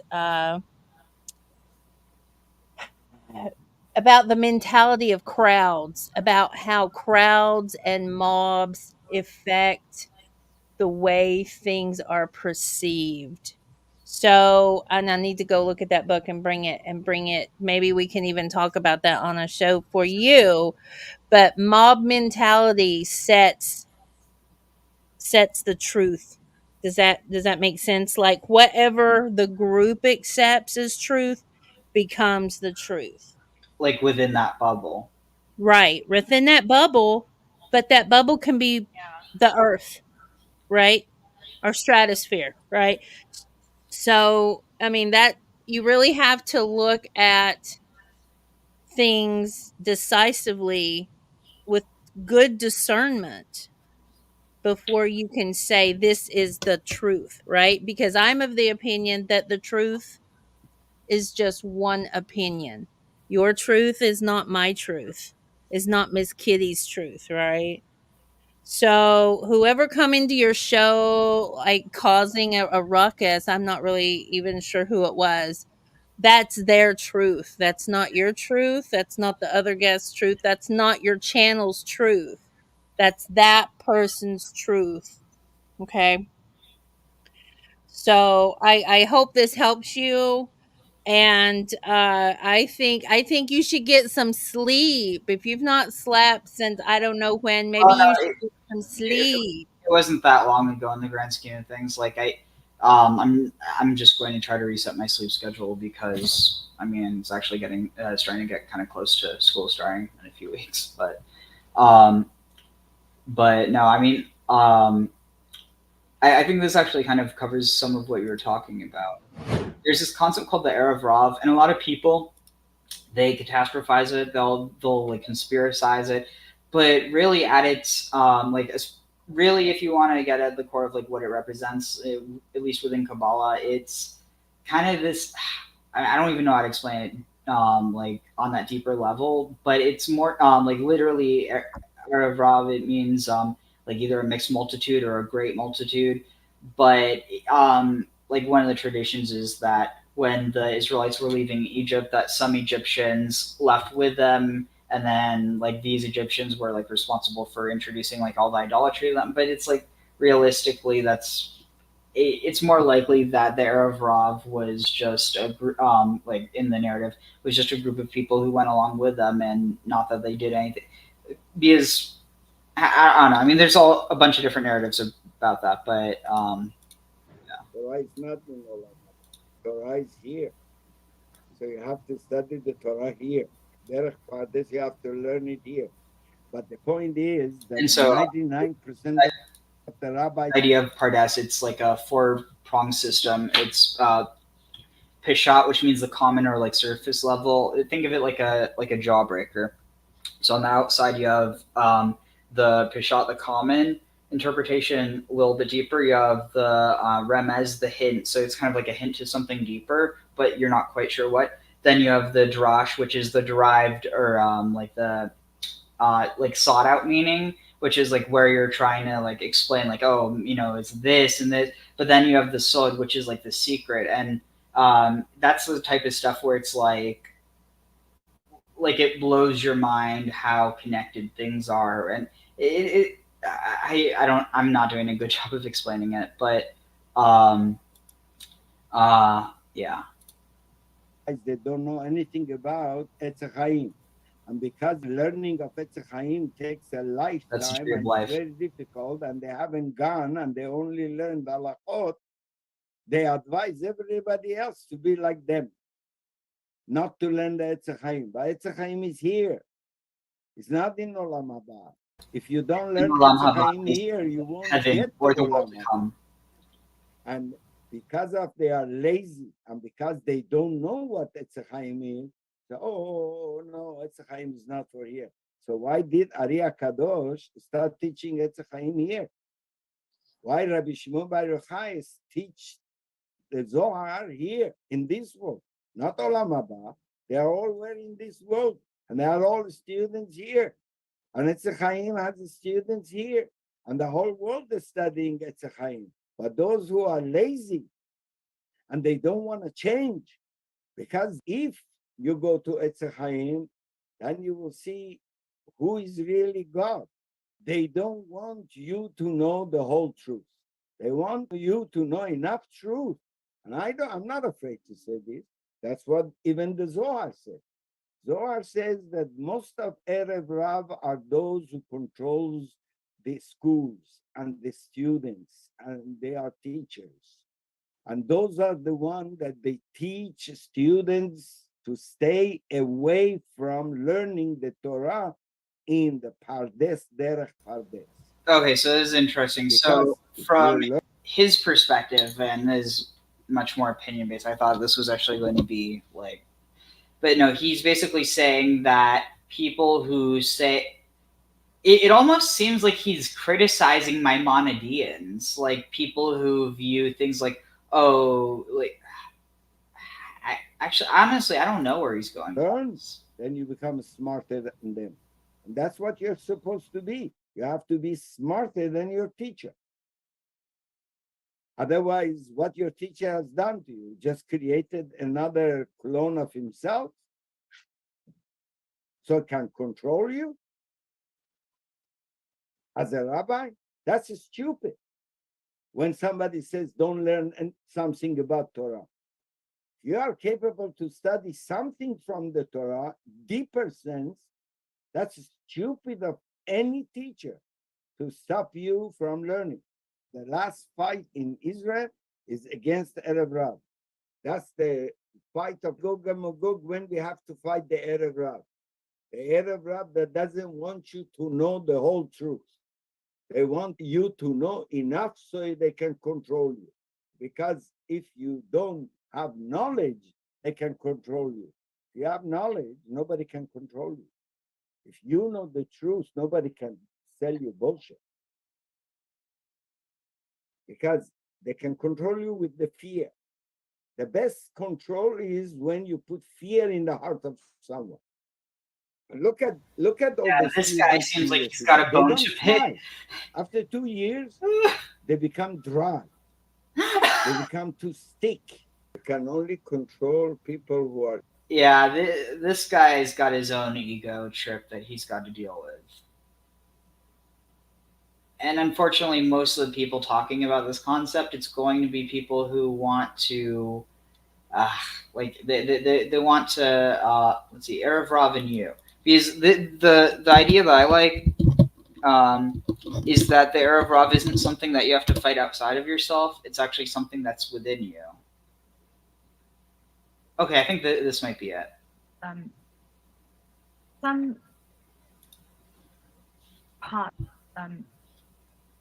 Some parts of Erev Rav seems to exist in the Midianite Israel right now, and they seems to be behaving in certain ways that is detriment to humanity. So I know there is a very small number, but there is some rabbis that start naming names. Is that the right approach? So first, I understand that Erev Rav is defined as by the Alter Rebbe, the author of the Tanya. It says that Erev Rav is any person who puts their physical life over the importance of their soul. In that moment, they are aligned with the Erev Rav.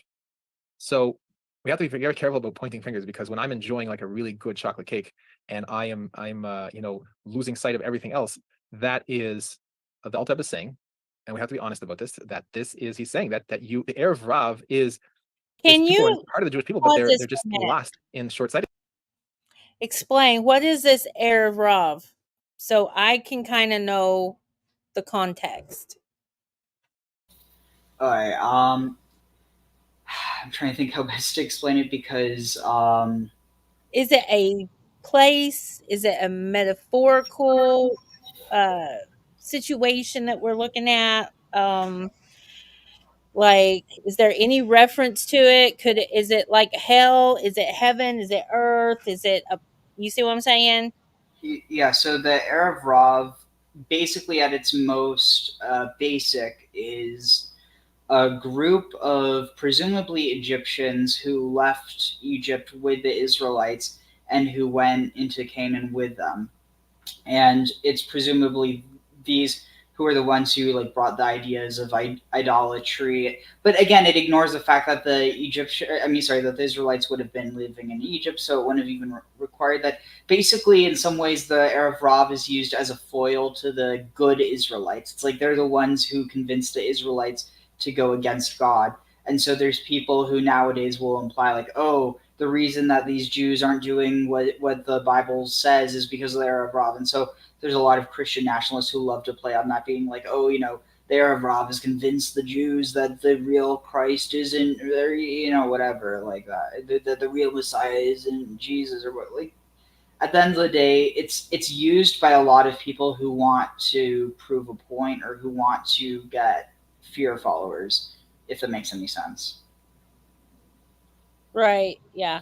Yeah. So for lack of a better term, the Erev Rav within kind of modern Jewish zeitgeist is basically the Illuminati, but like not like it's basically a group of people who are responsible for like subverting the direction of the people of Israel. But as this guy's going to say, it's not something that you, like, and there's the same idea because there's this commandment to blot out the memory of Amalek, which is what it's actually what Benjamin Netanyahu tried to use in order to drum up support for the war in Gaza, and a lot of people were attacking him over it. I mean, I think that on one hand there is a context that phrase could be used that isn't being used in this genocidal context. But the fact that it's too close to home to use for something like that. It's like, and even though people were saying, oh, he's referring to Hamas, the fact that he didn't specify and left it open really was worrying. And I mean, also just a lot of people in his cabinet who I know would, agree with that, which is, again, unfortunate. But basically, how was I connecting that? Oh, that... Yeah, I lost my train of thought, but I think that this will explain some of it. I'm, losing sight of everything else. That is. And so remember, within this paradigm, the point is that they're trying to. The Erev Rav they were also the ones who convinced some of the Israelites to be like, hey, we want to go back to Egypt. We had all this nice food. We could swim in the Nile. But that basically the idea is that that's what I was saying before, the idea of blotting out the memory of Amalek. So there's this idea, well, how do you fulfill that commandment? Because we don't know who Amalek is anymore. And the idea is that Amalek is within you. And by you, it means everybody. It's something that everybody's capable of, possessing. It's, for lack of a better term, it's a spirit. And it's like, it's not your spirit. It's like a spirit that can overtake people. And you have something that's actually associated with a bunch of the different people groups. And it is the reason why I really think it's important that people don't look at just what they've heard or what they've seen. Because, actually, let me see if I can find this. Let's see. Amalek within.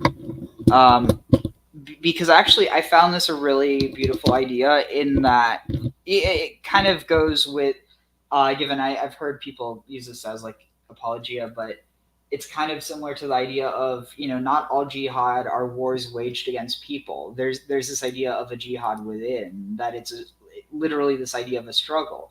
You're struggling with yourself. And okay, let's see. I guess I forgot to type in within. But basically it's this idea that wait a second. I'm looking at times. I could have sworn that there was one where it goes over multiple, but whatever. This should be good. There's a mitzvah to kill Amalek. I know that's a very broad mitzvah. Is there a specific way to kill Amalek? So the question was, not Emily Amalek. Kill Amalek. Is there a specific way to do it? And as a matter of fact, is that an obligation on every individual, or is that an obligation on the nation? Let me expand the question a little bit. Well, it's a mitzvah to kill Amalek if we know who Amalek is. And the Rambam tells us that Amalek, if they do take upon themselves the 7 mitzvahs, 7 laws, there's no mitzvah to kill Amalek. That's thing people don't realize that if they end their fierce wishes of the killing habit that they have, and the nature that they have, like we see the Germans and the Amalekites and Haman and people like that want to kill the Jewish people, and with their wickedness that they have. But if they want to not become Jewish, but they want to just keep the 7 laws, we also do something to kill Amalek. But if Amalek, who with his wickedness doesn't want to do the right thing, even the 7 basic mitzvahs of a person, not to steal, not to kill. And Oh yeah, he's not going in the direction. I'm just going to go back to that other video because he I know for oh wait, not this one. This one for a fact I know he is. But the Alter Rebbe is saying, and we have to be honest about this, that he's saying that the Erev Rav is people are part of the Jewish people, but they're just lost in short-sightedness, and we all fall into that. So that's number one. Number two is, for a person to say that they know who's a descendant of the Erev Rav is completely insanity. Let them show the lineage. Let them show a line of a family tree, how they can prove. These people who are saying this can't even prove their own lineage, other than the fact that they're Jews. Most of them, unless they're a kohen, unless they're a priest, they could prove maybe that they're a priest, kohen, from back from the times of Aaron. Or in a few families could prove that they have a lineage going back to King David. But most people don't have a lineage proving. I can't prove what tribe I'm from. I don't have a family tree going back that far. So who am I to know what someone else's lineage is? How far back they go to someone from the Erev Rav. Number three is, or four, I don't know where the number I'm up to, but the next thing is that people are confused. I think the Erev Rav discussion is a big distraction from the real issue, and that is the real issue is Amalek. The Torah speaks about Amalek as something that's rising up against the Jewish people in every single generation. It's going to be warring against God Almighty in every single generation, and that Amalek uses out people to be influencers in every single society. And that Amalek was identified by the Lubavitcher Rebbe, the Rebbe Rashab, as being communists. Marxism is clearly has the methodologies and the ideologies of Amalek to fight against God, deny the existence of God, to sow hatred and strife in the world, to fight against the knowledge of God in the world. And this is with a militant hostility towards those that believe in God. Marxism, the Enlightenment is the thinking process that leads to Marxism and all the isms, Nazism, and all so forth. All this Enlightenment is they develop the stormtroopers in their little petri dishes of fomented development of the Enlightenment ideology into violence, and that's what Marxism is. Marxism is basically a front line of the Enlightenment.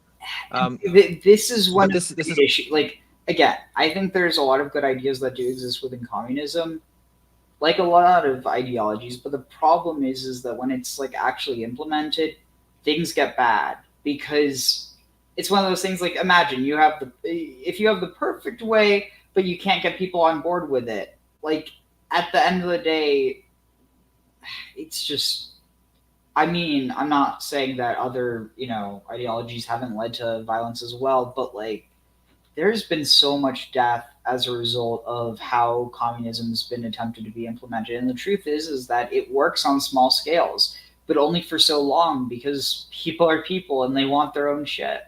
And I mean, short of humans voluntarily, re-engineering their brains to be less selfish, I don't know how you get to a world where that's even feasible.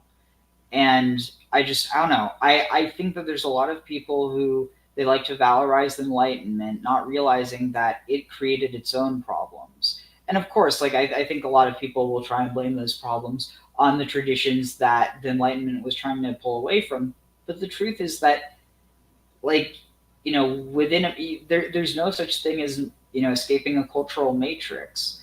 Like, you can push back against ideas, but at the end of the day, you can't so much reject ideas so much as find ways of incorporating them into the new way. And I think in a lot of cases people focus on like what they're emotionally connected to. And I think that's also one of the things that Zero was saying. Like, though with me, my connection is what I find interesting. My connection isn't specifically to the Torah, because, like, while I did go to religious schools, like, while I did go to religious school for a little bit, like, it was never, it never clicked with me, like, this is the truth. It was just, it's a story. And even then, most of it I don't even remember, like, in terms of the stories, because,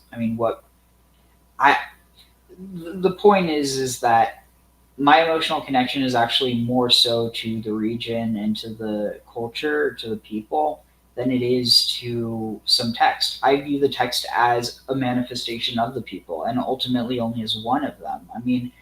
Like, unfortunately, there's not a whole lot that survived, but in terms of text from Ugarit, like, that is so close to a lot of the stuff that you see in ancient Israel, just divine rather than human. Like, I don't know. At the end of the day, I just think that I throw a red flag on anyone who's trying to say that, a culture is responsible for all this ill. I think what's responsible is stuff that emerges out of those cultures, out of every culture. But it, and see, this is the thing. If you come from outside of that culture, you're not going to see the difference between the intricacies. You're just going to see what seems objectionable, and not realize how intrinsically interwoven it is with the things that aren't objectionable, because you can't just separate out and extract out the parts that are good and throw away the bad. You can affirm the good and say that the bad is bad, but you have to acknowledge that it's there. And if you just treat it like it's bad and therefore it's not useful, or it doesn't bring value, like, I mean, how many movies are there that, and I get, ultimately it comes down to people taking this as the ultimate, moral code. And I think that that's where people go wrong, because with anything, morality should be more than just something that you do because someone tells you to. That's not morals, that's instructions. And anyway, I could talk in circles about this for a while, but It's all part of Amalek. And you have different, you have the Illuminati and different infiltrations of the Illuminati into other societies, and they created the Bundesgrenzen. The Bundesgrenzen hired Karl Marx to write the Communist Manifesto, and so there's a whole lineage of Amalek working in ways to fight against God Almighty's revelation in the world and the knowledge of God in the world with great alacrity and without any let up.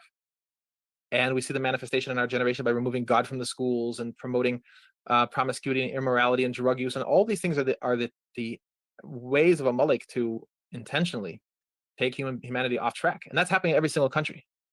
So the people that are Marxists in the Holy Land, and are either elected or have some power or positions in the government, are the same as the people in every other country that are doing the exact same thing. And the people in power in the governments are not the real people making the decisions. The people that you have to understand, behind every one of these government leaders is think tanks and councils and different organizations, stuff like that. They set the policy. There's not a single president that's come up with an original idea for over 100 years. I mean, to be fair, the Torah says there's nothing new under the sun, so you could argue that. The same thing in England. You have the Fabian Socialists. The Labour Party is the Fabian Socialists. These are secret societies, ideological, religious, Enlightenment type societies with whole ideologies for the reshaping of humanity into the destruction of the Enlightenment, the destruction of Amalek. So when a guy gets up there and he's the president, he's the prime minister of England on behalf of the Labour Party, he doesn't have an original thought in his head, except whatever, maybe what he gets caught on the side that he wasn't supposed to be doing until he gets thrown out of office or whatever. But that's not really an original thought either. And the same thing as the other parties. They're all advancing that the situation never gets any better. There's a lot of pronouncements and statements that they're going to, this one's going to do this and he's going to restore the liberty to the people. And then he goes ahead and does the same thing the other party did. So in all these countries. So it's really a huge distraction to, first of all, focus on the Israeli government as a particularly unique problem, as opposed to all other governments that are completely infiltrated by Marxism and agents of Amalek and so forth. We see that the whole book of Esther is about the infiltration of Amalek into the government of Persia and how it used out the government of Persia to try to destroy its own population. So that's happening in every country. The particular challenge about when you have, as the Rebbe says, when you have a Jewish person who's involved in this, it's an extraordinary tragedy. It's an extraordinary calamity. You have a son of Abraham, Isaac, and Jacob who has fallen so far off track, who's lost sight of reality, and who he really is so far that he's fallen into the trap of carrying out the obscene goals of Amalek. that's a devastating tragedy. It's a devastating tragedy for the Jewish people. It's a devastating tragedy for the whole world. It's a real travesty. Interesting. Probably gonna watch one more video and then we'll finish up with the actual Torah reading. But yeah, I mean, I do think it's interesting, this idea of, I don't know, I think at the core, at the end of the day, people are people. Humans are human. And that can be both very good and very bad depending on the situation. And unfortunately, while people are people, people are also pack animals. I mean, the truth is, I think that once you get to a certain level of organization in biology, you do have this development of packs, unless you have like creatures that are more like on their own. You definitely have that. Like I think octopi are more solitary creatures, as are I didn't have a second example for that actually. So I could definitely use a stab. Stress from before fucking got to me for sure.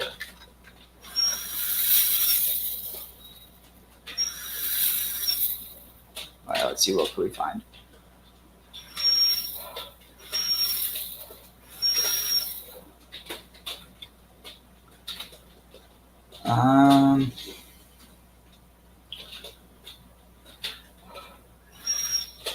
Let's see.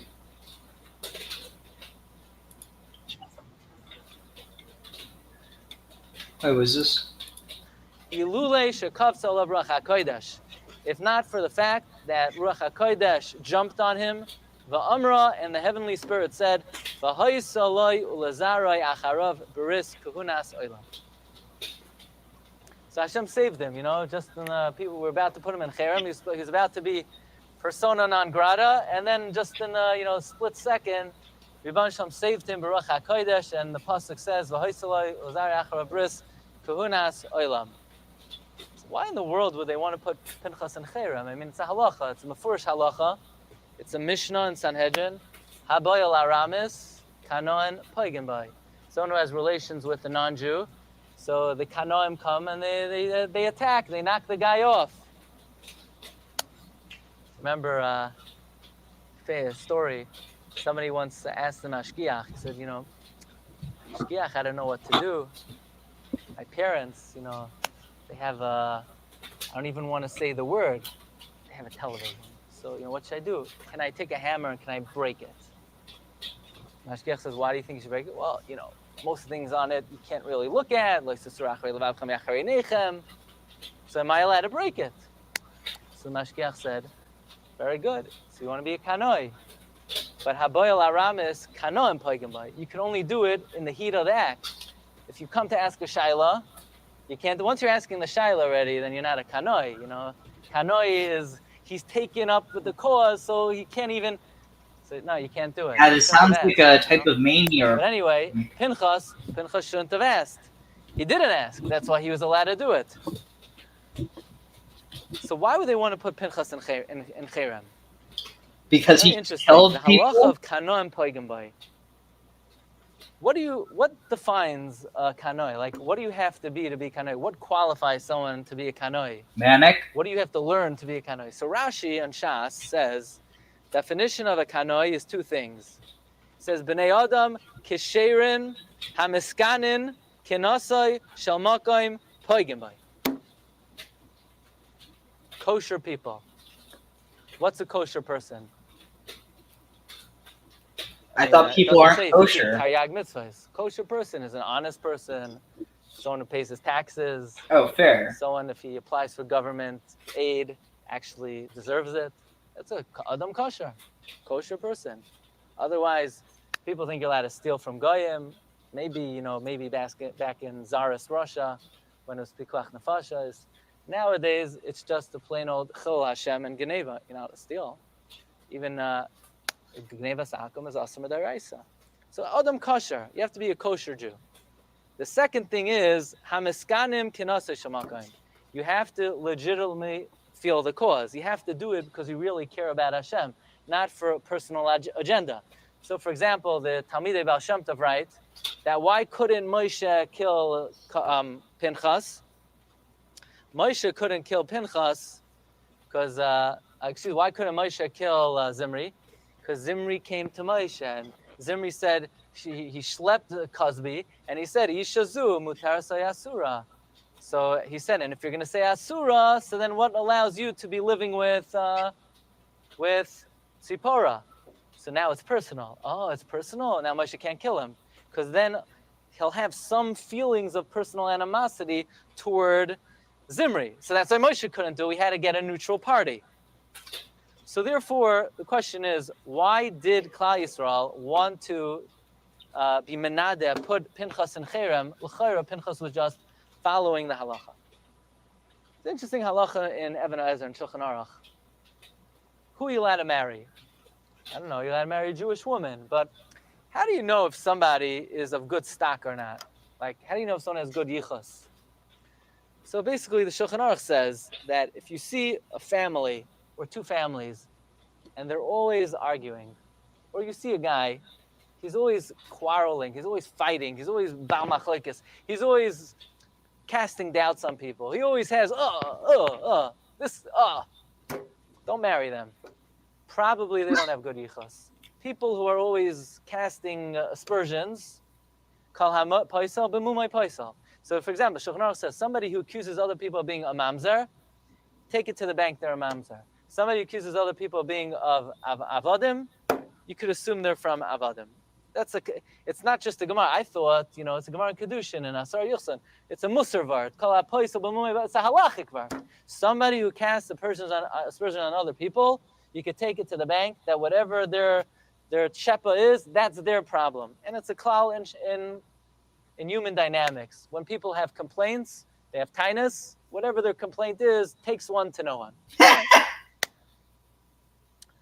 So the Bechar Shar, one of the Talmudim on Shas, he has a very interesting take on Is that why I'm good at knowing stoners? He says, if you see people who are hotheads and angry and impulsive and like they can't delay, they can't wait a second, there's probably something going on over there. Not just in the personality, but in the yichus. Unless they're a kohen. Kohanim are allowed to be hotheads. They're allowed to be... Why? Because Aaron had a red beard? In fact, we make special takanas for kohanim. If a kohen wants to give a get, so the get has to be folded up many times, because kohanim lose their cool easier than most people. It's even a pasuk, v'amcha k'merive kohen. And the reason for that is, kohanim, they got to speak up for what's right. So what are you going to have? Kohen is sitting in the shul, and there's a guy on the phone behind him. So what are you going to have? A Yisrael? Yisrael is going to look at the guy on the phone. He'll say, it's America, mind my own business. It's not, probably he has an emergency phone call. He's not going to say anything. Kohen! Get out of here! Go, what do you get lost? What are you in a shul for? You have a phone on the shul, so you better not to come. Kohen has what it takes to stand up to people who do the wrong thing. Especially to wear tefillin and have a phone. It's Mesiach Das. You're not going to look at a phone and tefillin. And so that's another good example. Why am I giving so much muster? I don't know. Derive meaning that isn't literal.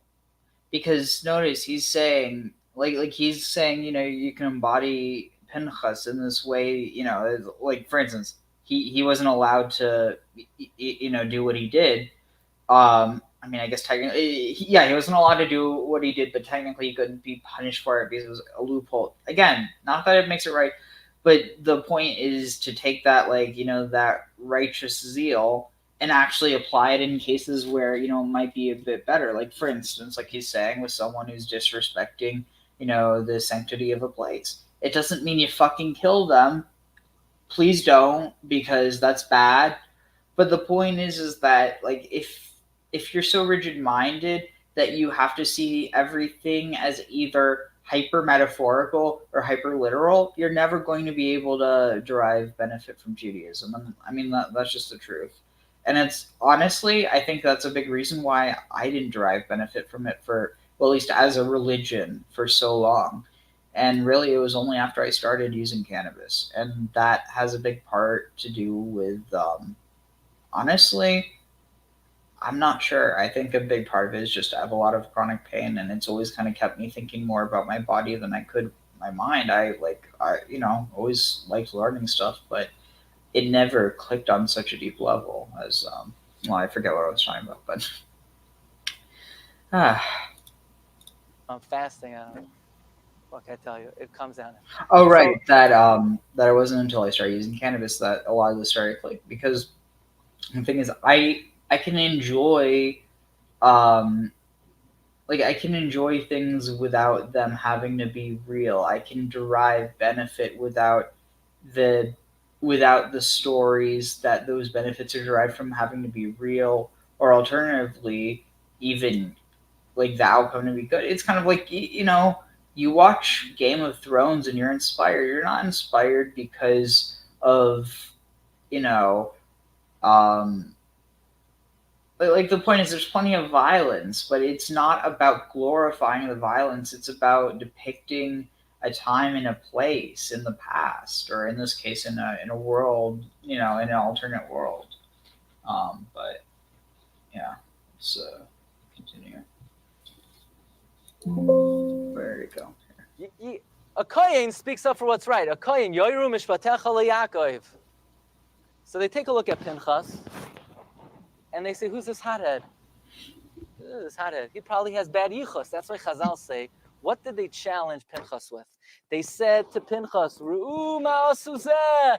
You know who his grandfather was? His father's mother was the daughter of Yisrael. He comes from Oivdei Avodah Zarah. So probably the reason why he's a hothead is because he has bad lineage. That was their taina on Pinchas. Their taina on Pinchas was he doesn't come from good stock. The haraya, we know he doesn't come from good stock. His great-grandfather was Yisrael. Oh, he comes from Aaron. Yeah, but he's not a kohen. We know, Chazal say, the only kohen who was not a kohen was Pinchas. Why? The Gemara says in Zvachim on Kuf Aleph Amud Beis, Amar Elazar Mechanina, Lo niskayin Pinchas ad shehargu Zimri. Pinchas did not become a kohen until he killed Zimri. So Pinchas Friedman says, just like, let's picture the scenario. Here you have Klal Yisrael. Here you have this big kanoi. So anytime a kanoi gets up to do anything, to speak up against anything, the gut reaction of anybody listening is, who does he think he is? Right? Everybody knows that. Whenever you hear Rabbi, Rav, Rosh Yeshiva say, people are doing this wrong, the gut reaction is, and this guy, who does he think he is? So just imagine the reaction of Klal Yisrael as Pinchas stands up and is about to kill a Nasi b'Yisrael. Who does this guy think he is? He, first of all, his great-grandfather was Yisrael. He probably is a bad lineage. So if somebody says, what do you mean? But he's from Kohanim. And all of Klal Yisrael chime together. Why do you think he's the only guy in Aaron's family who's not a Kohen? Why do you think God excluded him from Kahuna? We know, Rashi says, that since he was born after Aaron and Elazar were inaugurated and anointed, he was excluded from the Kahuna. It must be Klal Yisrael derived. He must have bad lineage. That's why he's not a legitimate Kohen. And the proof is he's a hothead. None of us are bothered that this Nasi is living with this woman. It must be he's the only one bothered because Kol ha-paisel b'mumai paisel. He comes from bad stock. And he's killing Zimri because he's a hothead. And if he would be a real Kohen, he'd be entitled to be a hothead. But he's not. He's a fake Kohen. And Klal Yisrael used the proof that he's a bad lineage from the fact that he killed Zimri. In general, Al Pi Kabbalah, the Zayar says, Kohanim are misitra de chesed, Leviim are misitra de din. So they take a look at this guy and they say, yeah, he's from chesed. Well, yeah, like I'm the president of the United States. This guy's a Kohen. So why they want to put him in cherem? They said, first of all, he's not acting out of pure intentions. He's acting out of kas. He's acting out of anger. He's acting out of impetuosity, if there is such a word. And they wanted to put him in cherem. No? I think so. Yeah. So that's what's going on over here. But if you think about it, it's mamish pink fakir, it's just the opposite. Because Chazal tell us that if somebody is a tremendous Talmud Chacham, they could lose their Chachma. They could lose their Torah knowledge. How? That if somebody gets angry, Chazal tell us, his Chachma leaves him. The Gemara says in Adarim, Amar Rabba Barafuna, Kol HaKoyes. The Gemara says, L'soif mishakeach talmudai. He forgets his learning. Umaisif tipshus. He becomes even more foolish. In fact, Rashi says in Parshas Matos that 3 times Moshe Rabbeinu got angry and he forgot the halacha. So think about what's going on over here. Everybody in Klal Yisrael forgot the halacha about Haboil Aramas Kanam Poigim Boy. And Pinchas is the only one who remembers the halacha of Haboil Aramas Kanam Poigim Boy. So that's a raya berura that he's not acting out of anger. If he was acting out of anger, then if anything, he should have been the one person who forgot the halacha. And here, just the opposite. He's the one person who remembers the halacha. So Ribbon Shalom, in an act of 𝐤�𐤉𝐶 is orchestrating that Pinchas is demonstrating the altruism of his action. He's not doing it out of personal animosity. He's not doing it out of sinah. He's not doing it out of kinah. He's doing it l'shem shemayim. V'haraya, this is such an elusive halacha. Everyone else forgot the halacha. And he's the only one who remembers. Must be, his heart is so calm. His personality is so b'shalom. He's a legitimate descendant of Aaron HaKohen. In fact, this is really what earned him the right to be a Kohen. How's that? In a moment of such turmoil and conflict and confusion, he was able to have the peace of mind, the shalom, to be able to retrieve a long-lost halacha. So what does that demonstrate? That doesn't demonstrate kas. It doesn't demonstrate lack of peace of mind, just the opposite. In fact, let's go back. The Sforno says, why was Pinchas zoicha to live forever? Why was Pinchas zoicha to live forever? So there's a tshuva in Shas Shuvas Maria Assad that the ancients believed that a human being consists of 4 elements: earth, wind, water, and fire. And basically, the better you're able to balance the 4 elements, the healthier you'll be, the longer you'll live, the more successful you are in life, and the more there's inner turmoil and conflict between the 4 elements that comprise a person, the faster a person degenerates. Pinchas had this ability to balance all of the 4 elements within a human being. In fact, the remez to this, if you look in the Gemara in Brachos, the Gemara says, Pinchas Eliyahu ba'arba. Eliyahu ba'arba. If you remember that Gemara, the Gemara says like this: Michael be'achas, Gabriel b'shtayim, Eliyahu be'arba, Malach HaMoves b'shmayna. Divrei Chachamim b'chidoisam. What does the Gemara mean? Michael be'achas, Gabriel b'shtayim, Eliyahu ba'arba, Malach HaMoves b'shmayna. So the Maharsha says like this. The Maharsha gives us some of the clues. The Maharsha says Malach Michal is Malach of Rachamim.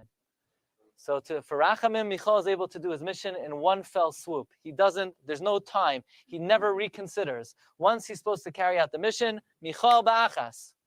Gabriel b'shtayim, because Gabriel is the Malach of Din. So Rebbe Hashem has him carry out the mission in 2 swoops.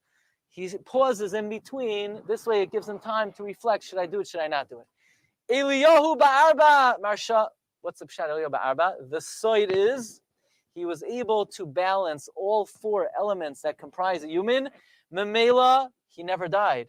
He never degenerated. He never decomposed, because decomposition is a lack of the ability to balance the 4 elements within a person. In fact, Rabbi Yosef Engel writes that that's why Sarah was buried Bekiryas Arba. Sarah also is Kuf Chav Zayin. Kulam Shavim Latova. Sarah also was able to balance all the 4 elements that comprise a human being. So Pinchas demonstrated that he's not acting in anger and kas and kinah, in animosity. He's acting b'shalom. So therefore, through this act, Pinchas was niskayin as a kohen to live forever and ever. Okay, Marv Rabbeisai, we're just scratching the surface. So here you have Zimri. Zimri is the Nasi of Shevet Shimon, yeah? And what does he do? He takes the princess of Midian, and he's mezana with her, b'farhesia. What in the world is he thinking? So on Shabbos, we read from Reb Chaim Vital. Reb Chaim Vital writes in a couple of places, number 1 in Igeres Tiyul, that if anybody suspects that Zimri was just outright, acting in low, lewd, promiscuous behavior. Says Reb Chaim, they're a shoita. The Torah is not a newspaper. The Torah doesn't tell us, stories about low behavior. Obviously, if the Torah is recording the act of Shlumiel ben Tzuri Shaddai, obviously he had a very noble kavana, although it must have been wrong. But so what was the kavana of Zimri ben Salah? There's also a very mysterious Gemara in Sanhedrin, Pei Beis Amud Beis. The Gemara is commenting on a pasuk in Mishlei. Look at number 16. The pasuk says, Zarzir Masnayim Oy Tayesh Umelech Alkum Imai. It's one of the most difficult psukim in the Torah. Yeah, Zarzur Masnayim, a starling with loins, a tayish or a he-goat, Umelech Alkum Imai. So you know what Rashi says on that pasuk? Rashi says, Lo yadati. I have no idea what it means. But the Gemara darshans, Amar Rav Nachman, Amar Rav, Mai dichsiv, Zarzir Masnayim Oitayish Umelech Alakam Imai, Dalid Meois Ve'esim V'Arba Be'ilois Baal Oisai Rasha Oisai Hayom. That Zimri lived with Cosby 424 times. That's a lot of times. The Himtin like Pinchas waited until he lost his power, and then he killed him. Very nice. What in the world does the Gemara mean? Literally, he lived with her 424 times. Some Achronim say it's an exaggeration, it's a guzma. Okay, but even so, why the number 424? I mean, say, he lived with her a lot. Harbe pa'amim.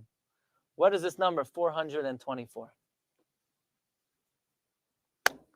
So comes the Imre Yosef of Spinka, who's a great makubal, tremendous makubal. So he says, Divrei Chachamim v'chidoisam, this Gemara carries with it a great side. We mentioned many, many, many times that as Klal Yisrael is approaching Mayav, they sort of have a job to do, and that is the nitzot shel kedusha of Mayav, the spark that allows Mayav to exist.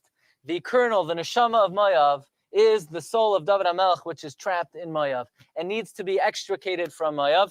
And eventually it came out. You see, the Gemara says we had a tradition that there were 2 pigeons in Mayav, 2 doves in Mayav, from which would come Rus HaMayaviyah and Na'amah HaAmaynis.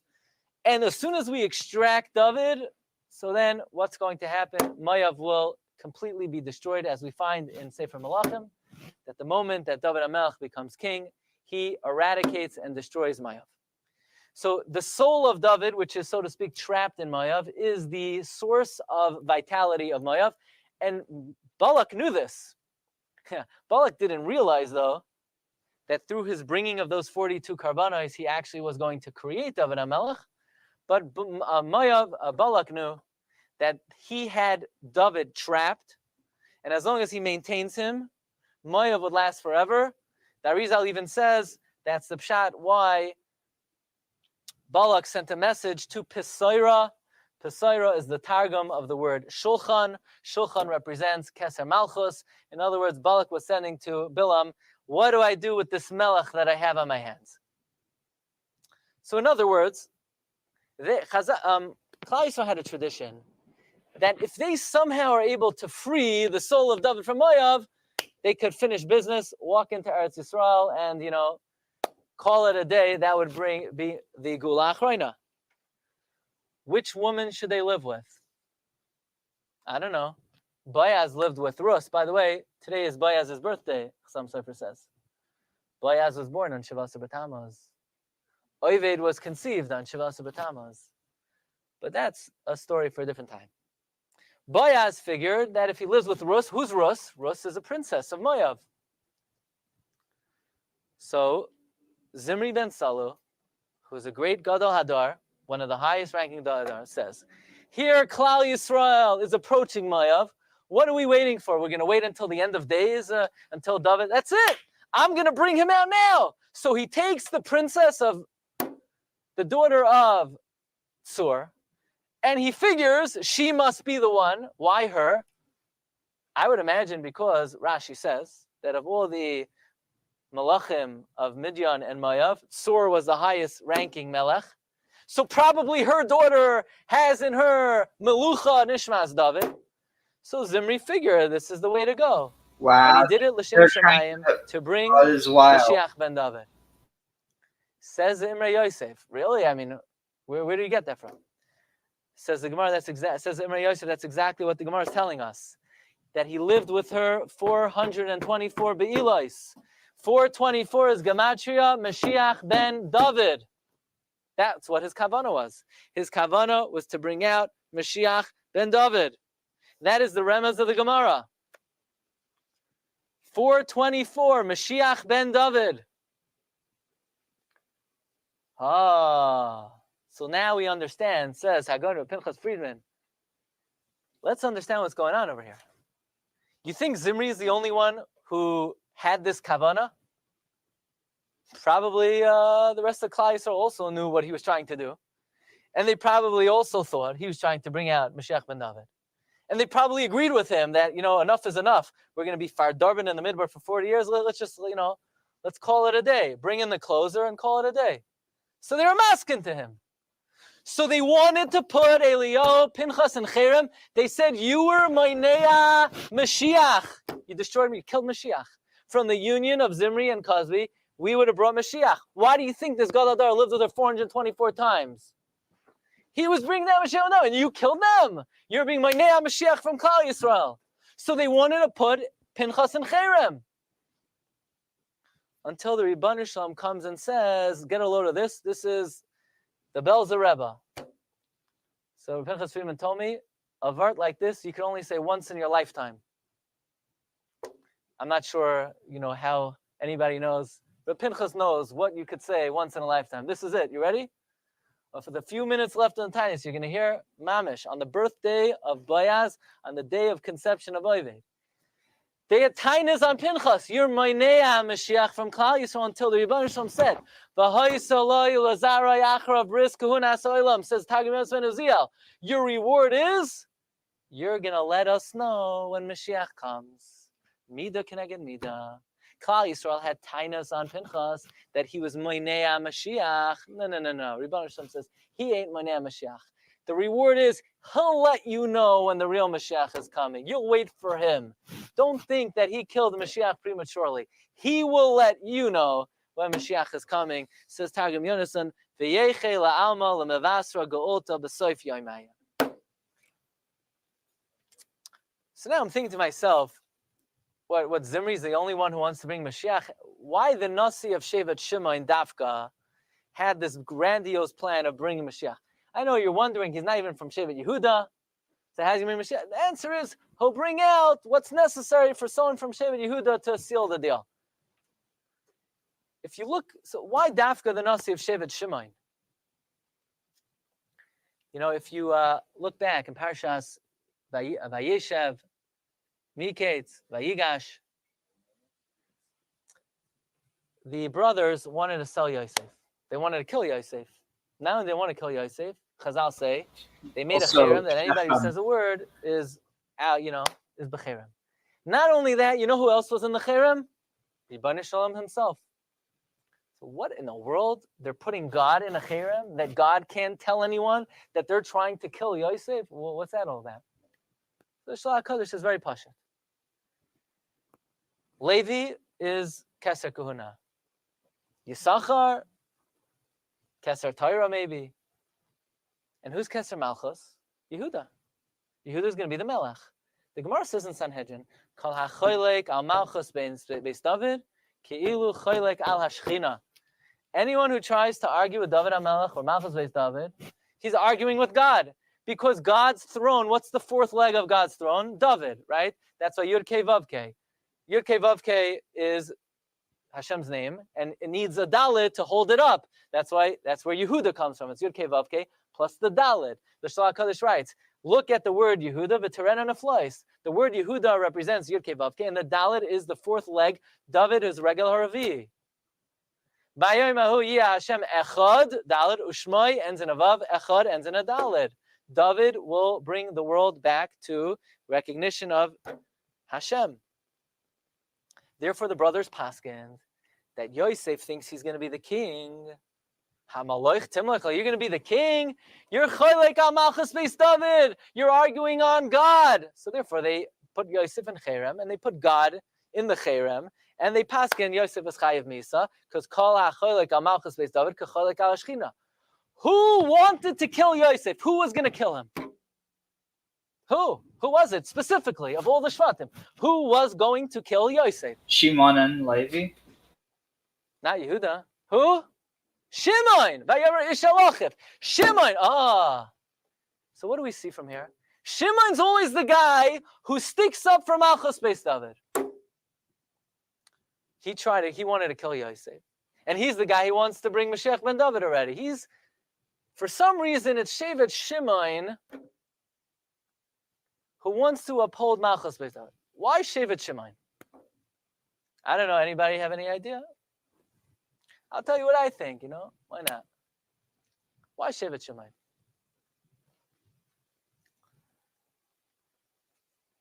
In the history of the world, you never had anybody who is a real brother.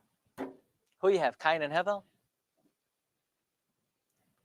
Shem and Cham,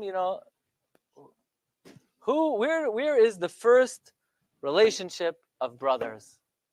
Shimon and Yitzchak and Yishmael, Yaakov and Esau. First brother was Shimon. Reuven was born, and Shimon was a brother. The midah of achva, the midah of brotherhood, was created with the birth of Shimon. The institution of brotherhood was first recognized and brought into this world through Shimon. So Shimon's always sticking up. By the way, Dina's in trouble. I'm not leaving until I get a shidduch. Who agrees to marry her?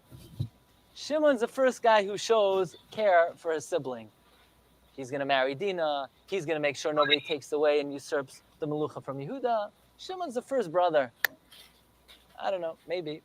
But in any event, there has to be a deeper kavanah in the actions of Zimri ben Salu. And the Imre Yosef is Megala. He had in mind that the Preda Toiva was going to come from Chazbi, from which he was boil her 424 times, Communion Zarzir, Communion Mashiach ben David. And Klal Yisrael had tinus on Pinchas. What are you knocking off Mashiach for? And therefore Pinchas is rewarded, Midah Keneged Midah, that he is Mavaser Klal Yisrael when the Mashiach will come. Shitaka Bizoicha to hear the Besura Toiva of El Yohanavi, Vivaser Lanu, Besoiros Toiva, Shuas Nachamas. You've just experienced another Torah class brought to you by TorahAnytime.com.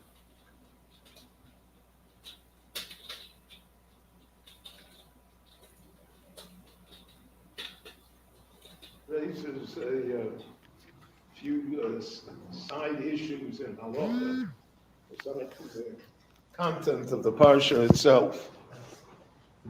Torah says, Pinchas ben Elazar ben Aaron HaKohen Heshivas Chamosi.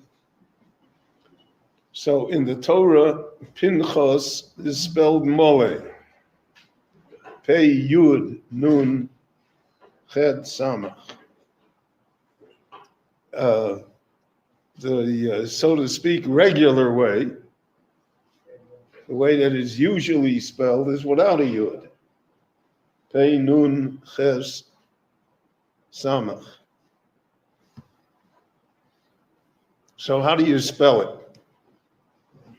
So you say, well, what's the difference? Pinchas is Pinchas. But we have certain rules, for instance, in Gittin. So a get is a very exact instrument, probably the most exact instrument that exists in Jewish law. And because of that, therefore, the name has to be spelled correctly. So what if the husband's name is Pinchas? Do you spell it Mole, Pei Yud Nun Chet Samach? Or do you spell it Pei Nun Chet Samach? And does it make a difference how he spells it? So this is a basic discussion because it doesn't only apply to Pinchas.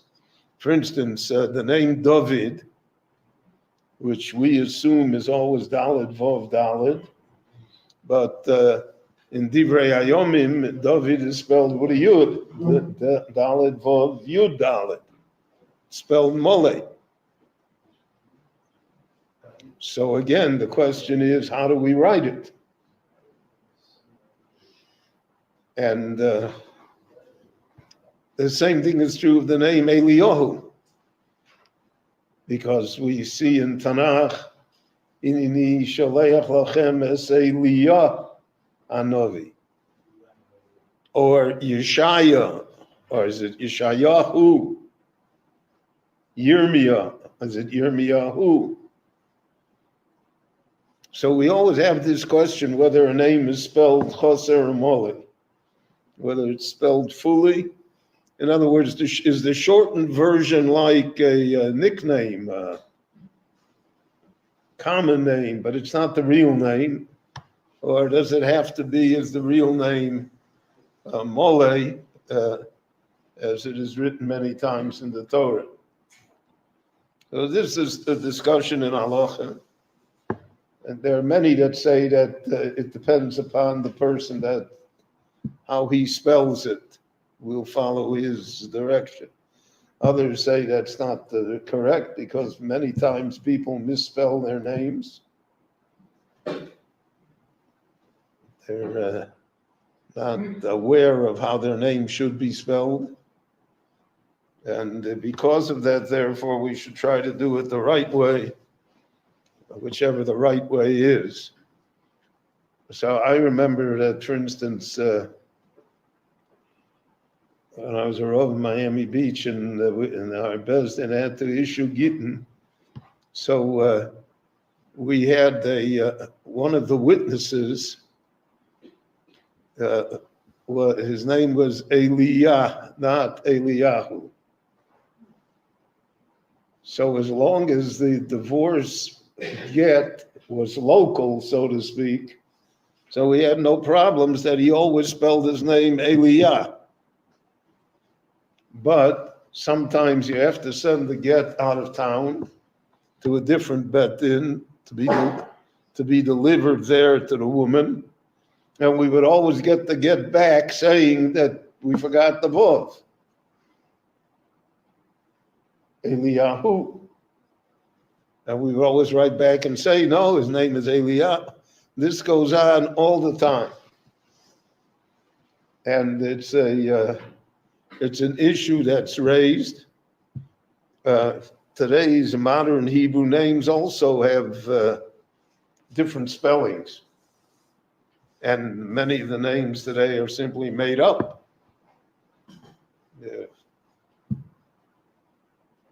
So that's a topic by itself. There are many svarim that do nothing but concentrate on this question of how Hebrew names should be spelled, etc. We also have a rule, it's called the Ravado Bar Ahava rule, that a non-Jewish name, like Yenta or Ita, the last letter should be spelled with an aleph, not with a hey. But if it's a Hebrew name, so then it's spelled with a hey. So that's Rav Ado, which was a Babylonian name. So that's Aleph, Dalet, Aleph. Bar Ahavo, Ahavo is a Hebrew name, and that's spelled with a hey.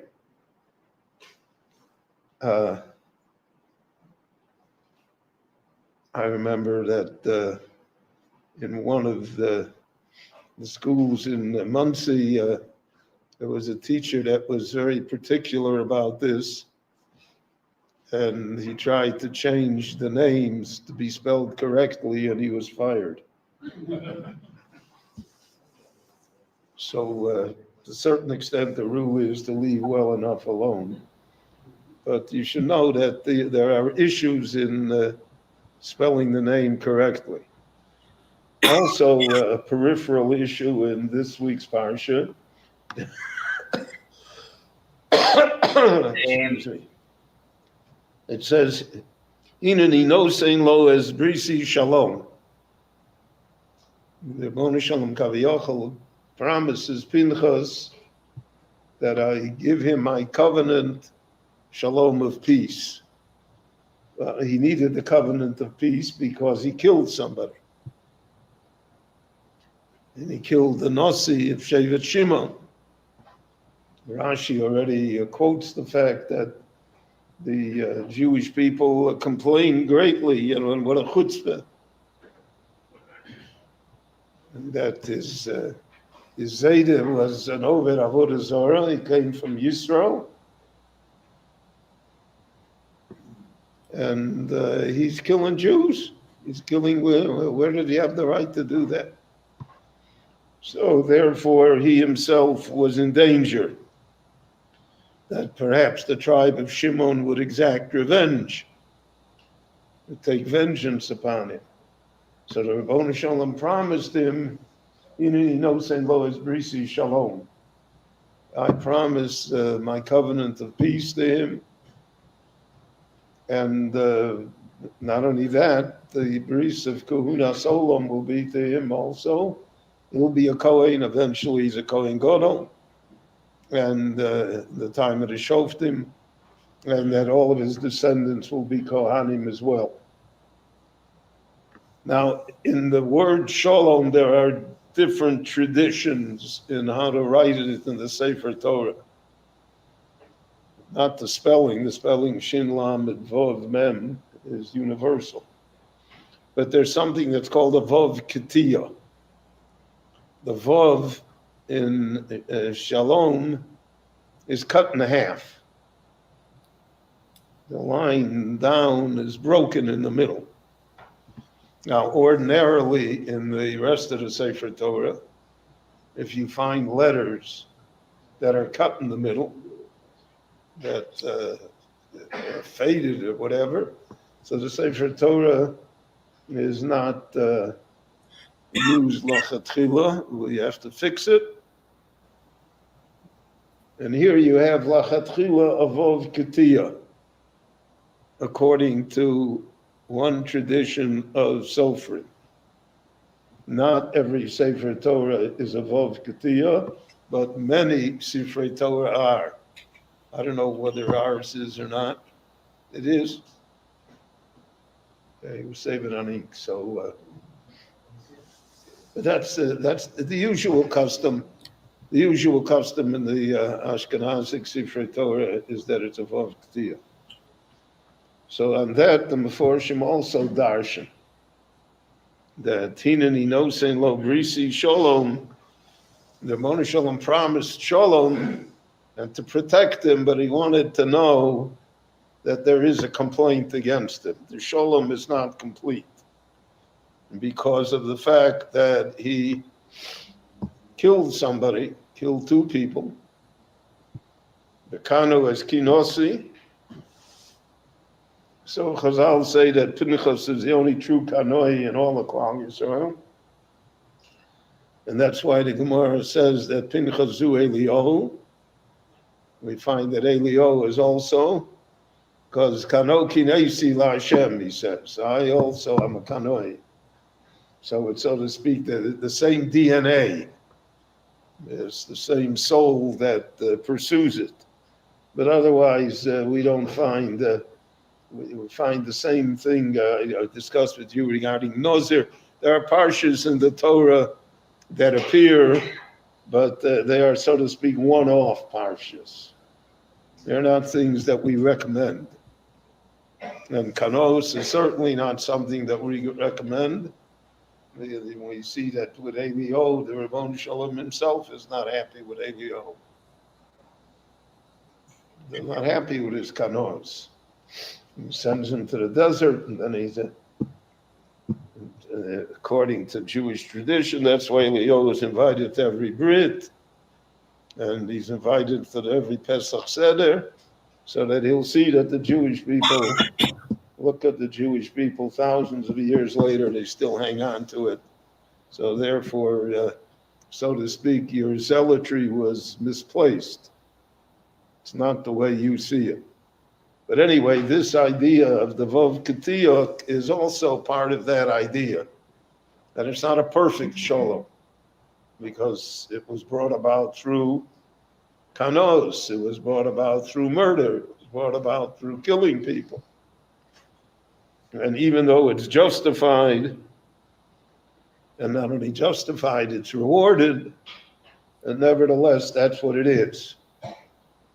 And therefore, there's a discussion with a Kohen that, for instance, was in the army and killed somebody in the line of duty. Should that Kohen continue to be Oleh L'Duchon, to bless the people, because he killed somebody? So all of this is it's not clear to us simply because we had the Hashmonaim, we're Kohanim, and we have Pinchas himself, who becomes the Kohen Gadol. But nevertheless, the issue, the moral issue is present, that the ultimate way of achieving peace is not necessarily through violence and kanos towards others. But in any event, those are side issues that appear in the Parsha. How the name is spelled, how the Vav is complete. But nevertheless, everything in the Torah has meaning, and it has a lesson for us, and we should be aware of it. Rabbi Hanania ben Akash Omer, Otsa Kodesh Baruch Hu Lezakas Israel, Lefichach Hirbo Lahem Torah.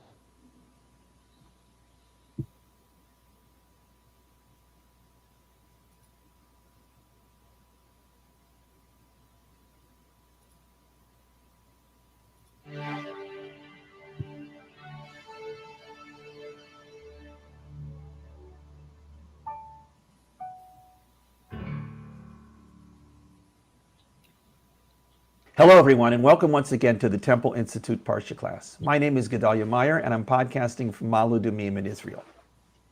The expression, "the buck stops here," was made famous by President Harry Truman. Apparently, it was a sign that Truman had on his desk that served as some sort of perpetual reminder that he and he alone was ultimately responsible for whatever he did as president. He couldn't pass the buck to someone else when he wasn't up for whatever task was upon him. It's clear that the phrase didn't originate with Truman, but it's equally clear that it would not be nearly as well known as it is had he not made it his signature saying. The phrase is fairly interesting. The word buck refers to a knife that was passed around the table in poker games to indicate whose turn it was to deal the cards. A person could pass the buck if they didn't want to deal. The opposite of this, "the buck stops here," suggests that the person involved is ready and willing to take whatever responsibility has come their way. It has become a somewhat popular expression among politicians of all people. It is understood as a declaration of personal responsibility, although it frequently turns out to be nothing more than hot air. It is something that is extremely easy to say, but quite difficult to actually do. Words are cheap. But if somebody were to truly embody this expression, to really take on full responsibility for whatever it is they are accepting responsibility for, that would indeed be impressive. This means no excuses, no blaming somebody else, no attributing failure to extenuating circumstances. It is not easy to imagine such a person in today's political atmosphere. Passing the buck and blaming anything but oneself is so routine and so expected that it is no longer considered such a terrible thing. It is not only in politics that this is the case. In almost every imaginable situation, the natural initial reaction to not living up to one's responsibilities is to find something to blame the failure on. In fact, it is difficult to say in today's world what would be looked upon with more disdain: to accept the blame for one's failure or to blame it on someone or something else. While the first is more honorable, it does admit to the failure, which is a sure sign of heavy criticism coming down the line. The second method at least allows the person involved to squeak out of any blame, since they are not accepting any blame to begin with. This skewed view of personal responsibility is, in my opinion, an indication of the warped values which have infected much of society in our day and age. Personal responsibility was always a hallmark of integrity and honor. If that is now looked upon as a negative to be avoided if possible, it doesn't bode well for the future. This week's Parsha is called Pinchas. This is another Parsha named after a person. Pinchas was somebody whose name came up in passing in the book of Exodus as one of the descendants of Aaron, the high priest. He is not mentioned again until the end of last week's Parsha, when he has his moment of glory. This week's Parsha starts off with the follow-up of the events at the end of last week's. Although his name only comes up once in this Parsha, in the second verse, that is enough to grant him the rare honor of having a Parsha named after him. But it's to last week's Parsha that we have to go to understand what he did to deserve this honor. There was a fairly traumatic scene at the end of the Parsha following all the prophetic declarations of the prophet Bilam. It seems that many of the Israelites allowed themselves to be seduced by the women of Moab. Why this abject sign of moral failure happened at this point is left unclear. Their failure was not limited to sexual matters, however. These women invited them to engage in the idolatrous practices of the Moabite nation, an absolute spiritual disaster for the Israelites of the Bible. But they fell for the trap, and the catastrophe had to play out. God told Moshe to mobilize some sort of public display of God's wrath to quell the disaster. The leaders would be the ones to suffer consequences of this moral failure. But the plan never came to fruition because some inability to act that struck those who could have dealt out this punishment. While all this was taking place, an Israelite brought a woman from Midian right smack into the middle of the encampment, right in front of Moshe and everybody else, to apparently engage in some blatant sexual relations. At this point, Pinchas enters the story. The key quote in the story goes as follows. Pinchas, the son of Eleazar, the son of Aaron the high priest, arose from the assembly and took a spear in his hand. He followed after the Israelite man into the inner region, and he impaled both of them, the Israelite man and the woman, in their inner parts, and the affliction ceased among the Israelites. This was the only time the name of Pinchas is mentioned in the story. The Parsha concludes with the statement that a total of 24,000 people died as a result of this whole calamity. This week's Parsha begins, quote, God spoke to Moshe saying, Pinchas, the son of Eleazar, the son of Aaron the priest, reversed my wrath from among the Israelites when I zealously took up the cause among them, and I didn't destroy the Israelites in my zeal. While he later became a somewhat major figure in the book of Joshua, his role in this story is over, and he's only mentioned once more in the rest of the books of the Torah. But these two citations of his name were enough to assure him of eternal fame in Judaism. What did he do that was so great? It is true that he was the man of the hour in staving off the divine wrath over this serious breach of morality, but it is nothing really more than a passing incident. This sort of thing seems to happen every other week in the book of Numbers. Even in the Parsha named after him, he is not a particularly significant figure. He saw what needed to be done, and he did it.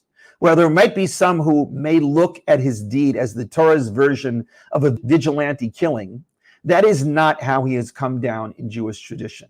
He is looked upon as the classic hero, the person who rose up at the right moment to do what needed doing and what nobody else was willing to do.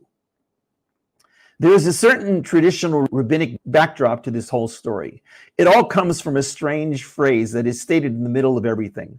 Moshe had asked the judges to handle the killing of the leaders of the sexual rebellion, but their apparent inaction gave this Israelite man the opportunity to do what he did, that in turn resulted in Pinchas's heroism. That strange phrase states that, quote, they were crying in front of the tent of convocation. It is unclear in the text who exactly was crying and why. Some say it was all those involved who should have been taking charge, including Moshe. In other words, Moshe himself was paralyzed by this brazen impropriety and couldn't act. At that point, Pinchas entered the scene and reminded him of an obscure law that is not stated anywhere in the written text of the Bible. This law applied precisely to this very situation was happening right in front of everyone. The law allowed for a particularly zealous individual who was outraged by what was happening to take matters into his or her own hands and stop the incident in its tracks. In other words, this law allowed for vigilantism in this precise situation. Pinchas reminded Moshe of this obscure law. Moshe, instead of acting upon it, as we might expect, told Pinchas that, quote, the carrier of the message should deliver it. This rabbinic phrase means that the fine print of the law was that it was only that person who remembered that this was indeed the law who could actually carry out the deed. To be a genuine vigilante, one had to be moved by the moment. Anything else, in being reminded of the need to be a vigilante, was not sufficient. This additional rabbinic backdrop really clues us in on why Pinchas is considered such a hero. While he did the deed that stemmed off the brewing disaster, that was not all that he did. He also was the only one who was able to maintain a clear enough mind when everything was reaching a climax to know what precisely needed to be done. This fact alone is what qualified him for the status of the Torah's version of a vigilante. Anybody else, including Moshe, could not have risen to this moment for the reason that they didn't maintain the awareness that this was the proper thing to do. There was no message for Pinchas to deliver to anybody. The message was the act itself, which only he could do because only he remembered the message. There is an ironic subtext to all this that has some bearing on the idea of passing the buck, and the buck stops here. Could we say that all those others who witnessed this whole thing and essentially sat back and did nothing passed the buck? The answer, perhaps surprisingly, is no. They really didn't know what to do. They were paralyzed with inaction. Perhaps their crying was a symptom of this paralysis in that they sensed that they weren't living up to their responsibilities but couldn't do anything about it. But it was their unawareness of what needed to be done that spared them the guilt of passing the buck. It was only Pinchas, the single person who was aware, who could claim the right to say, the buck stops here. It is not just anyone who can ascend to that level of responsibility. Only those who truly understand what needs to be done can also understand that it is incumbent upon them and them alone to do it. Knowledge is responsibility. Ignorance, as limiting and as ignorant as it is, can be a form of moral bliss. If one doesn't really get the needs of the hour, one cannot truly be responsible for implementing them. To be able to say the buck stops here and to live according to that claim is to truly know the situation. Pinchas, of all those people who witnessed that incident, was the only one who really got it. The others saw but somehow missed something essential. Moshe really told Pinchas, when he reminded Moshe of that obscure law, that the buck could only stop with Pinchas. Sometimes this is the way things have to be. We may only have a few opportunities in the course of our lives to play the role of a Pinchas. This may be because we simply rarely encounter such a situation, or it may be because we lack the awareness right at that moment of what needs to be done. But when the moment arises and when we find ourselves in the position to know what to do and that we alone have somehow been chosen to do it, we have to act. There can be no passing the buck when fate calls upon us to act. Shabbat Shalom.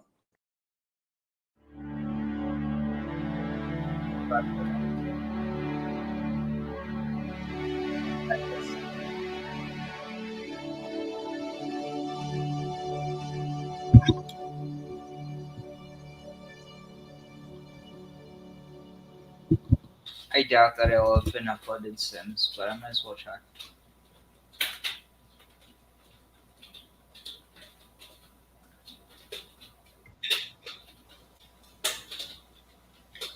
No, alright, so,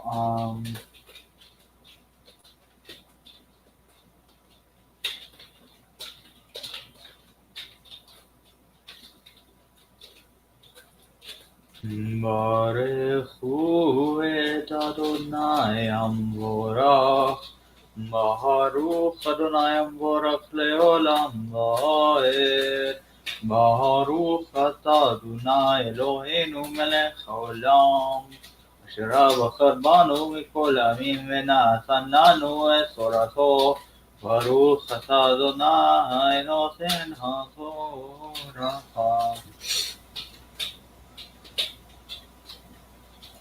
so,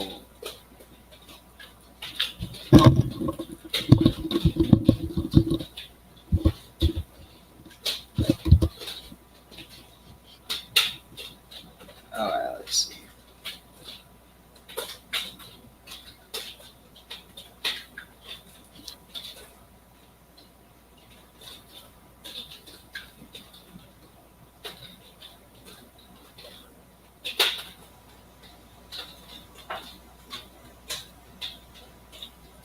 Okay, so we're on.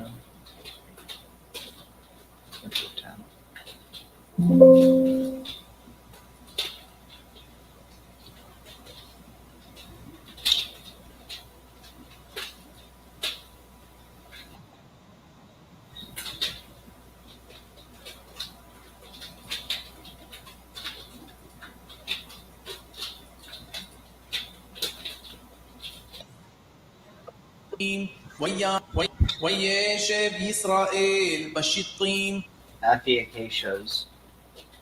ويحل هعام لزنوث البنوث مؤاف والتقرين العام للذبحي إلهين ويوخل هعام ويشتاقوا لإلهين ويصامد إسرائيل לבעל פעור ויחרף אדוני בישראל ויאמר אדוני אל משה קח את כל ראשי העם והוקע אותם לאדוני נגד השמש וישוב חרון אף אדוני בישראל ויאמר משה אל שופטי ישראל הלכו איש אנשיו הנצמדים לבעל פעור והנה איש מבני ישראל בא ויטרף אל אחיו את המדיינית לעיני משה ולעיני כל עדת בני ישראל והם בוכים פתח אוהל מועד וירא פינחס בן אלעזר בן אהרון הכהן ישראל בא ויטרף אל אחיו את המדיינית לעיני משה ולעיני כל עדת בני ישראל והם בוכים פתח אוהל ולעיני כל עדת בני ישראל והם בוכים פתח אוהל מועד וירא פינחס בן אלעזר בן אהרון הכהן ויקום מתוך העדה ויקח רומח בידו ויבוא אחד איש ישראל אל הקופה וידקור את שנן את איש ישראל ואת האישה אל קובתה ותעצר המגפה מעל בני ישראל ויהיו המתים במגפה 24 המתים במגפה 24 א' וידבר אדוני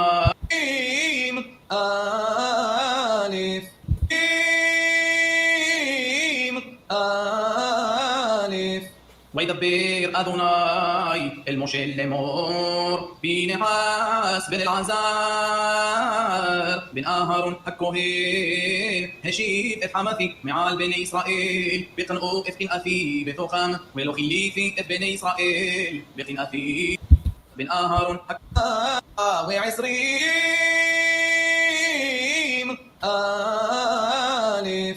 וידבר אדוני אל משה לאמור פינחס בן אלעזר בן אהרון הכהן השיב את חמתי מעל בני ישראל וקנאו את קנאתי בתוכם ולא כיליתי את בני ישראל בקנאתי לכן אמור הנני נותן לו את בריתי שלום وهايثان له ولزرع أحرام بريث كهنات عولم تاحت أشير إني ليلها ويخبر على بني إسرائيل وشم إيش إسرائيل همكي أشير هكا إثم مديانيت زمري بن سالو نسيف آب الشمعوني وشم هائشان همكا هم مديانيت كذبي بتصور روش أمه בית אב במדיין הוא וידבר אדוני אל משה לאמור צרור את המדיינים והכיתם אותם כי צוררים הם לכם ונכליהם אשר נתקלו לכם על דבר פעור ועל דבר كسبي بثنسي مديان أحوثام همكا بيوم هم كيفا على دبر بيعور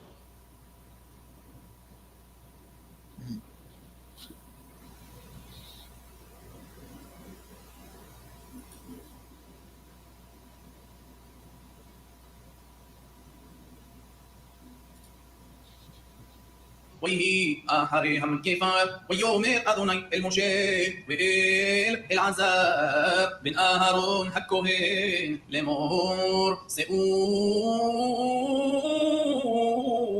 اثروش كل عدد بني إسرائيل مبين 20 سنة ومعلى لفت أبو ثام ويوصي صبا بإسرائيل وإذا بير مشير والعذاب الكوهين أثام بعربوث مؤاب على اليردين يريحوا لمور مبين 20 سنة ومعلى كأشير سوى أذناي إثموشي وبني إسرائيل أيوصيين مئرس مصرايم رؤوبين بخور إسرائيل بني رؤوبين حنوخ مشباحة حنوخي لفلو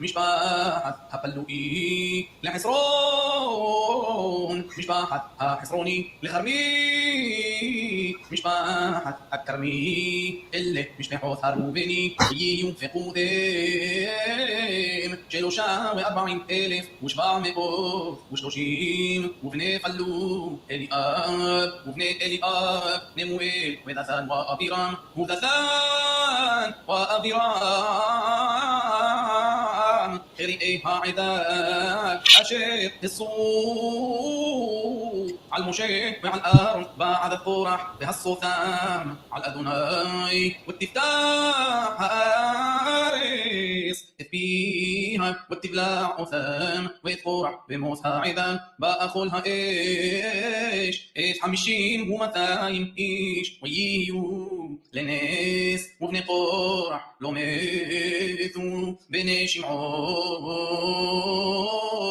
شمعون لمش بحوثام للمويل مش باحت هنمو إيدي ليمين مش باحت هياميني ليخين مش باحت هياخيني لزيرة مش باحت هزحي لشاؤول مش باحت هالشاؤولي اللي مش بحوث هالشمعوني شنايم 20,000 ومتايم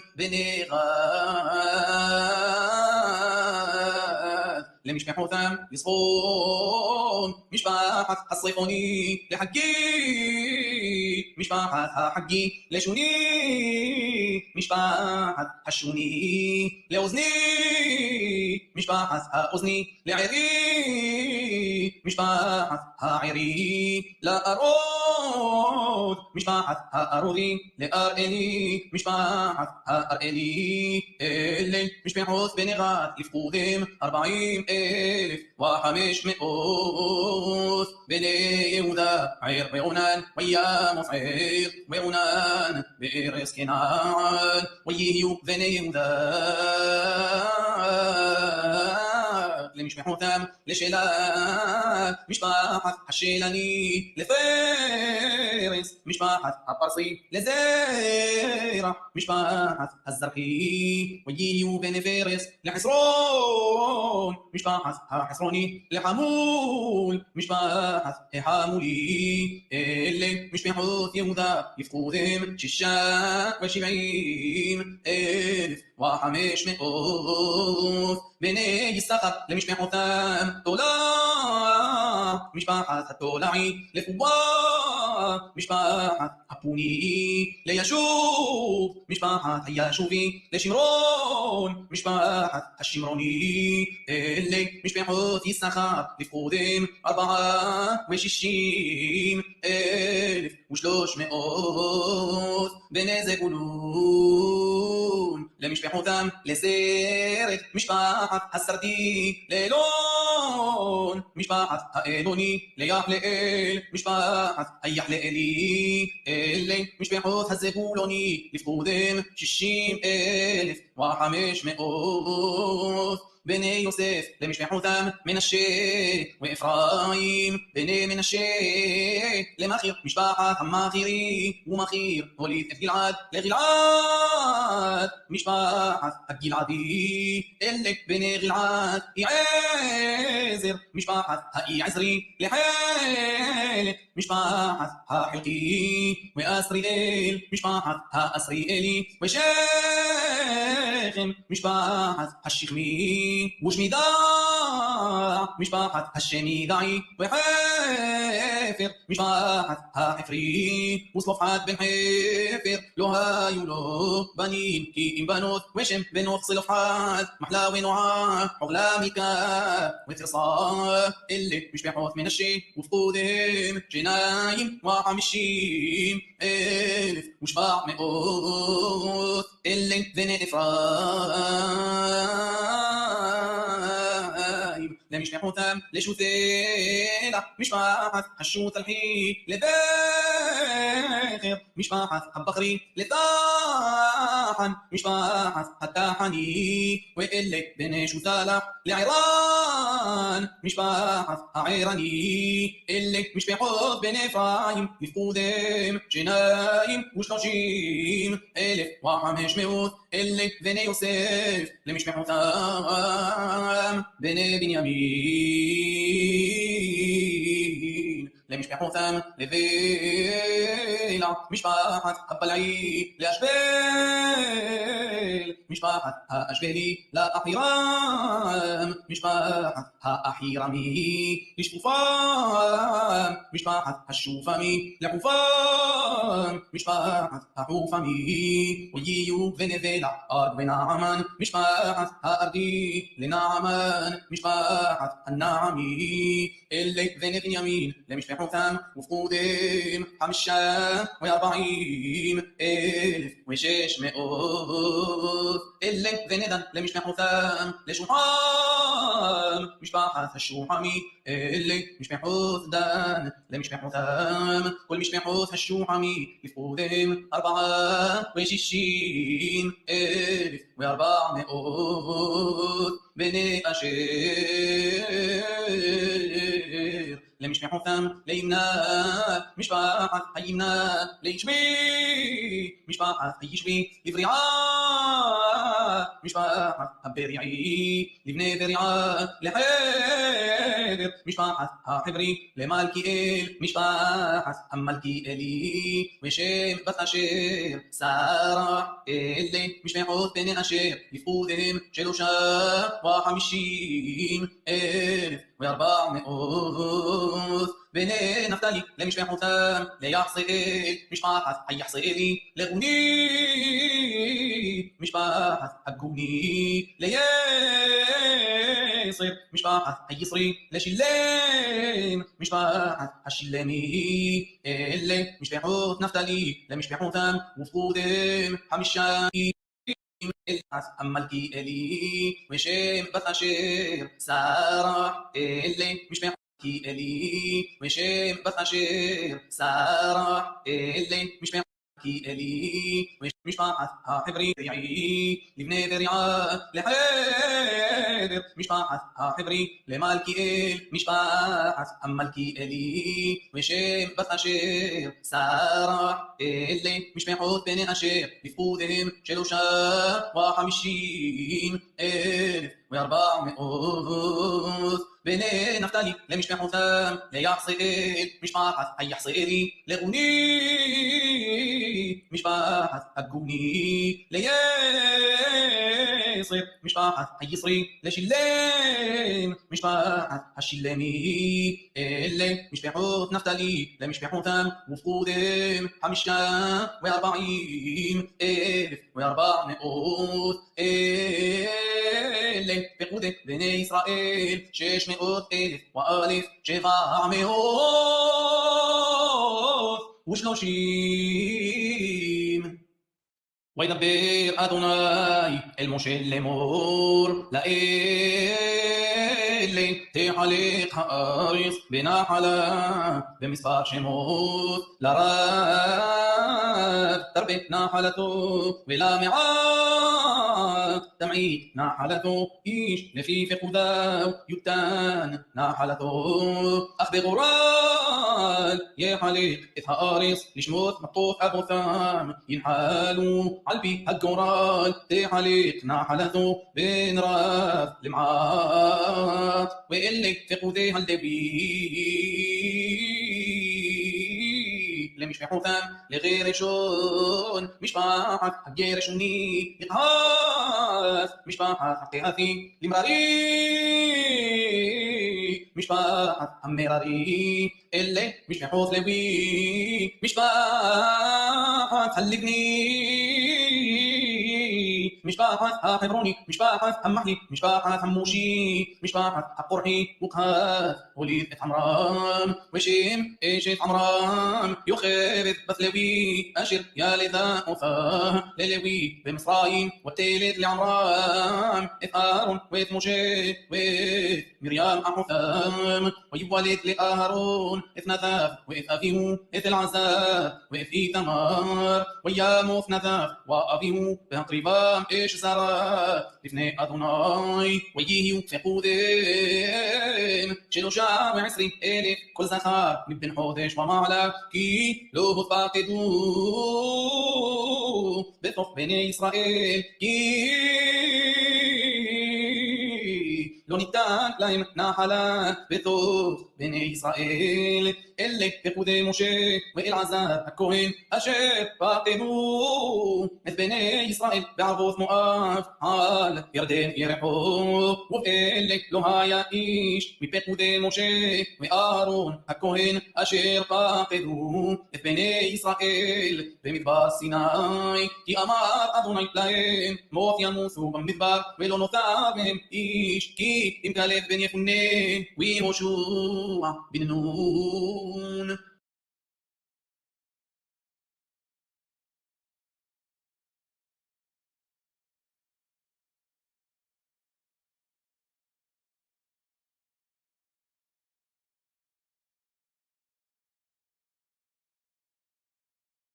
واتقرافنا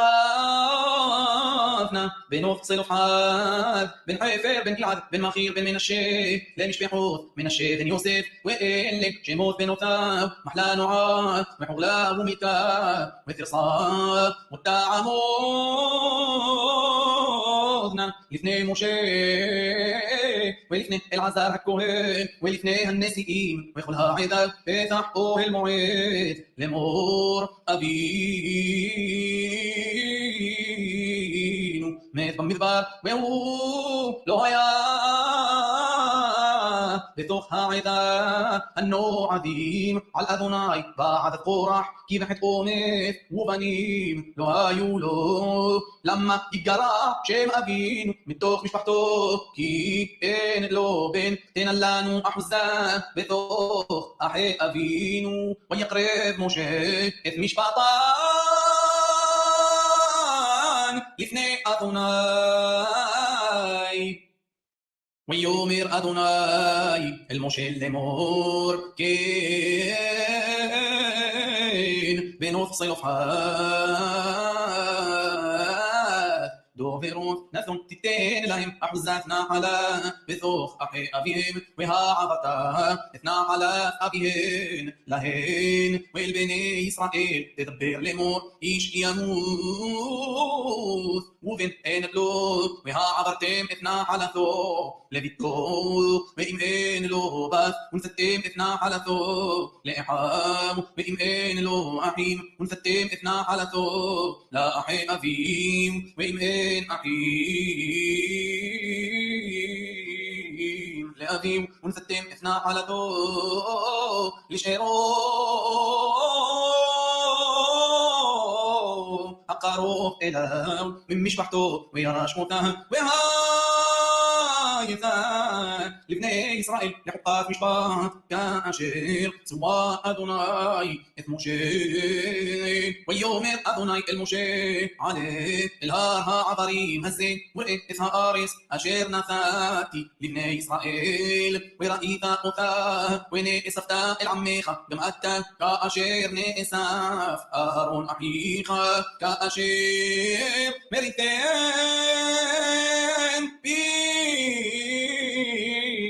במדבר סין במריבת העדה להקדישני במים לעינים הם ממריבת קדש מדבר סין וידבר משה אל אדוני לאמור יפקוד אדוני אלוהי הרוחות לכל בשר איש על העדה אשר יעשה לפניהם ואשר יבוא לפניהם ואשר יוסיפם ואשר יביאם ולא תהיה עדת אדוני כסון אשר אין להם רועה ויאמר אדוני אל משה קח לך את יהושע בן נון איש אשר רוח בו וסמכת את ידך עליו והעמדת אותו לפני אלעזר הכהן ולפני כל העדה וסווית אותו לעיניהם ונתת מהודך עליו למען ישמעו כל עדת בני ישראל ולפני אלעזר הכהן יעמוד ושאל לו במשפט האורים לפני אדוני על פיו יזרעו ועל פיו יבואו וכל בני ישראל איתו וכל העדה ויעש משה כאשר צווה אדוני אותו ויקח את יהושע ויעמידהו לפני אלעזר הכהן ולפני כל העדה ויסמוך את ידיו עליו ויסווהו כאשר דיבר אדוני ביד משה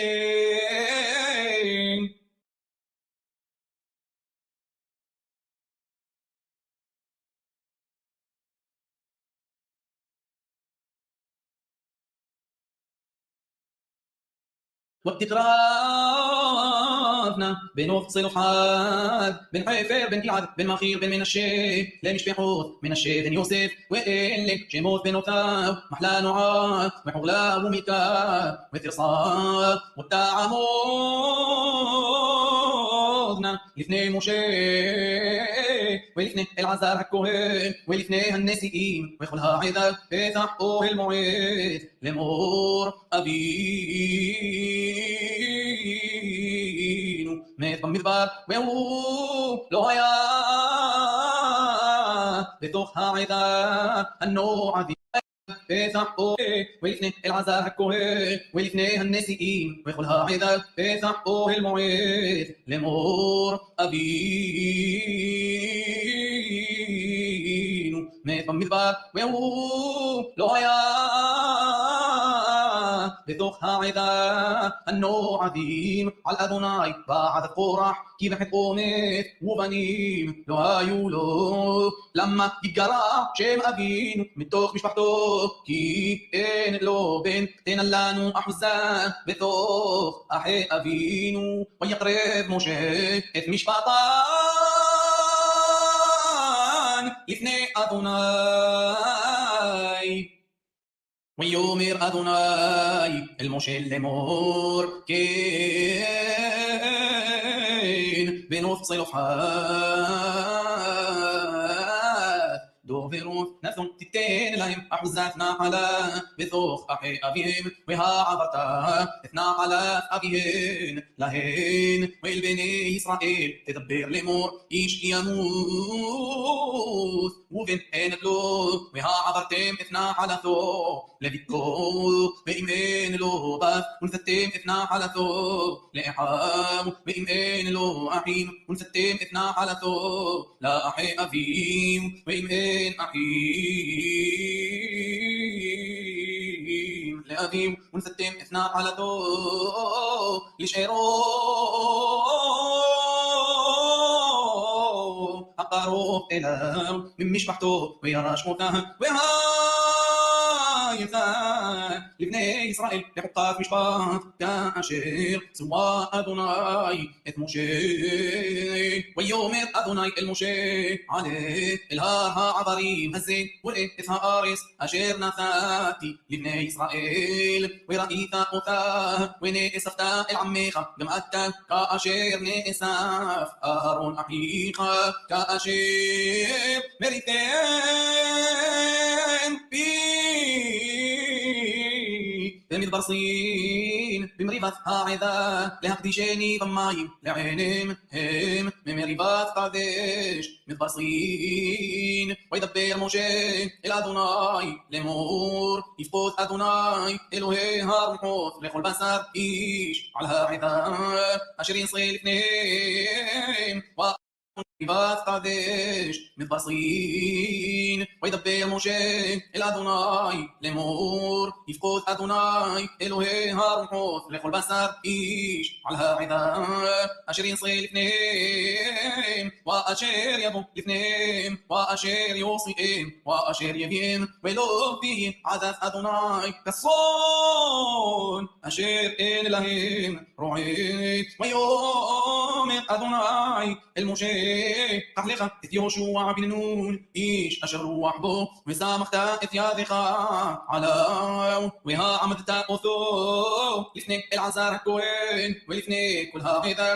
וסווית אותו לעיניהם ונתת מהודך עליו למען ישמעו כל עדת בני ישראל ולפני אלעזר הכהן יעמוד כל עדת בני ישראל ולפני עליו למען ישמעו כל עדת בני ישראל נתת מהודך עליו למען ישמעו כל עדת בני ישראל נתת מהודך עליו למען ישמעו כל עדת בני ישראל ולפני אלעזר למען ישמעו כל עדת בני ישראל ולפני אלעזר הכהן יעמוד כל עדת בני ונתת מהודך עליו למען ישמעו כל עדת בני ישראל מהודך עליו למען ישמעו כל עדת בני ישראל ולפני אלעזר הכהן יעמוד ושאל לו במשפט האורים לפני אדוני על פיו יזרעו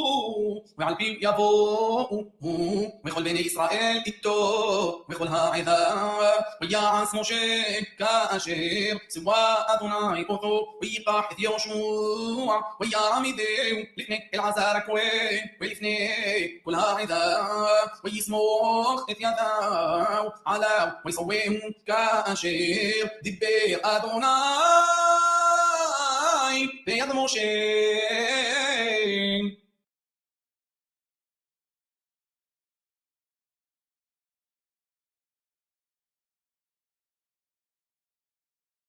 וידבר אדוני אל משה לאמור צו את בני ישראל ואמרת עליהם את קורבני לחמי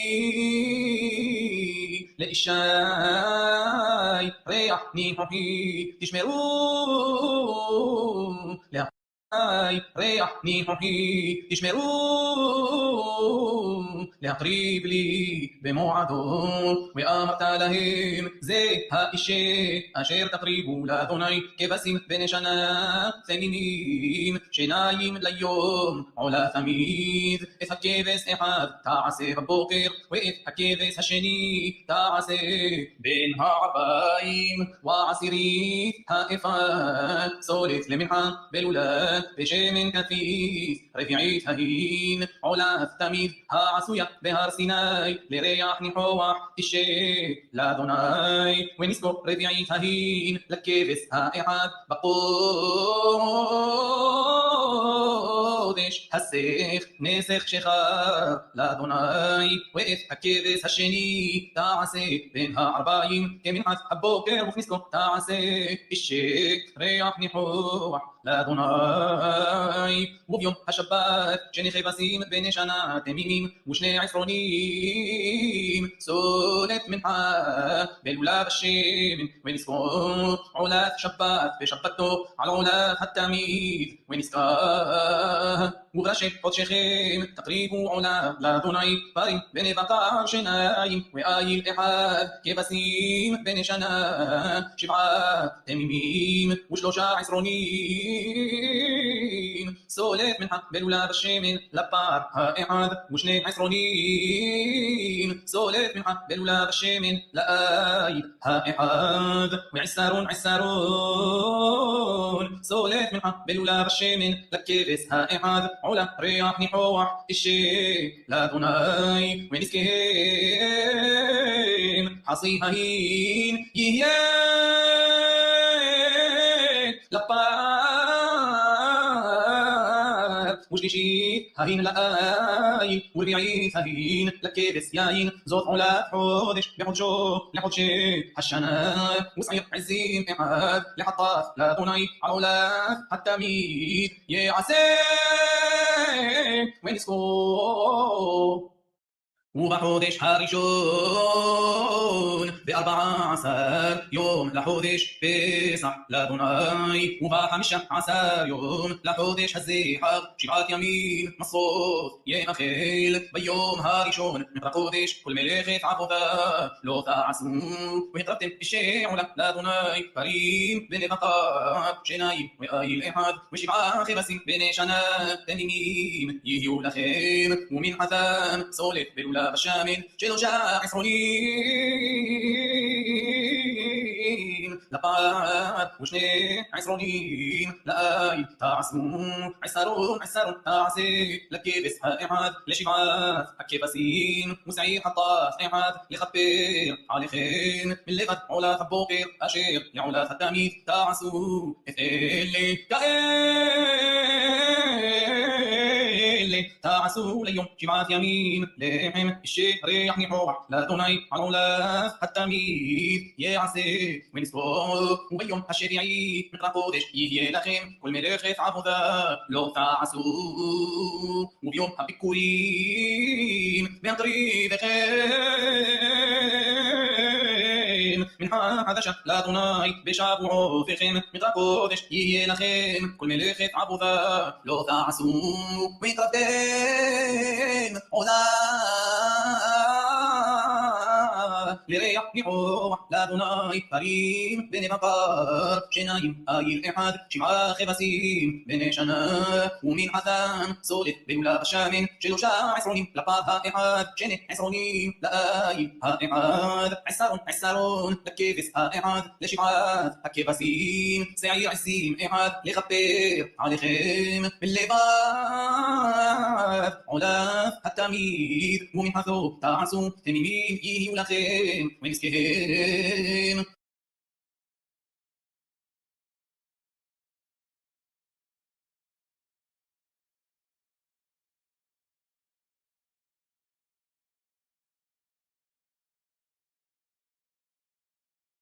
ובחודש השביעי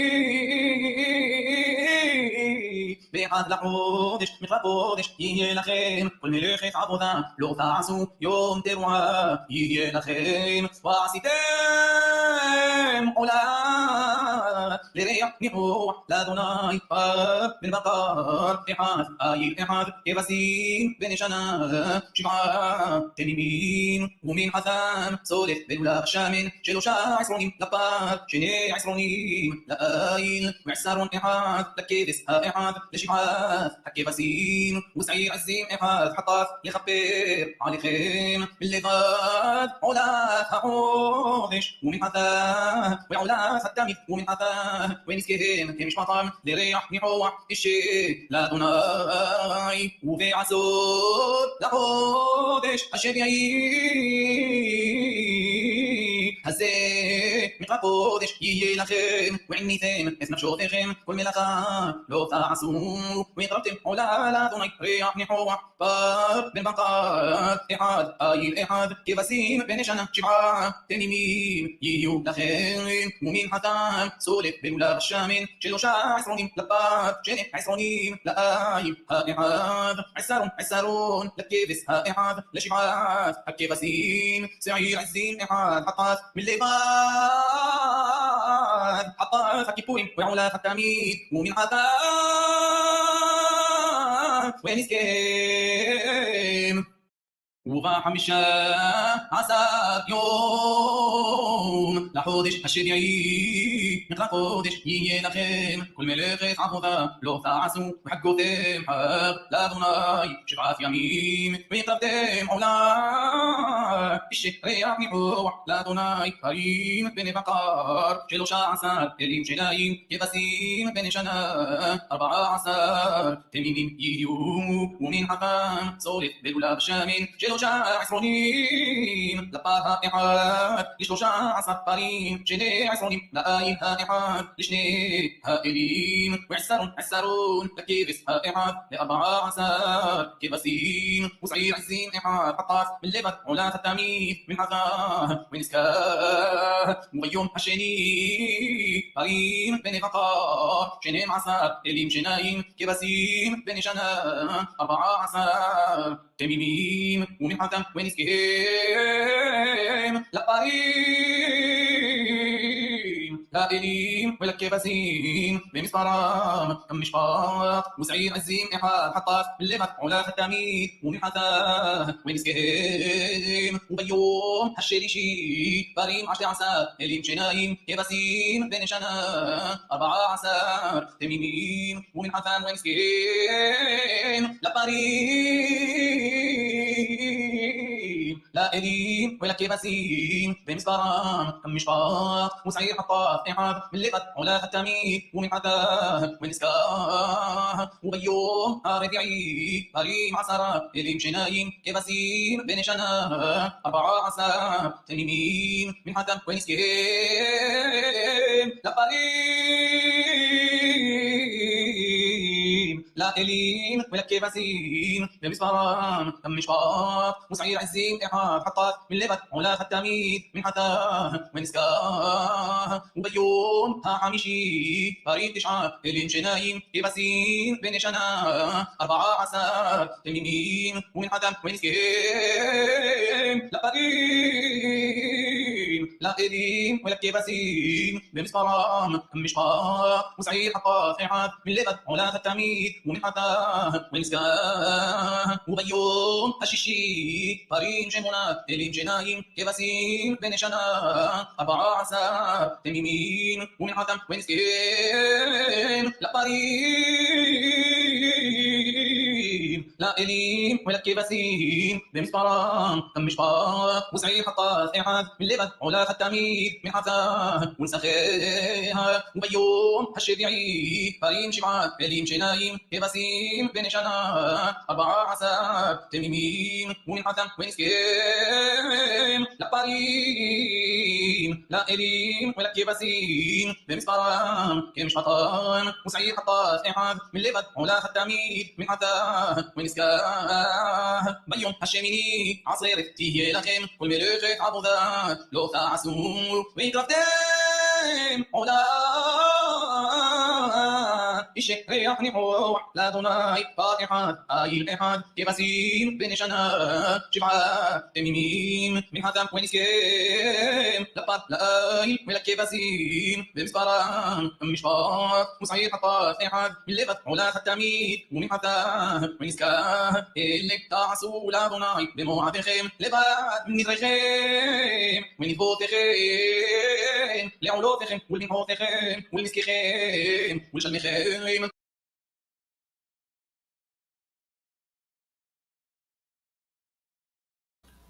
All right. So let's see. Is that that's 29. So on that note, Baruch atah Adonai Eloheinu melech haolam asher natan lanu torat emet v'chayei olam natan betochenu Baruch atah Adonai noten haTorah.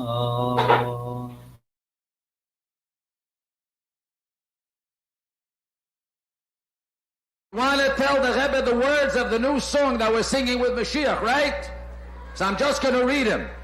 Am Yisrael, have no fear.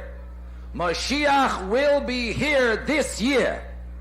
We want Mashiach now. We don't want to wait. Okay?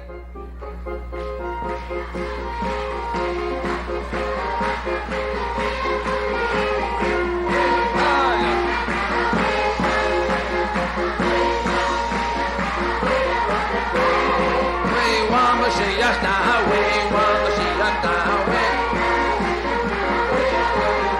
Oh yeah, I'm your soil, have no fear, Moshiach will be this year. I'm your soil, have no fear, Moshiach will be here this year. We want Mashiach now, we want Mashiach now, we don't run away. We want Mashiach now, we.